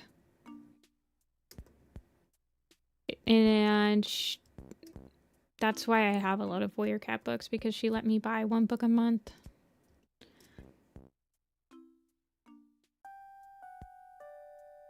I went to the library a lot, too, though.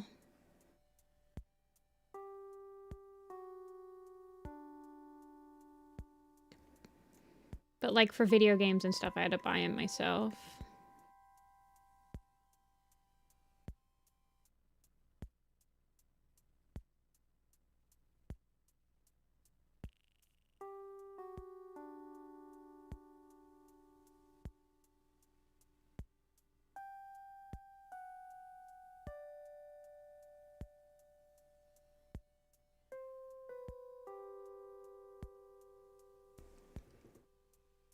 You can animate on Photoshop? You can. I would say if you value your sanity, I wouldn't try animating on Photoshop. But you can. Just because you can do something doesn't mean you should do something.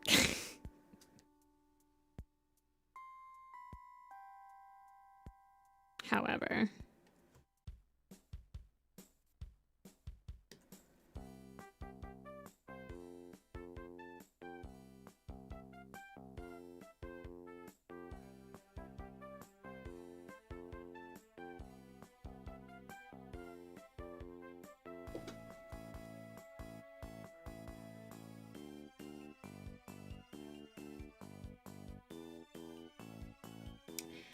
The only actual book series I did read is Harry Potter. Yeah, most of the time, parents who have problems with Warrior Cats, I find it's because, like, they're very religious, and Warrior Cats has its own, like, religious system, and, like, demons, and, like, the underworld, and, like, possession and ghosts.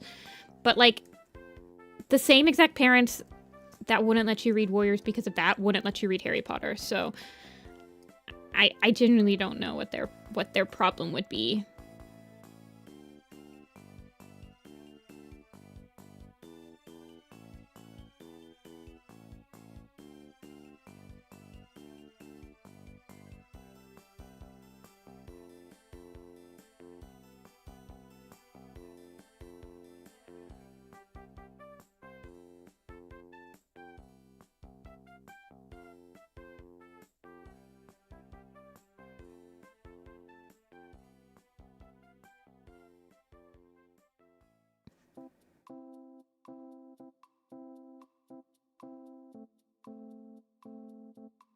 The library doesn't have them.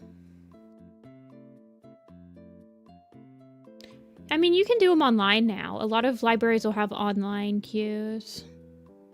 I've been using an online thing for my library a little bit.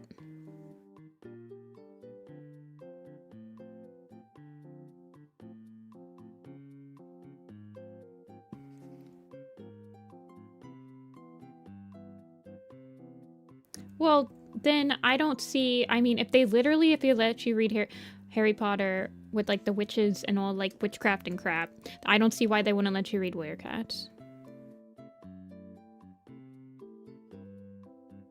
I don't understand where the line is being drawn.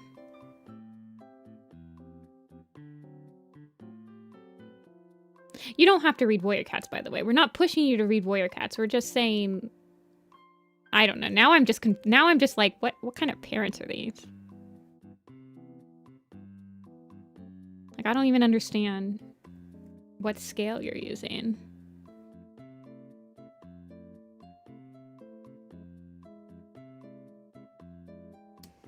Well, I want to read it.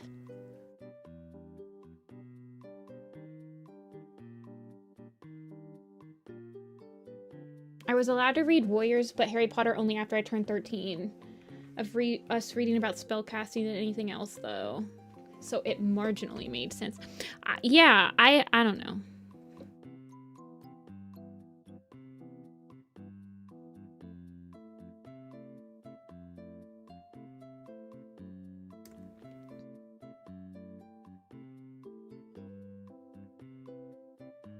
I mean, okay, I was about to say, I don't think Warriors had any negative effects on my life. I am 30 years old and still obsessed with it, so I don't know if you would consider that a negative. I don't think it is. But, I don't know. I didn't have super religious parents. Like, we were allowed to read everything. I went to church, but it was like, I don't know.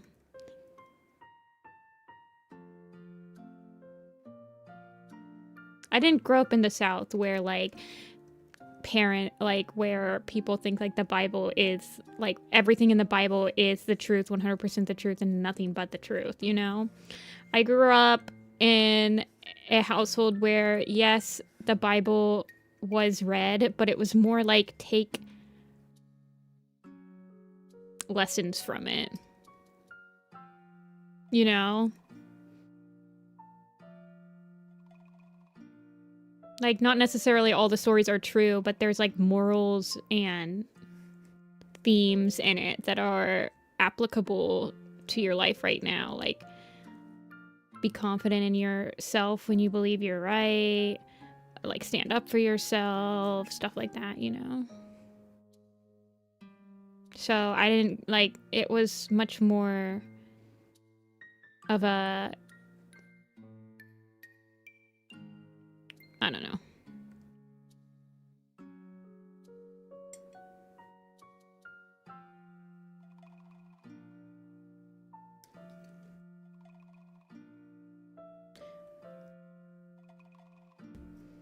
Yes, please don't say your ages in chat. I literally, even if you guys joke and say, hey, I'm 12, I have to ban you. I'm sorry. I can literally get in trouble.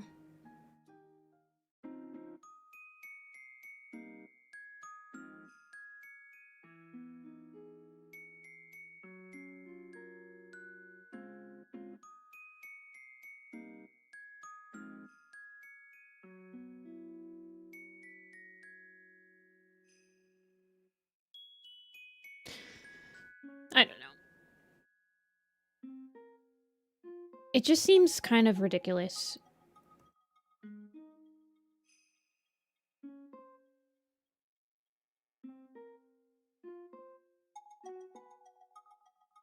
I understand, like, I am older now, so I understand being protective of a child, especially, like, when it comes to the internet. I understand that. I feel like I had unfettered internet access way too early, personally. And I had unfettered internet access at age 13, and I still feel like that was too early.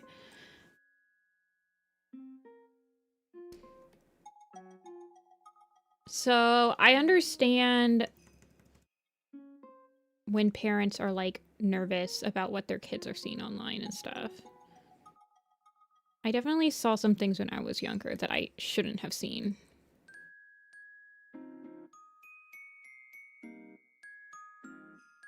And now people that are my age are having kids, and they understand that, and I don't know. It's rough.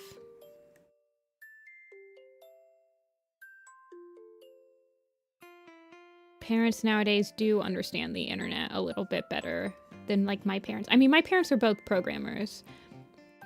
They were programmers during, like, Y2K and stuff, so they understood the internet. And, like, internet security and everything. But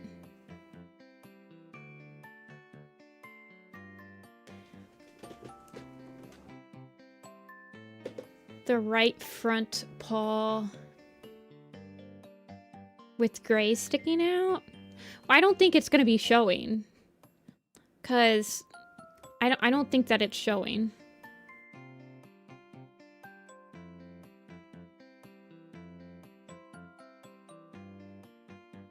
I don't regret my early internet. Yeah, I think that, see, my unfettered internet access during my, like, middle school and high school years led me to have the addiction to social media and the addiction and to the screen and feeling like I have to post stuff online. It's like, I did get, like, I was able to see things I shouldn't have seen. I got like, my Pro Boards website got trolled, and, like, people were sending things that I should not have seen at that age, and it freaked me out, and that's just all this stuff.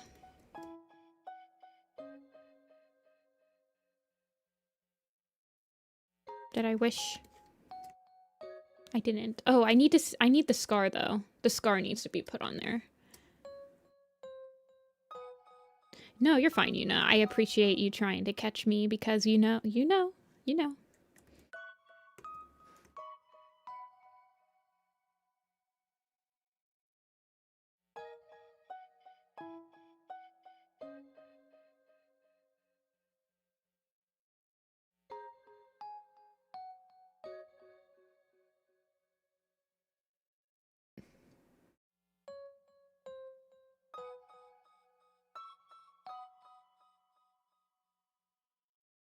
I don't know. I feel like the internet has become a very detrimental part to a lot of people.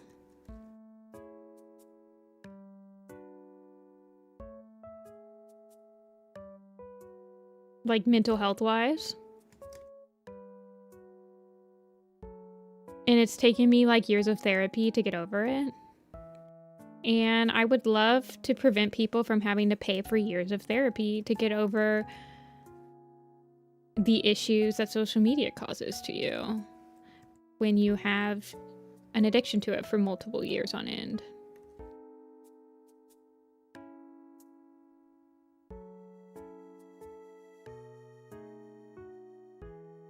But at the same time, it's like, you can't really tell people that. People have to experience. Unfortunately, that's a hard lesson you have to learn, right? It sucks. And I wish it wasn't. But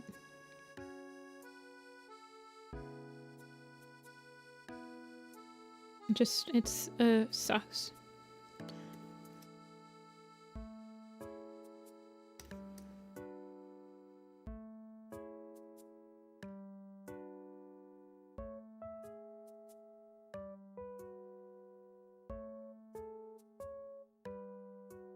The flower is on the left side when it's supposed to be on the right. Okay, so I have it on the right side, you think?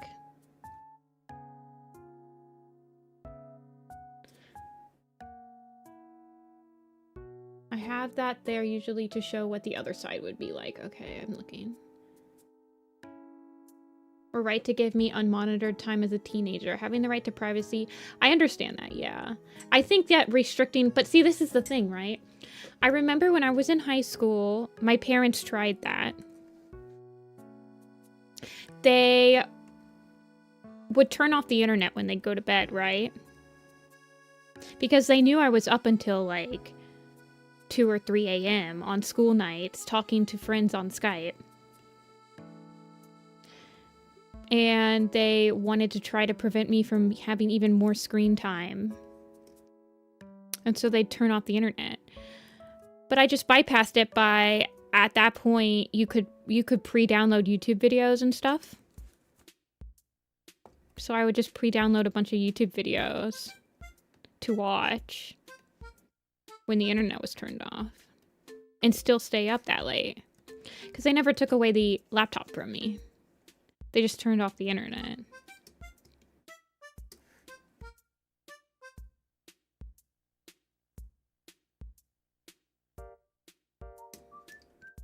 Because it's an addiction.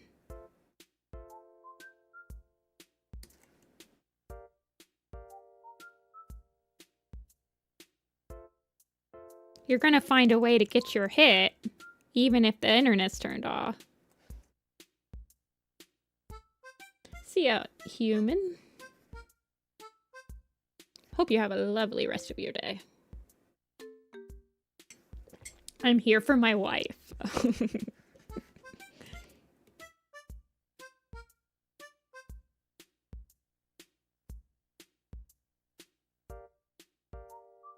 You were cleverer than me. I never thought of preloading videos.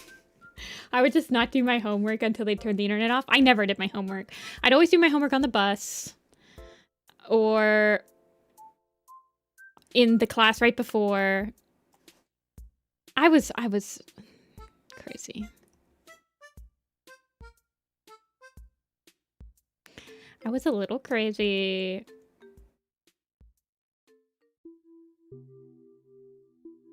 And when I was using the internet for hours and hours, and like, these would be when I would be in calls with my friends for 10, 12 hours a day. I was right underneath my parents' bedroom. Like, I was in the basement. I don't remember why I was in the basement. I think it was because my room was upstairs, so I don't know why I was in the basement, per se. I think it was probably because my room got too hot. Because back then, I didn't have AC in my room. And so in, like, the hotter months, I would just live in the basement. Because my room got to be, like, 80, 85, and I couldn't sleep in it. But anyway, I was talking nonstop to my friends right underneath my parents' bedroom, and there was a vent so they could hear everything I was saying. So they would literally come in and be like, you need to go to bed. It's 2 a.m. And then, you know, you get all like, oh my god, I got in trouble, blah, blah, blah, blah.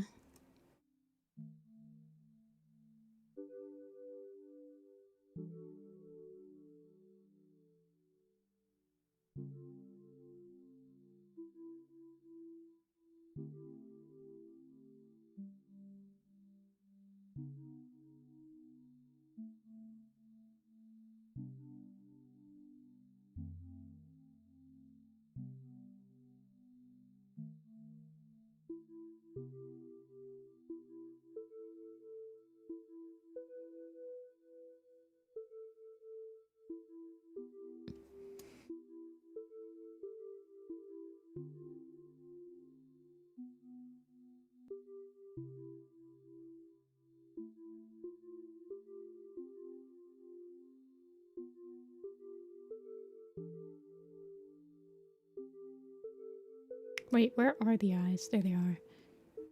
Need to do a little lighter color and then do the white outlines on the tears.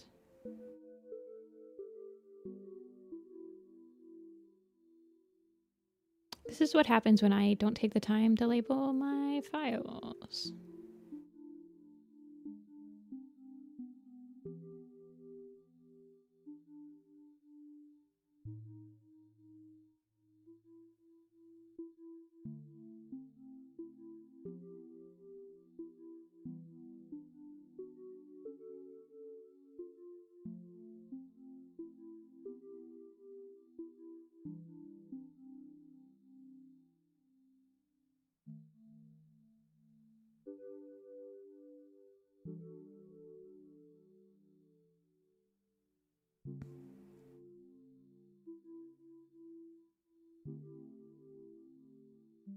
She's sopping wet.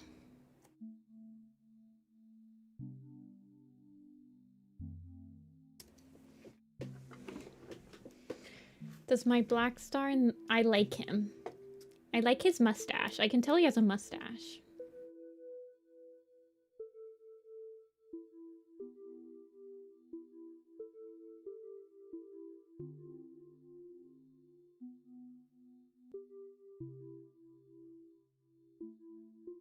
A good black star that would never commit war crimes. Black Star belongs in Full Metal Alchemist. What would Black Star's Full Metal Alchemist skill be?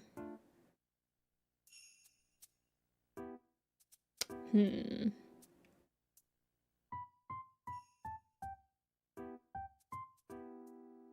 very interesting question.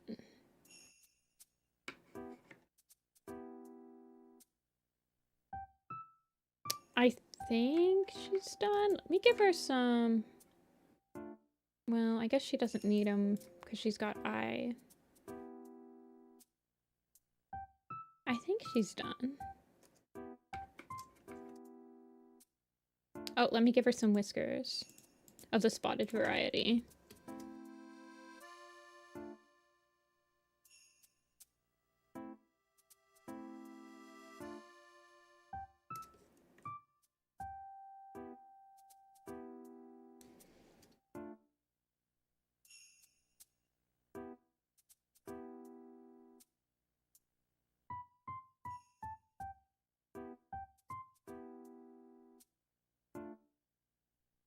Spotted whisker.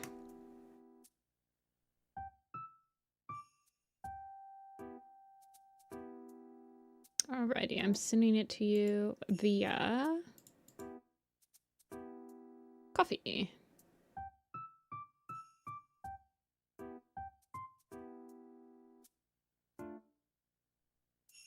Awesome. I will look at this later, Pixie. Thank you for the link.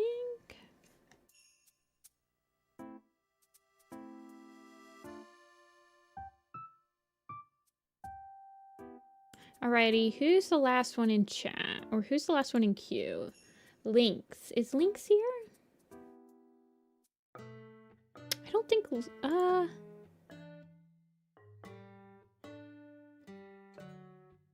Oh! Is Link's Fabby?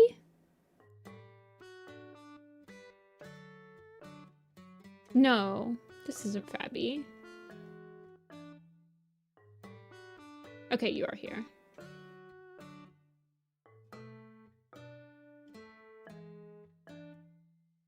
Alrighty, you got a headshot.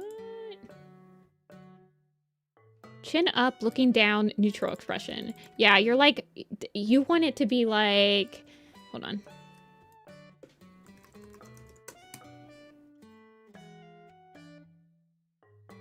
You want like this.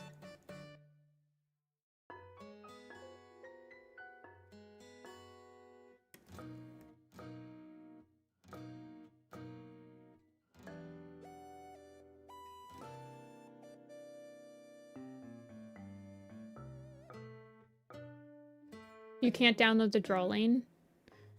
Hold on.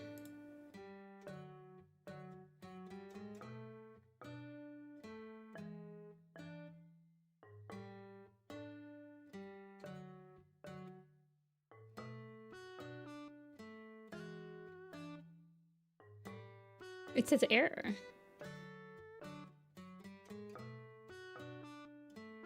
I can try emailing it. Let's see if my email will work. It wasn't working earlier. We'll see. Oh, it worked? Okay, okay.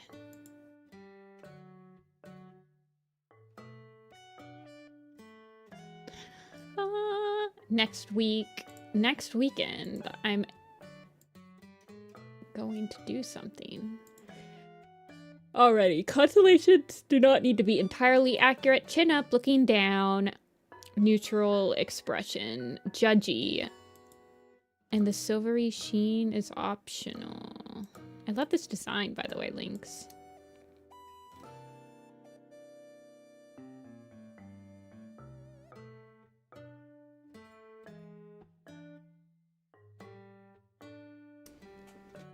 Getting an error? Okay, awesome. No, you're fine. I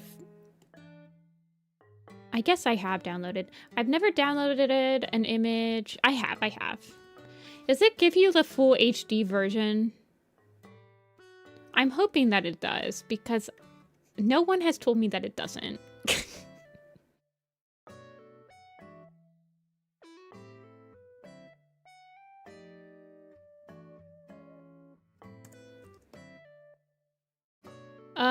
They do look like real constellations. I do believe that my Night Star originally had real constellations on him as well, but they were just like freckles. This one is much cooler.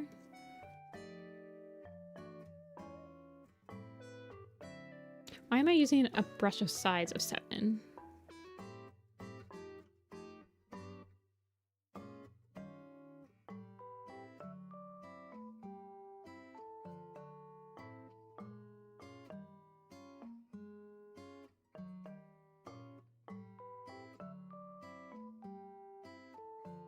I'm just gonna draw it this way first.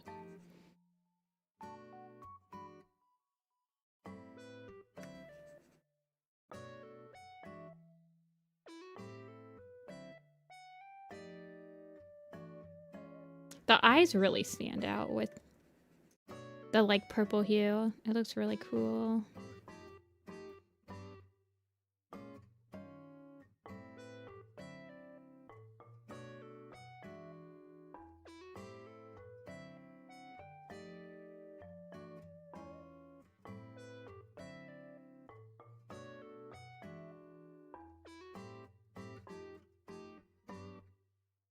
Mm-hmm.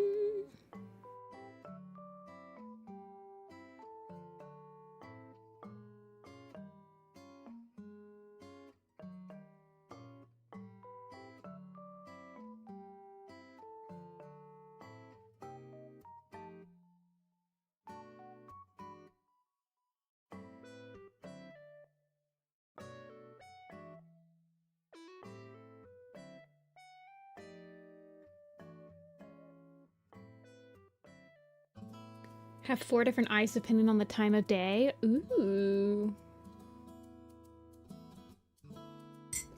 Are we gonna get some lore? don't even know if the name of the cat is on. Did you give me the name of this OC?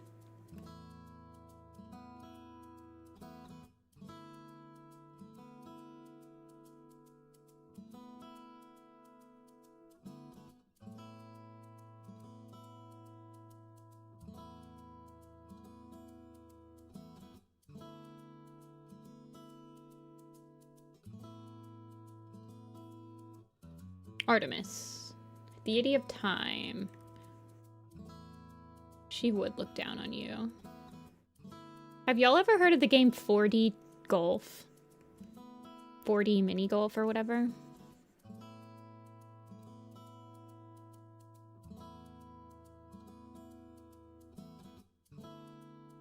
Pathetic.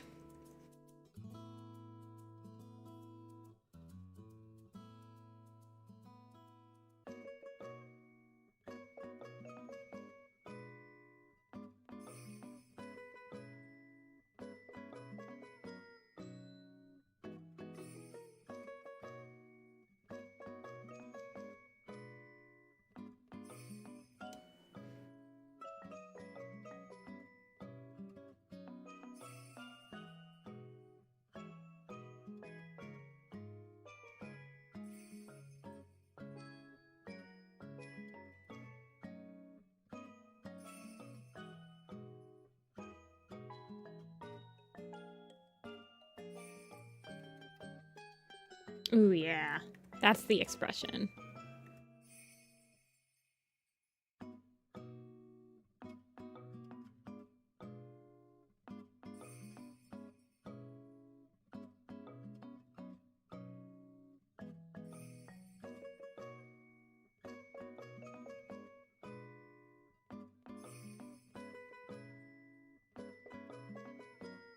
Let me flip it.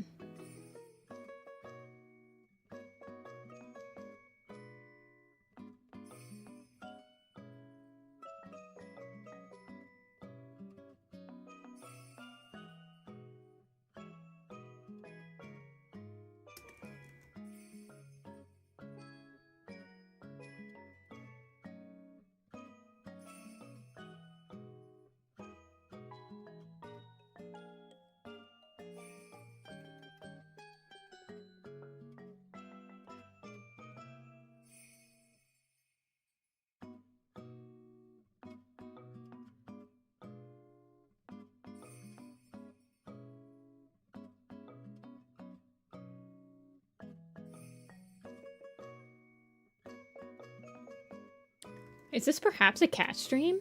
I love your art, by the way. Thank you.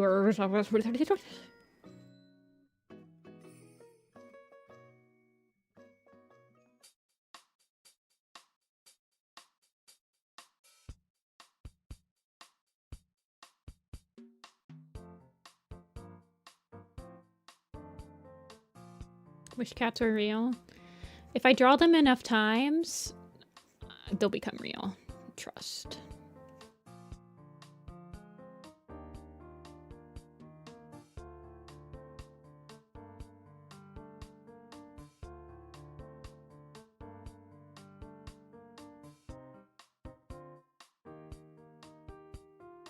I wish I was real.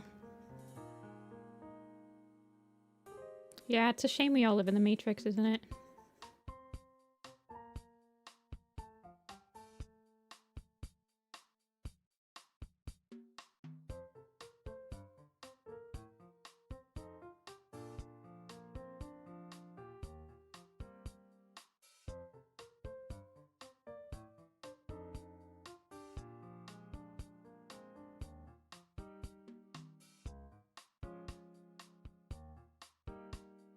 OMG Nifty, a cat just showed up in my room. You did it. Thanks. No problem. Whoa, 1,000 cats be upon ye.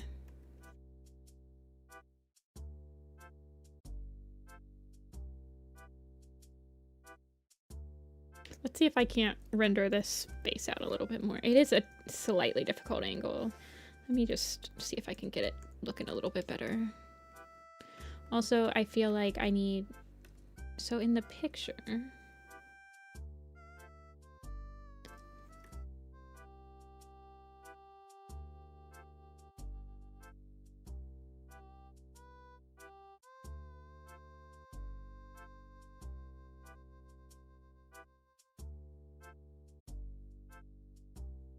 So when you're looking up like this, the forehead is going to shrink. But the eyes are going to get... The eyelids are going to expand up. You have to like think about which planes...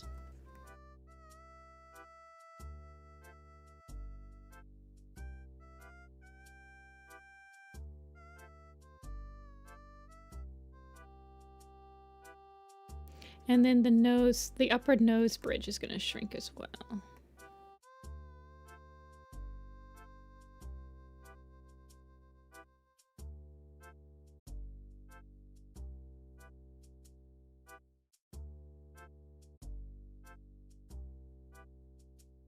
And then the cheekbone's going to shrink. But the bottom of the face is going to expand.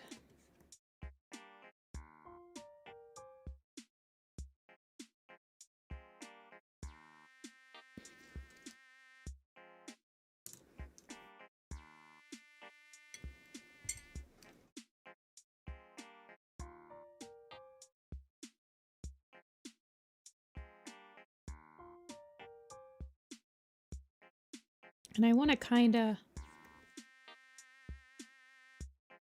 preserve that base shape.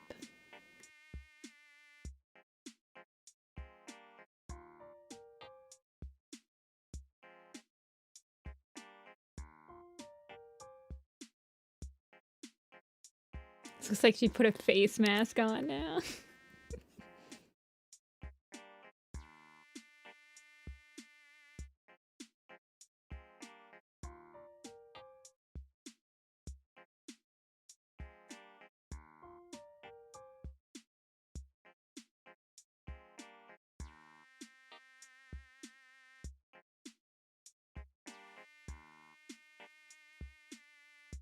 Her hair is also gonna maybe shrink a little bit.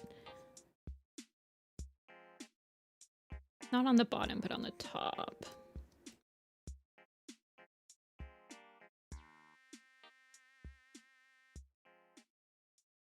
Oh, this is such a fun pose. I haven't drawn this pose in so long, or this expression in so long. The like, I'm looking down upon you expression. Such a fun one.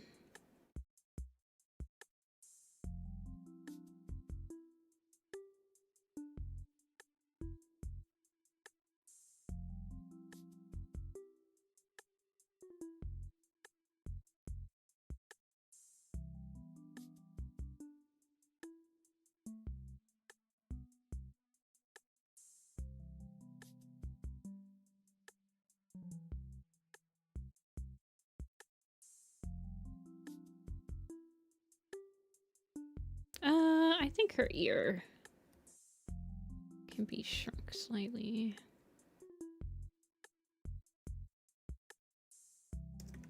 And I don't think her other one's going to be showing.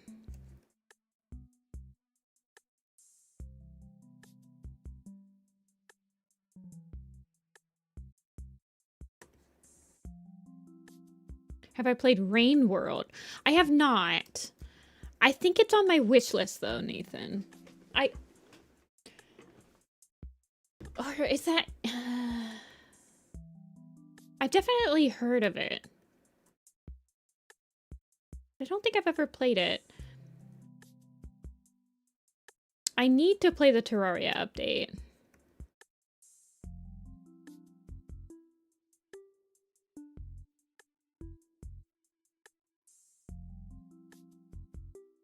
I think I'm gonna round out her muscle just a little bit.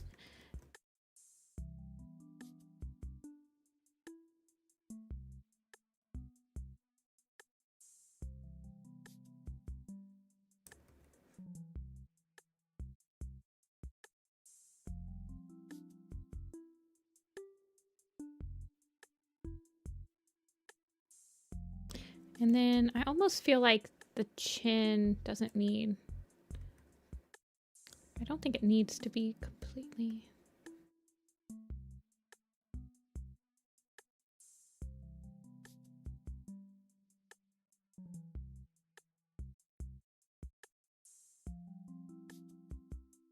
Something like that. Which is like a single little bit of chin.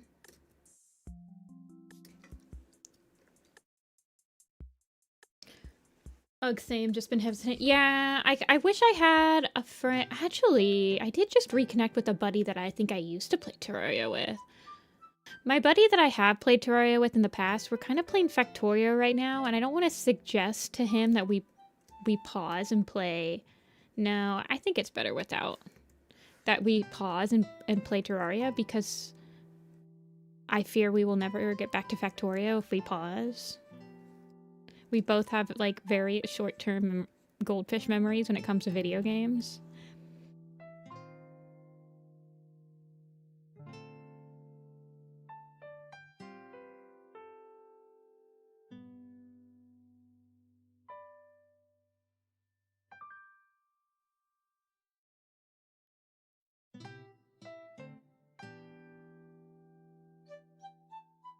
Are the other characters that you've commissioned from me links from the same RP?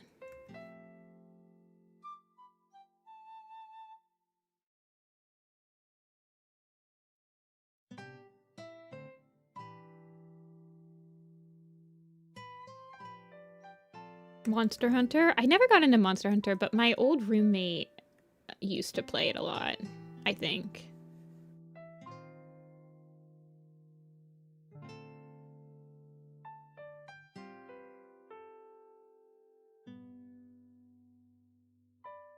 Artemis is not a Warrior Cats OC. Okay, okay. That's just me going poof. My Warrior Cats beam upon all of the OCs in the world.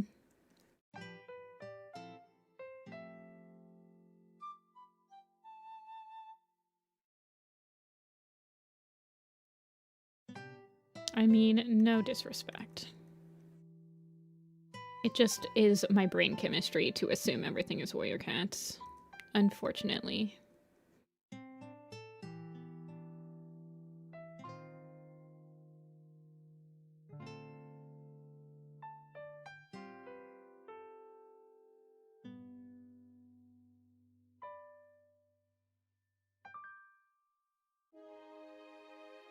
I'll work on that later.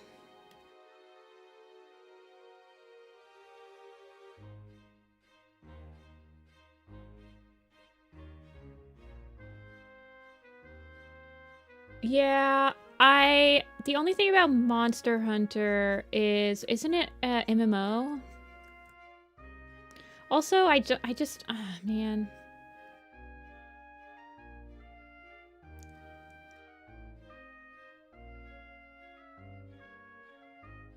Rain World is a survival game where you're a cat creature and it's like almost at the bottom. Oh, maybe I've heard of Rain World, but I guess I've never really known what it was about. Is it like a spore? Where you have to, like, work your way up to the top of the food chain? Like a spore game?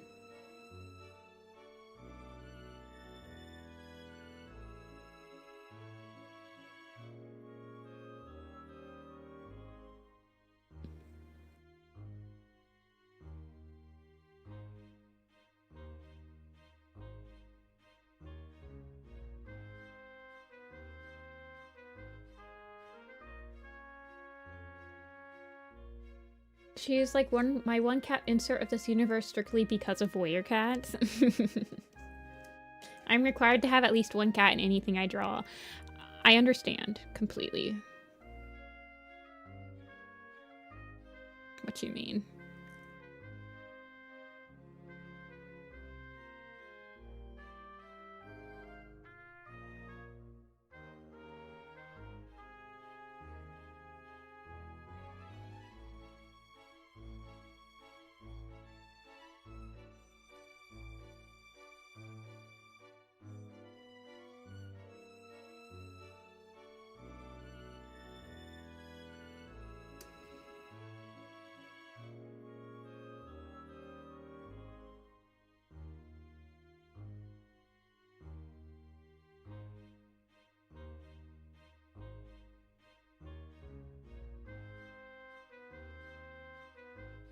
It's not really, it's more objective survive as you explore the region.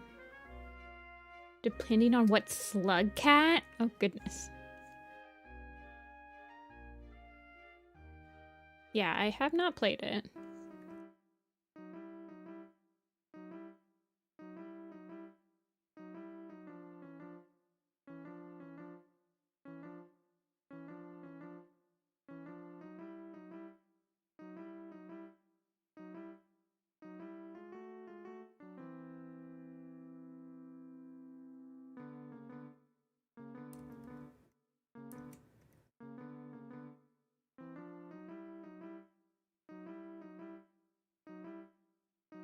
Hmm.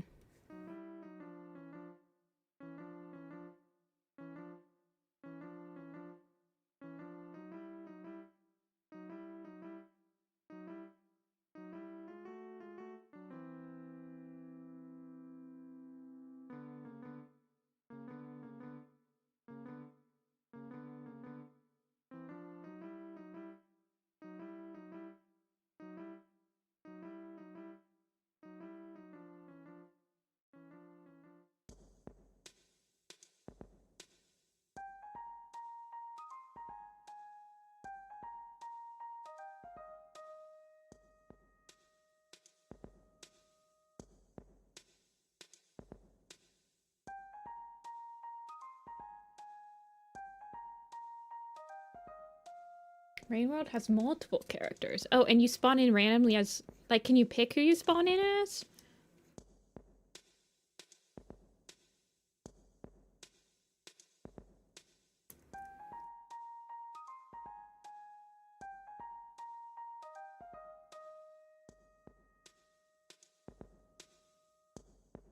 Interesting.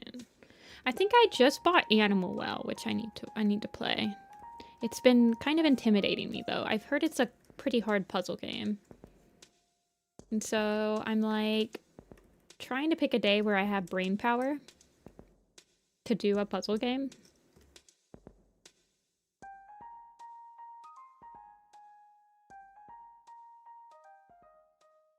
To spare.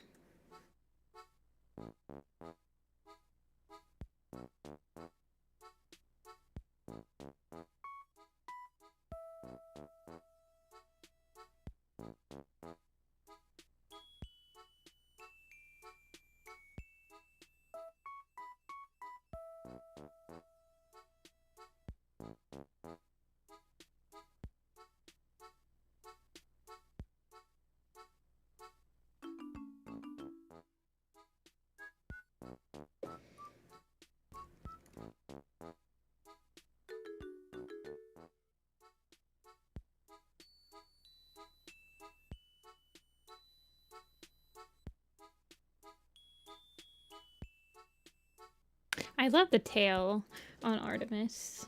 You guys will not be able to see it, but it is really pretty. It's like a crescent moon.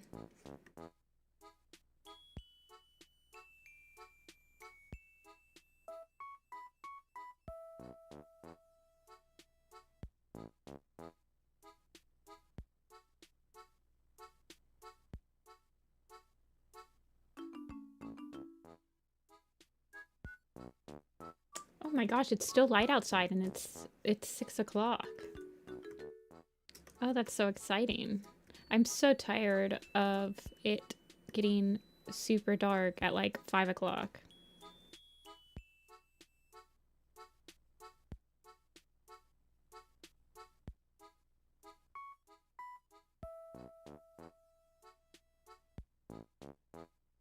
Okay.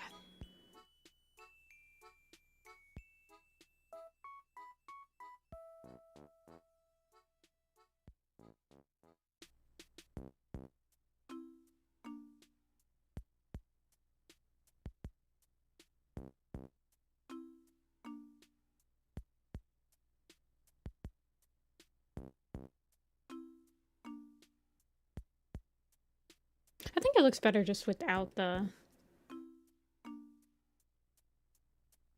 little line there, honestly.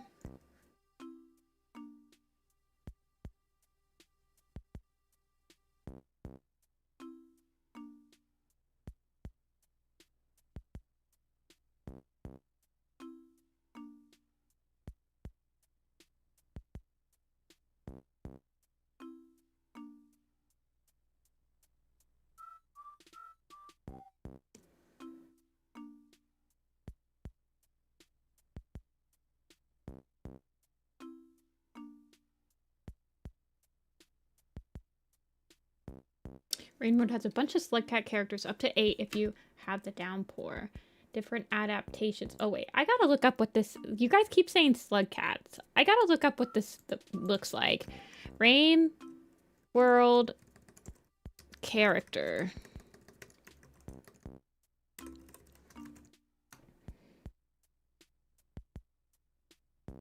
That is indeed a Slug Cat. That's a Slug Cat.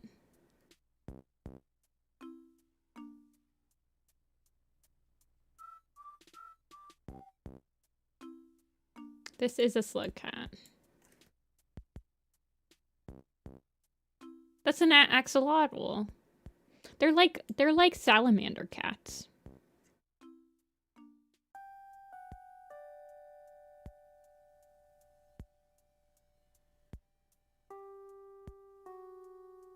They kind of look like Ori from the Blind Forest. Ori and the Blind Forest, Ori.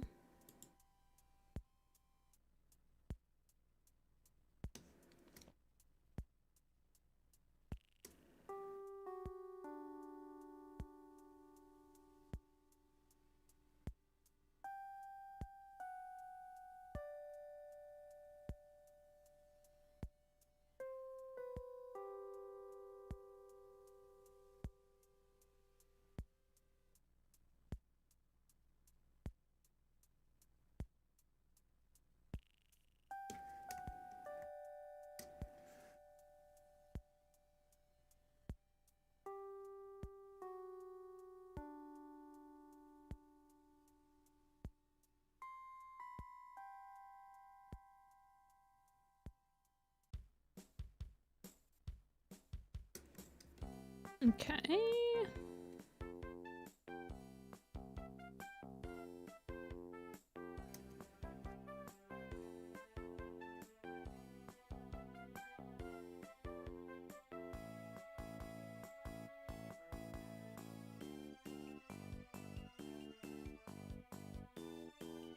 Alrighty.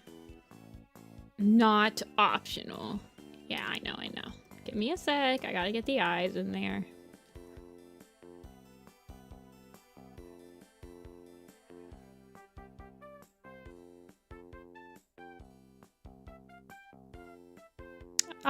I'll put it on my wish list.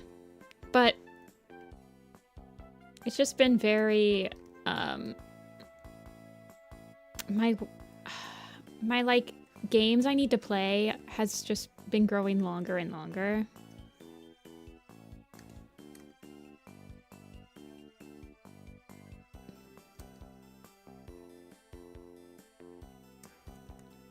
Unfortunately.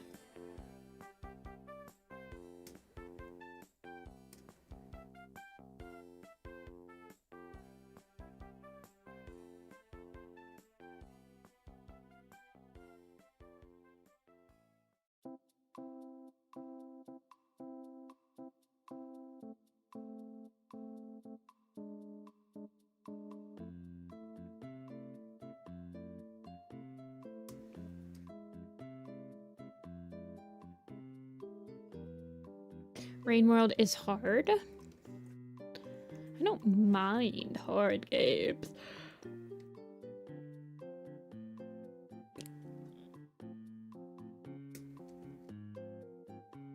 There's 9 and you've only beaten... Oh my.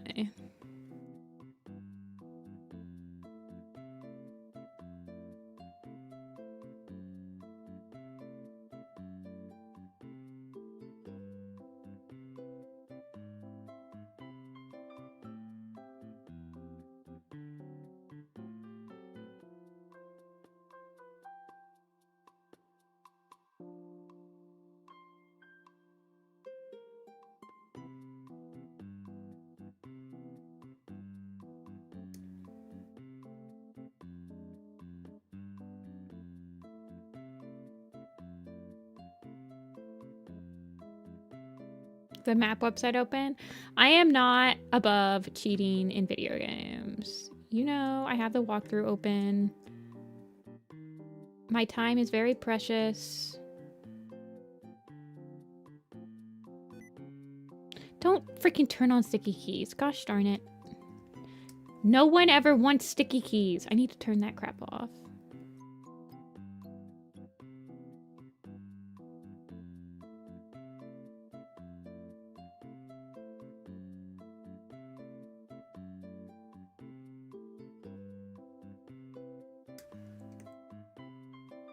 The map is evil?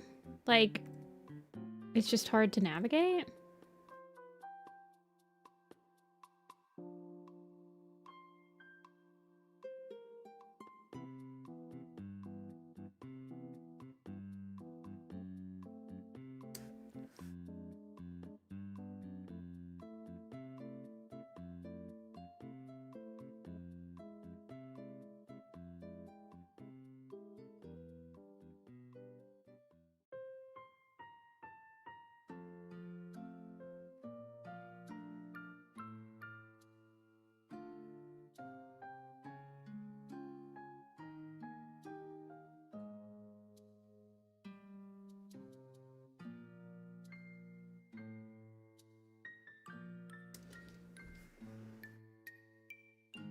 A bow tie. I don't remember what all of these constellations are called.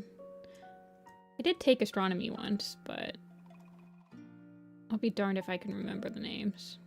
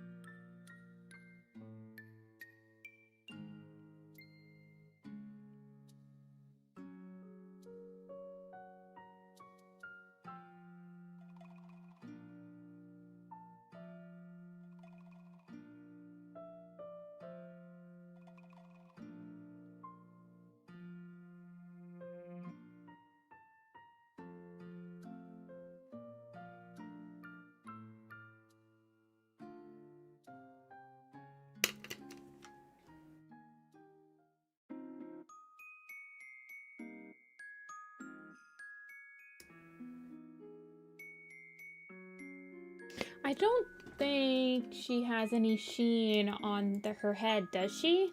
Does she have a sheen on her head? And I'm the one who decided this was a good idea. It's okay. I'm not a judging sort. 30% opacity. Still alive? Yep. This is the last one. I'm not exactly sure why things took so long today.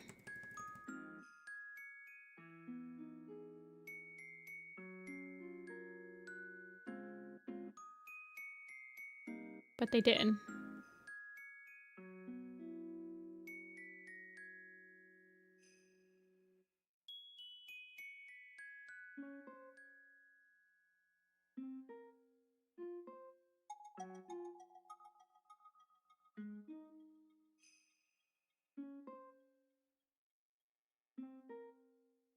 How do we feel about that?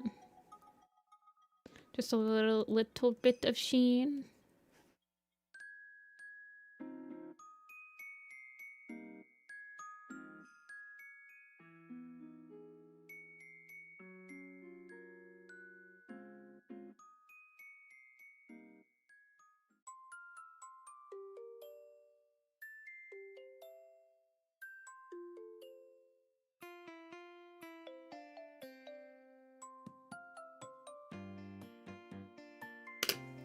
She's gorgeous. Yes, she is, and she knows it. Look at how she's staring at us.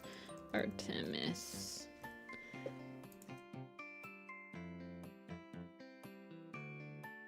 There. Alrighty, I'm sending you to her. I'm sending her to you.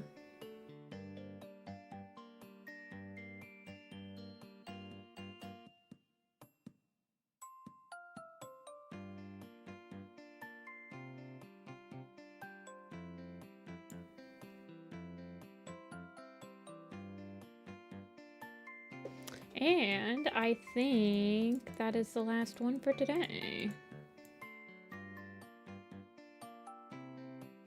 When we did Taba too, but Taba gets his own page because he's precious and pure. And Taba.